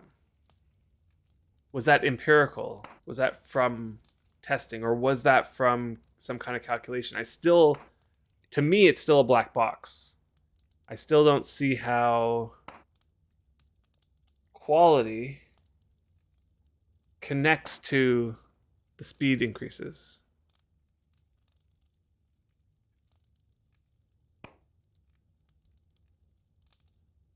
Okay. There's a spreadsheet coming. Oh, goodness.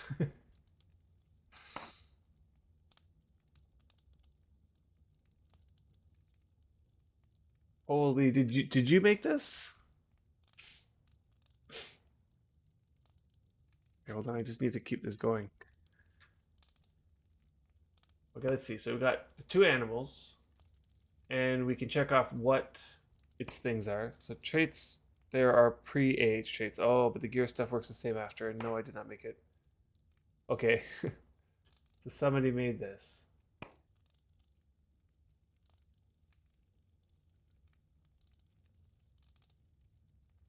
Ask Kogorsky. I know who Kogorsky is. It's recommended that you copy the sheet to your own. Okay. This is only for wagon. Animal for wagon. Okay. Let's just see if I can make it just be a cart. Do I just do this to make it a cart?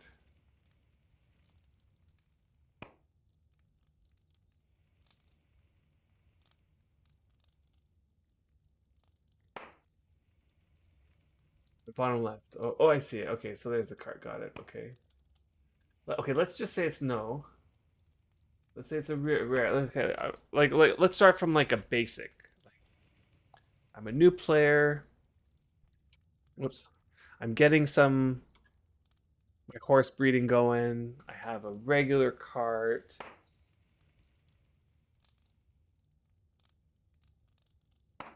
Let's say I have regular horses. Let's just try out some basic stuff. Okay, so I have a regular horse. The shoe qualities are, let's say, 50. Let's just start from the beginning. Okay, so like by begin 50 might not feel like the beginning, but it's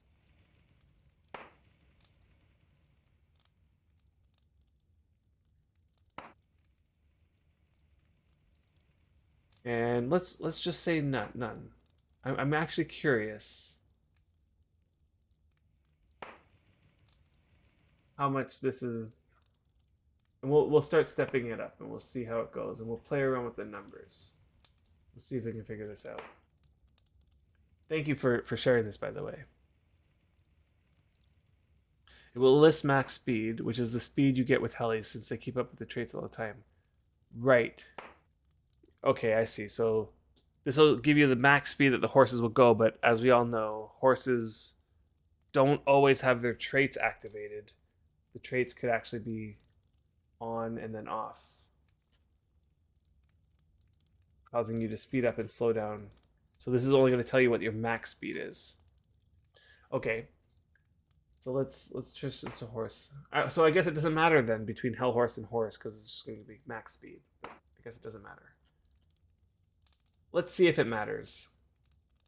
Okay, so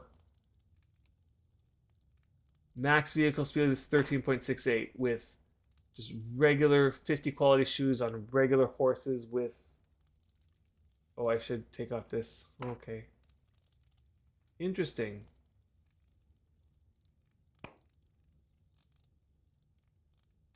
What is this? The vehicle speed equals the speed quaint rounded down to the nearest whole number times 0.72. It means your speed can only increase or decrease by 0.72. It can't change, for example, by... Okay.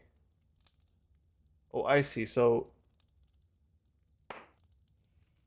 it's actually possible that the ebony doesn't actually change anything unless this speed quaint increases past some threshold. Right. And that difference is probably 2 times. Let me just see what the difference is. 15.12 minus 13.68. Yeah, that's 2 times. Okay, hold on. I see. Okay, so it's like all these things, your horseshoe quality, whether it has wind of ages, the traits that the horse has, are all going to increase this number, the speed quaint number. Now that is representing the number of boosts that your horse, that your cart, or whatever that you're riding, the number of boosts it's going to give you. Each boost is 0.72 kilometers per hour. So if I can increase this number, let's say, so I see, so without ebonies, that number is 19.0. With ebonies, that's 19.5. But because it didn't increase it to the next whole number, it doesn't actually increase the boost. It is not updated with the new AH changes. So this seems like an older... Yeah, everything in there is additive except for the ruin. Okay, so I see. The ruin the ruin increases the quaint number by 10%. Not the actual speed. That's where I was getting the ruin wrong.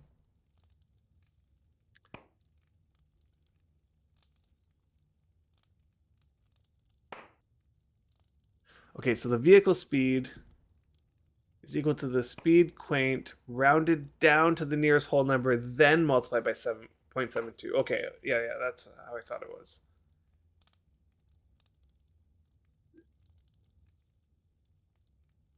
Wow, this is like complicated. Okay, so let's just change one of these.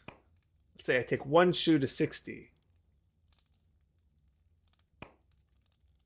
Okay, I missed that, what that did. Okay, so let me just... I probably can type it in. 21.5, 21.45. Okay, so that's not very much. 10 quality is not very much, but 8 shoes times 10 quality, that was only 0.05, so 8 shoes.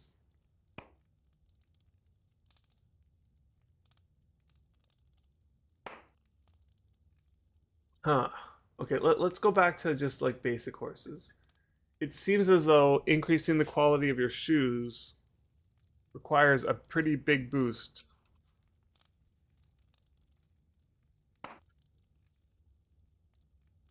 So let's suppose, can I just change this to 70 like this?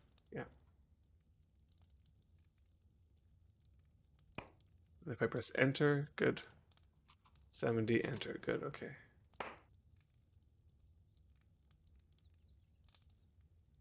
Whoop.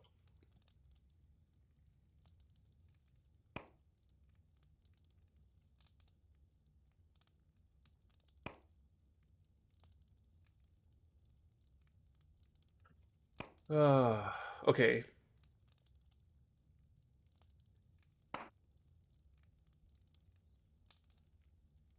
So that seemed to amount to 2 speed boosts. Let's see. And then, okay, if I go 70, enter, 70, enter, there we go. That's far faster.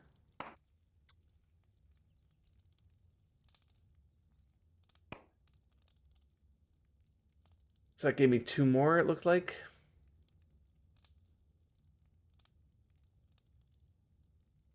Right. Huh. This is really interesting stuff.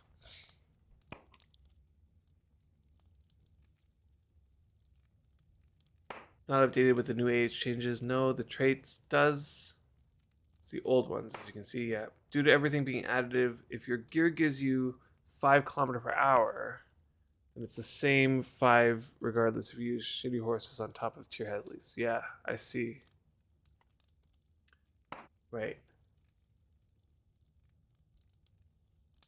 So like using blank horses, putting the gear on is going to give you the same exact increase. So everything's additive except for the ruin. Okay, and the ruin just does a 1.1 multiplied by this number. 10% increase on that number. So it's almost like that 10% increase is literally going to give you only... Let me see, actually. If you're above 20 on this, it's going to give you 2. Right, but potentially... I see, but potentially it could round you up, right? Like... So here's an example. Let's take this off, for example. And let's see if we can... Let's just put on some of these until I see a number that's like makes my point for me. Okay. Hey, Frank Hats. Thank you for that follow. Okay. So let's suppose I'm at this situation, right? I'm at 28.96 on this. I'm just under getting another speed boost.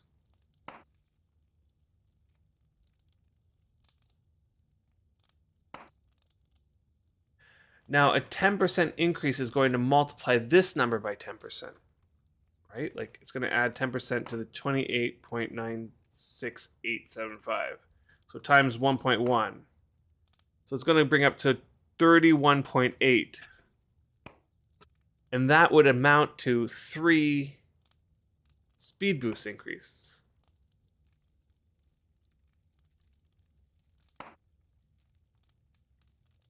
Right? Because so even if this number is under 30, a 10% increase could actually make it go up by 3 speed boost increase.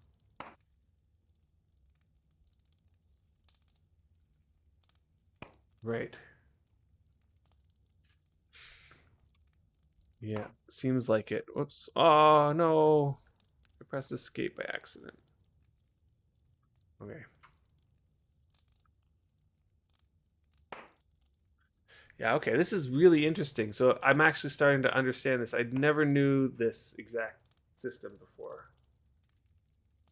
Where it's like these, everything seems to be going towards increasing this number in an additive way. Where each of the qualities of the shoe, each of the wind of ages on each shoe is going up by 1 quality, or going up by like a linear. It's increasing this number in a linear way. Now I don't know the exact number. Like, what is the formula on this one? Q18. Okay. How does this spreadsheet work?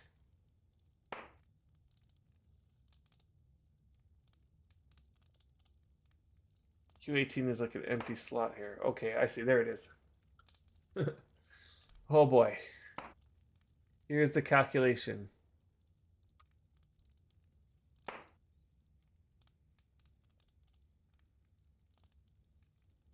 Whoops, Q18.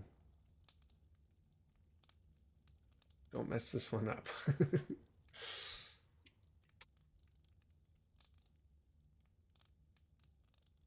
I'm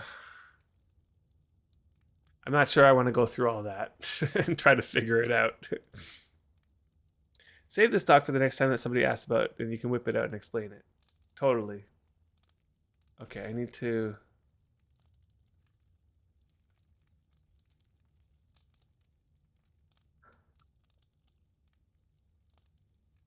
Yeah.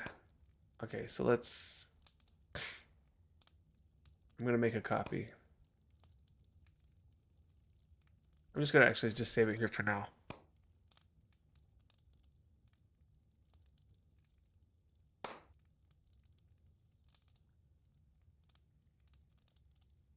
And what's all this stuff? Oh, this is just different orientations of the same thing. Okay.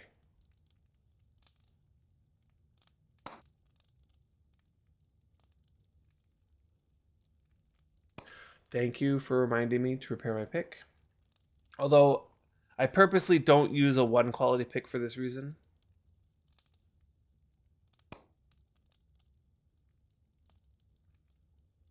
I did lose a 90 plus quality Circle of Cunning pick because of that. I let its quality go too low and then I wasn't paying attention.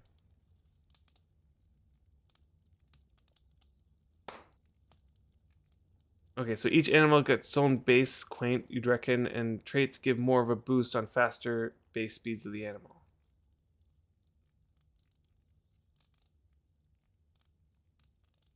Okay. I see what you're saying. So the horses all, like, let's say just like blank horses, each one gives particular like base amount of quaint, and then the traits increase that base quaint amount.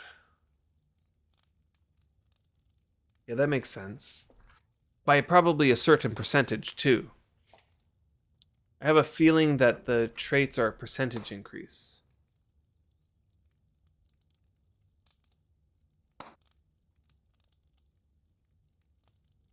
Let's see if we can figure this out. Get rid of all these. 24.64. Let's put on Fleeter. Okay, so 24.64, and let's just increase it by 10%. Nope. Oh, because it's probably split between the 2 horses. Does this work for not like just a single cart, a single horse? Or is this only for pulling a vehicle? Untick a horse.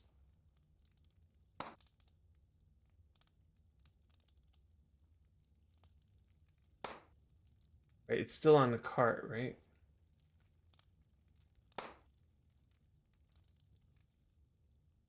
But what it's showing me now is how much the cart will go if I only have 1 horse.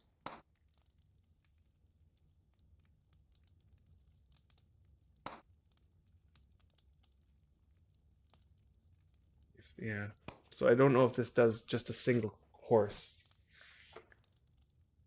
It would make it easier to like figure it out if we had. But I think okay, so with 2 horses,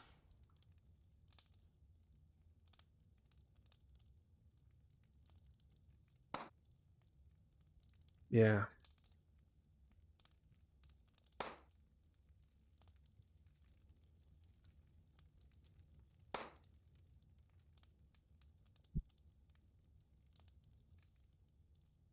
Just double check this. Okay, so this would be like if you had literally the starter of everything. Okay, you come into the world, you pick up 4 wild horses, no horseshoes, or no, 2 wild horses, no horseshoes. You put them onto a cart you just made. You'll get a max speed of 12.24. And again, this is on the old system, so the new system is going to be different. But honestly, like if I could just figure out the old system, that would make me leaps and bounds better than I was before. Oh, that's okay. And let's just say both somehow you get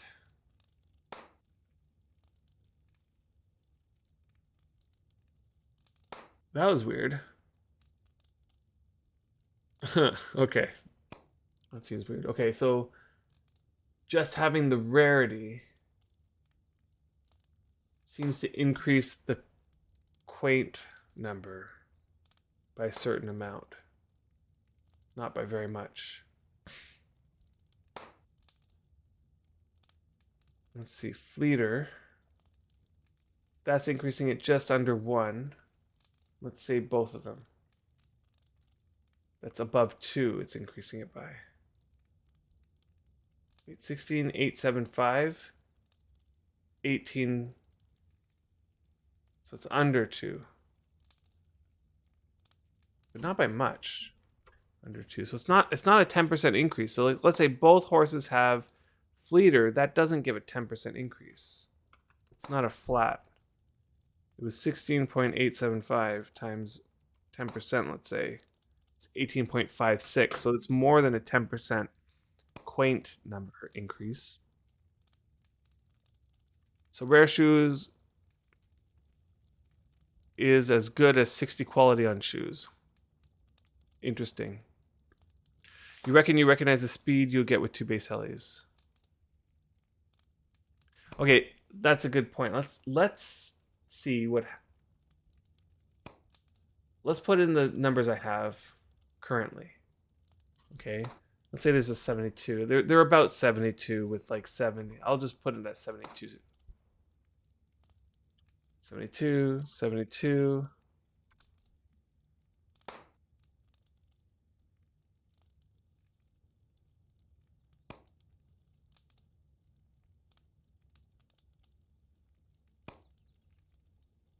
Whoops.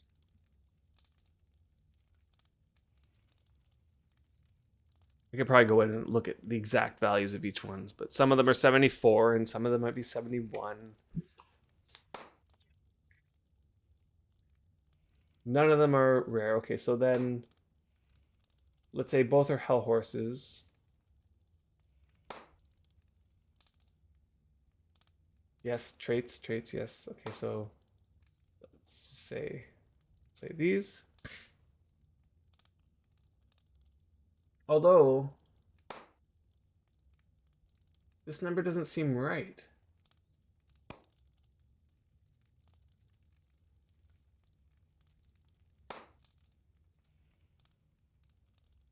This number doesn't seem right because before the update, I was able to get faster than that with 2 of the old 5-speed hell horses with this similar kind of gear. Yeah, I know they were old traits. Untick the traits? Yeah, like before the update. I'm talking about before the update. I had 2 5-speed hell horses.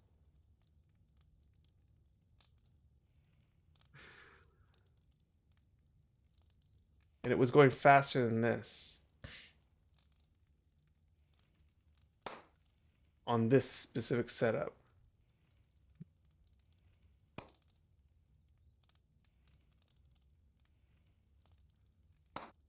Problem is that I can't go and verify that for sure. I can't go double check that because I don't have the old. I guess I could fire up Worm Unlimited, I suppose, and test it out there and double check.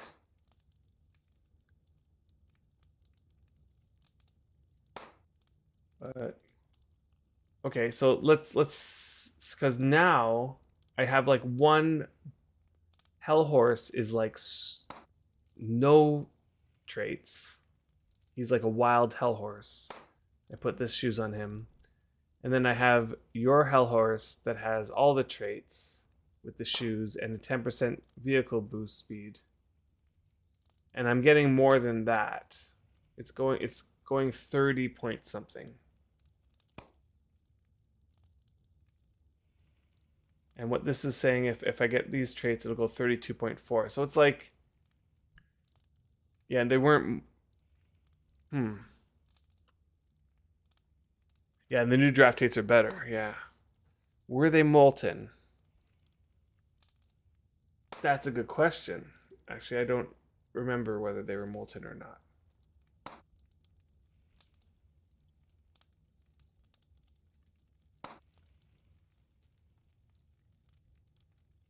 Let's just say they weren't. I have a feeling they weren't molten. But anyway, it's very interesting. And I'm curious to know if like if somebody, whoever made this, potentially Kogorsky, because it says if there's any questions, ask Kogorsky. If we'll get an updated one. But my guess is that this was created due to the Worm Unlimited code. So somebody looked into the Worm Unlimited code to scrape this information. They weren't molten. Okay. Oh, you hadn't gone that far yet. Okay. I'm trying to remember how fast they were able to go. Because this is, by this information, it's saying that the max that the speed would have been would be 29.5. Because I didn't have a ruin. Nothing was rare, and this was approximately the quality and the WOA on the shoes.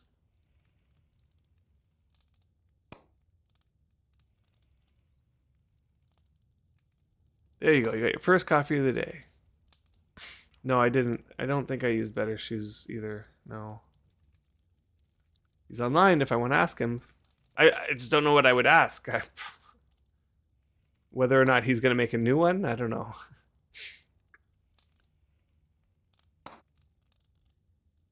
But nonetheless, this is a really interesting spreadsheet. Very interesting. Let's do another cast of this on here. Whoops. Yeah, very interesting.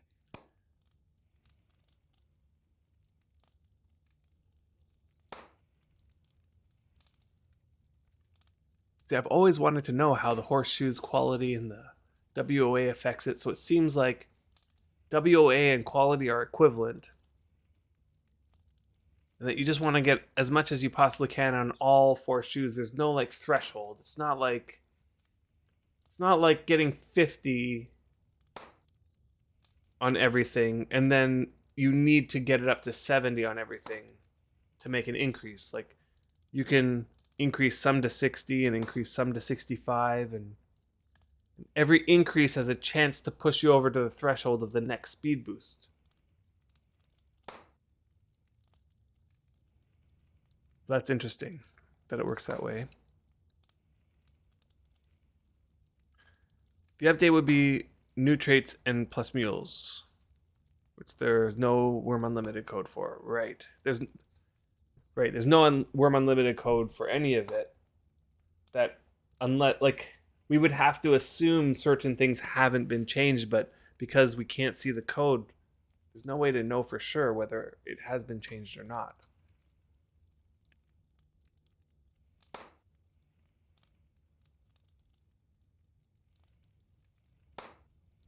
So no matter what we do, we have to assume, like the best we can do is assume that nothing's changed unless some test that we do suggests otherwise. Which is interesting. It's like back to the way it was before Worm Unlimited came out. Where you got people doing all these scientific tests and experiments in order to determine conclusions, and it was like pure scientific method. You know, you would run some experiments, you'd collect some data, you would crunch the numbers, and you would try to infer what formula was being used in the code to produce these outcomes. But a lot of the times it was impossible to find the actual formula. And it's very similar to how it is in real life, where how the real scientists are trying to figure out the underlying nature of the universe.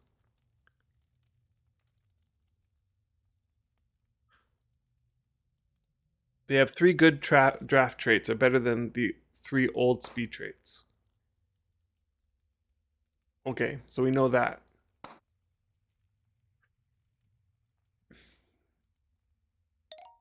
Did the change also result in the quality of the cart or wagon? Now it matters. I don't think so.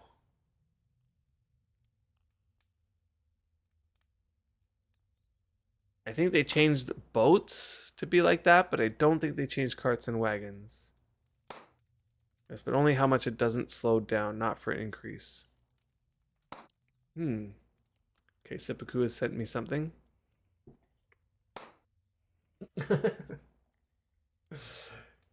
A message to Kogorsky. I'm trying to figure out your cart speed calculator. Hey Kogorsky, if you dropped in. Animal trait part is outdated. Yeah, because it's not in the Worm Unlimited thingy. Not that, because there was an animal husbandry we were a couple months ago. Yes, yes, yes. Okay, good night, dragon. Oh no, I need to log myself off too, because for most of you in Europe, you guys are in the morning, but for me right now, it's like 2:20 and cats. I don't even know how you do it. You better go to bed, cats. Are aren't you streaming tomorrow? I mean today.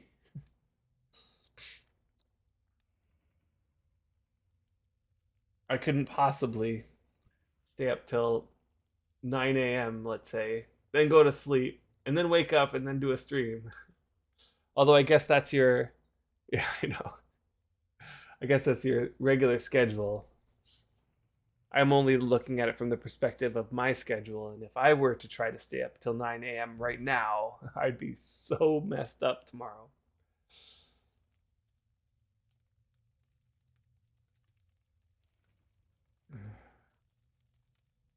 Yeah, I honestly I don't think that's it, Subaku. I think it's just if you just push your schedule ahead, you sleep for a similar amount of time, but just at a different time. Oh, I'm okay. So Kogorsky, if you whether or not you're in here, I don't know, but you're saying that it was based on unlimited. But it was also tested here many, many animals and hundreds of shoes with all possible qualities and possible casts. You spent months imping and enchanting those shoes. Okay, so that's awesome. That's awesome that it's like all based on empirical and just double checked and tested.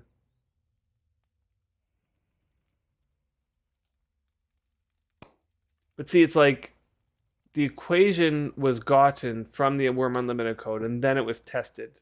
The problem now is that we don't have the equation, so doing the tests without knowing the equation is like such a different situation. Yeah, you sleep for 9 to 10 hours. Yeah. See, that's the important part. It's just the amount that you sleep, and then also the that you keep your. See, the problem happens when you go to change it. When you change the time that you sleep. From what I understand, from what I've learned about sleep and its effect on one's health, is that it's hard on the body to change when one sleeps and when one wakes up. Particularly, I think it's the wake up time that's more important. So they say like try to get up around the same time every day. And that changing it is not is like a it's like an adjustment that your body has to go through. If you can keep a schedule that's the same on a regular basis, it's there are like benefits to waking up to sunlight.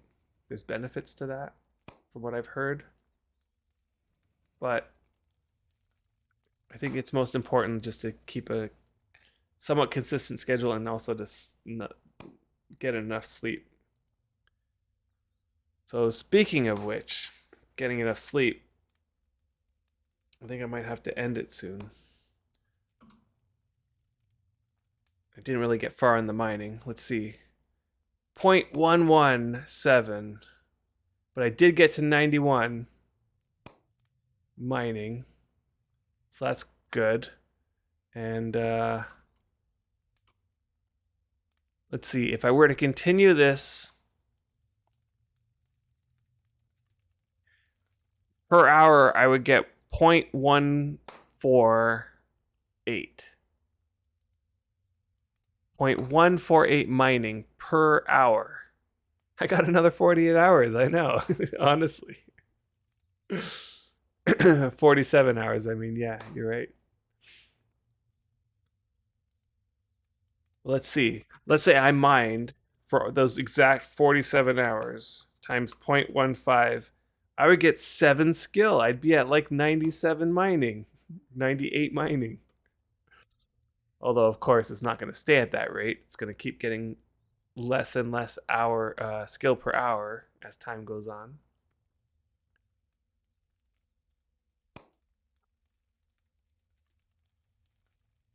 Let's look at the body stats that I've gotten today. So it looks like the stamina is not as big because I was doing mostly imping. I had reset my client right before the stream. So all of these gains were on stream. Pretty well. So 0.138 body strength. That's pretty good. That was mostly from the weaponsmithing. I'm pretty sure. Because with the mining, I'm getting stamina. I'm sure of it. Does mining not give stamina? I would have thought it did. It looks like it's body strength. Oh yeah, I am getting stamina. So I'm guessing this 0.035 is just from the mining. Look at that body control gain. 0.18. That's really good. Mind logic 0.06. Again, also probably mostly from the mining. And soul strength.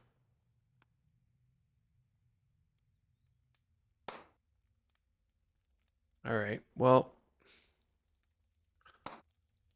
let's end it here after this, and then I'll head back, and then we'll end the stream.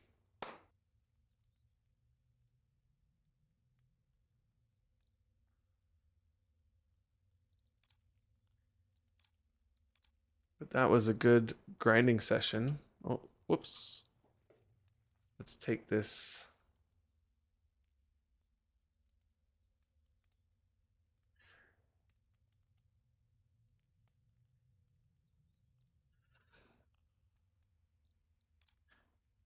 All right. One more thing actually before I go. What was the quality that I was getting out of that? I combined it all together. I didn't even think to check the quality of the vein. It's normal quality. Okay, so it's not. I wasn't wasting some high quality, which is good to know. But it does say it'll run out soon, which means it's under 1,000.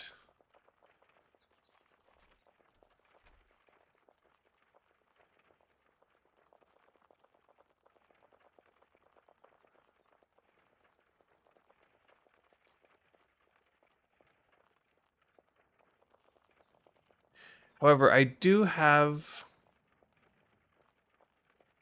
access to another silver vein, so I'm not too. So body control is not from mining, so that was mostly from the imping, right?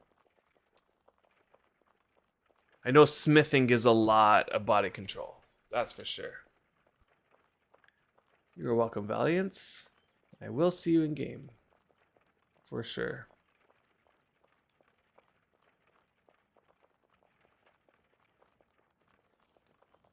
Yeah, I've always never really had too much a problem with gaining body control.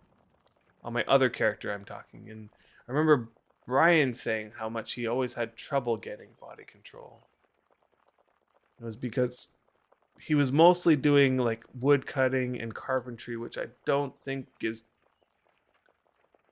Carpentry gives a little bit, or was it mind logic? I can't remember. There was one of the stats that he was saying like he can't quite get it as fast as I was getting it. Yeah, carpentry was decent. Maybe it wasn't body control. It might have been mind logic. It was one of them. I can't remember. Okay, let's look. Let's look. Characteristics will show us what skill gives us what.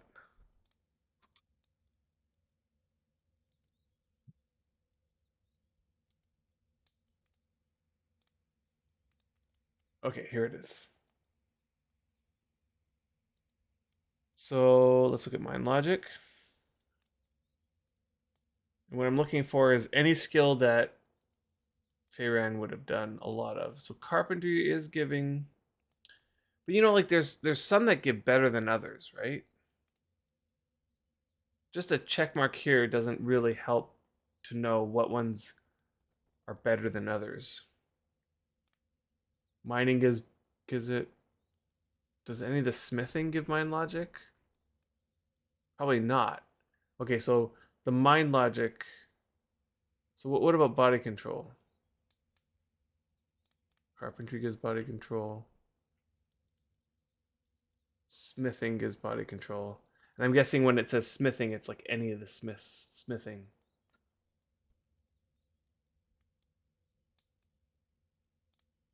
Or is it just saying smithing skill? Just trying to see if blacksmithing is down here somewhere. Like, are any of the specific smithings in here, or is it just smithing in general? Any of the smithing looks like it.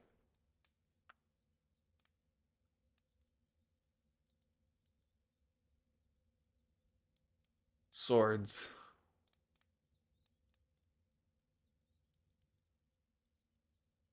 Yeah, the list is very simplified. Yeah, leatherworking is good for mind logic and body control.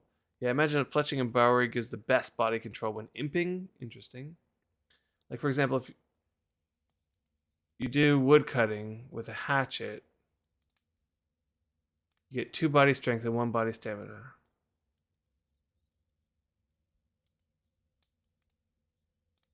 But if you do it with a saw, you get 1 strength, 1 stamina, 1 mind logic. Interesting. Oh, I thought I would go through a whole stream without getting one of these. And that I was wrong. All right. It is late. It is very late.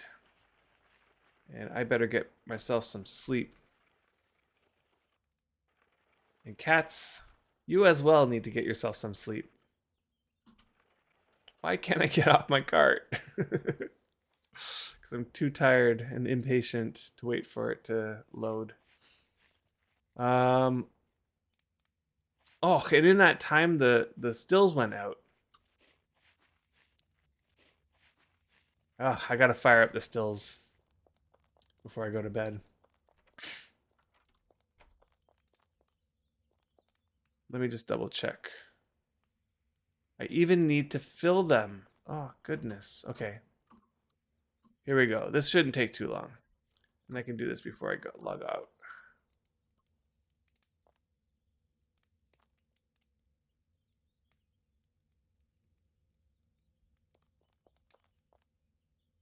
Okay. Let's unseal that. And let's take a drink and pour the rest. And I need to bring this into the main thing so I can set the volume. I'm just going to set it to 5. Looks around innocently. Okay. Let's get these fired up first. Let's do that first. And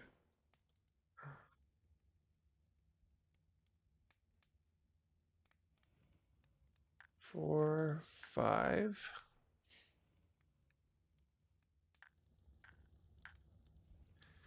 And then while that's going, See, already some of the boilers are empty.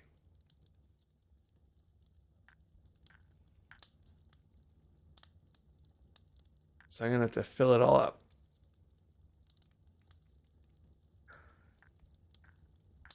Now I got a lot of vodka because I made a lot of potatoes. I'm currently growing rye and barley, a little bit of wheat for the beer.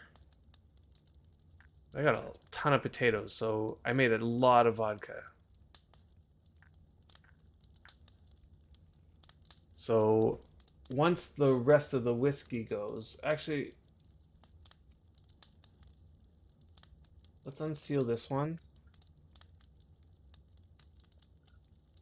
And where was I? I was on 5, 6, 7, 8, 9, 10.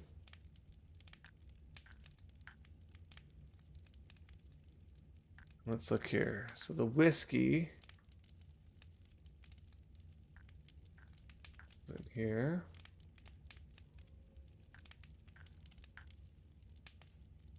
Vodka is in here. That's full.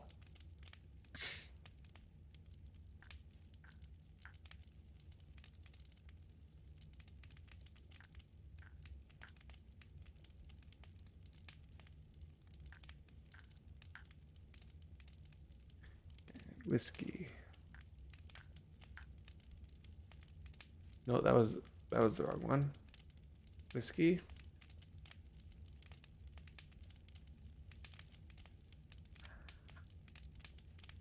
Moonshine.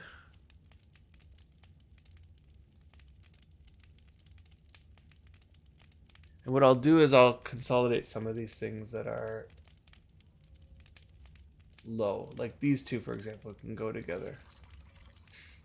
And here's this one, moonshine, this can go together.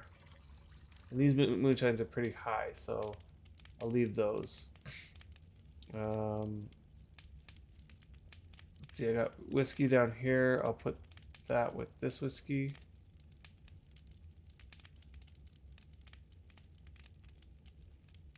And I'll actually bring all of that whiskey over to here. Okay, good. So now I will fill the first ones up with whiskey. And now I can start like organizing it. So still one will be whiskey.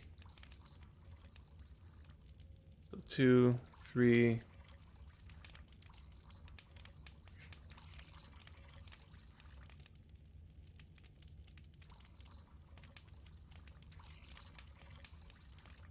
And this is all the whiskey I have. So I think, let's see, there's only 8 kilograms left. 3, 6, 7, 8 will fit.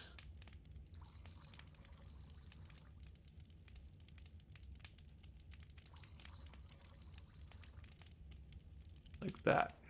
There's all the whiskey. Okay, so now let's do vodka.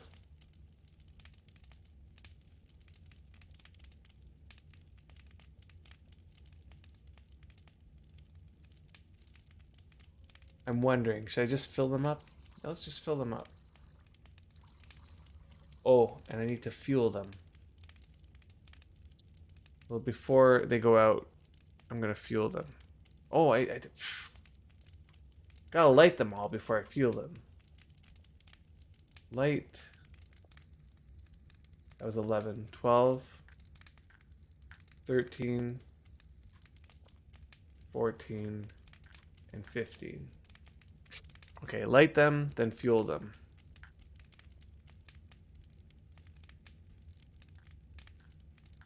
What am I carrying? Why wasn't I able to carry more than that? Oh, it's probably in a bag or something. Yeah.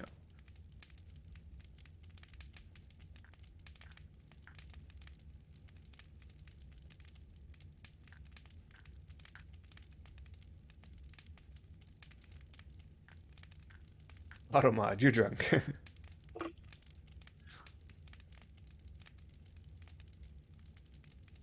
I'm just a little bit drunk. Lots of vodka, licks or chops. Yeah, it did.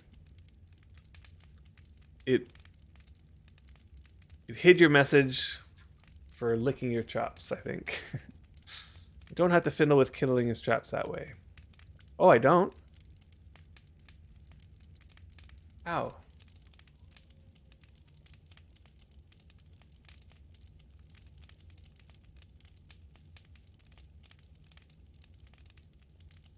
Meaning that I don't have to, like, right-click each one?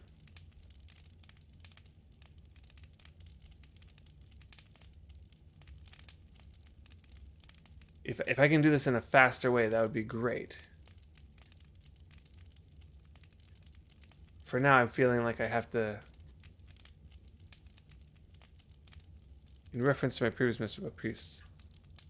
Oh. You have your mag priest. Use magfire in them.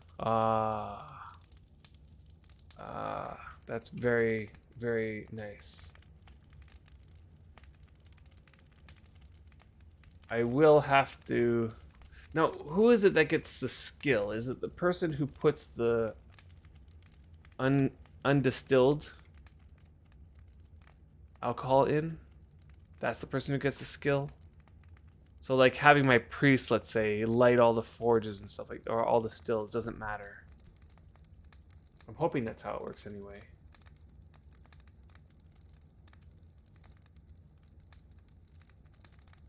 Okay, I'm just gonna fill... I have so much vodka, I'm just gonna fill all the boilers that are unfilled right now with vodka.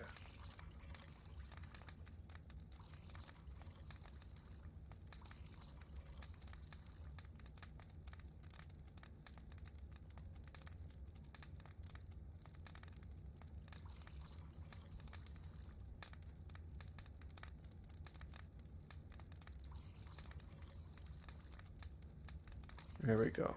All full. Okay, so it lights and fuels them. You haven't ever caught your priest getting the brew checks. Okay. Alright. Well. All full.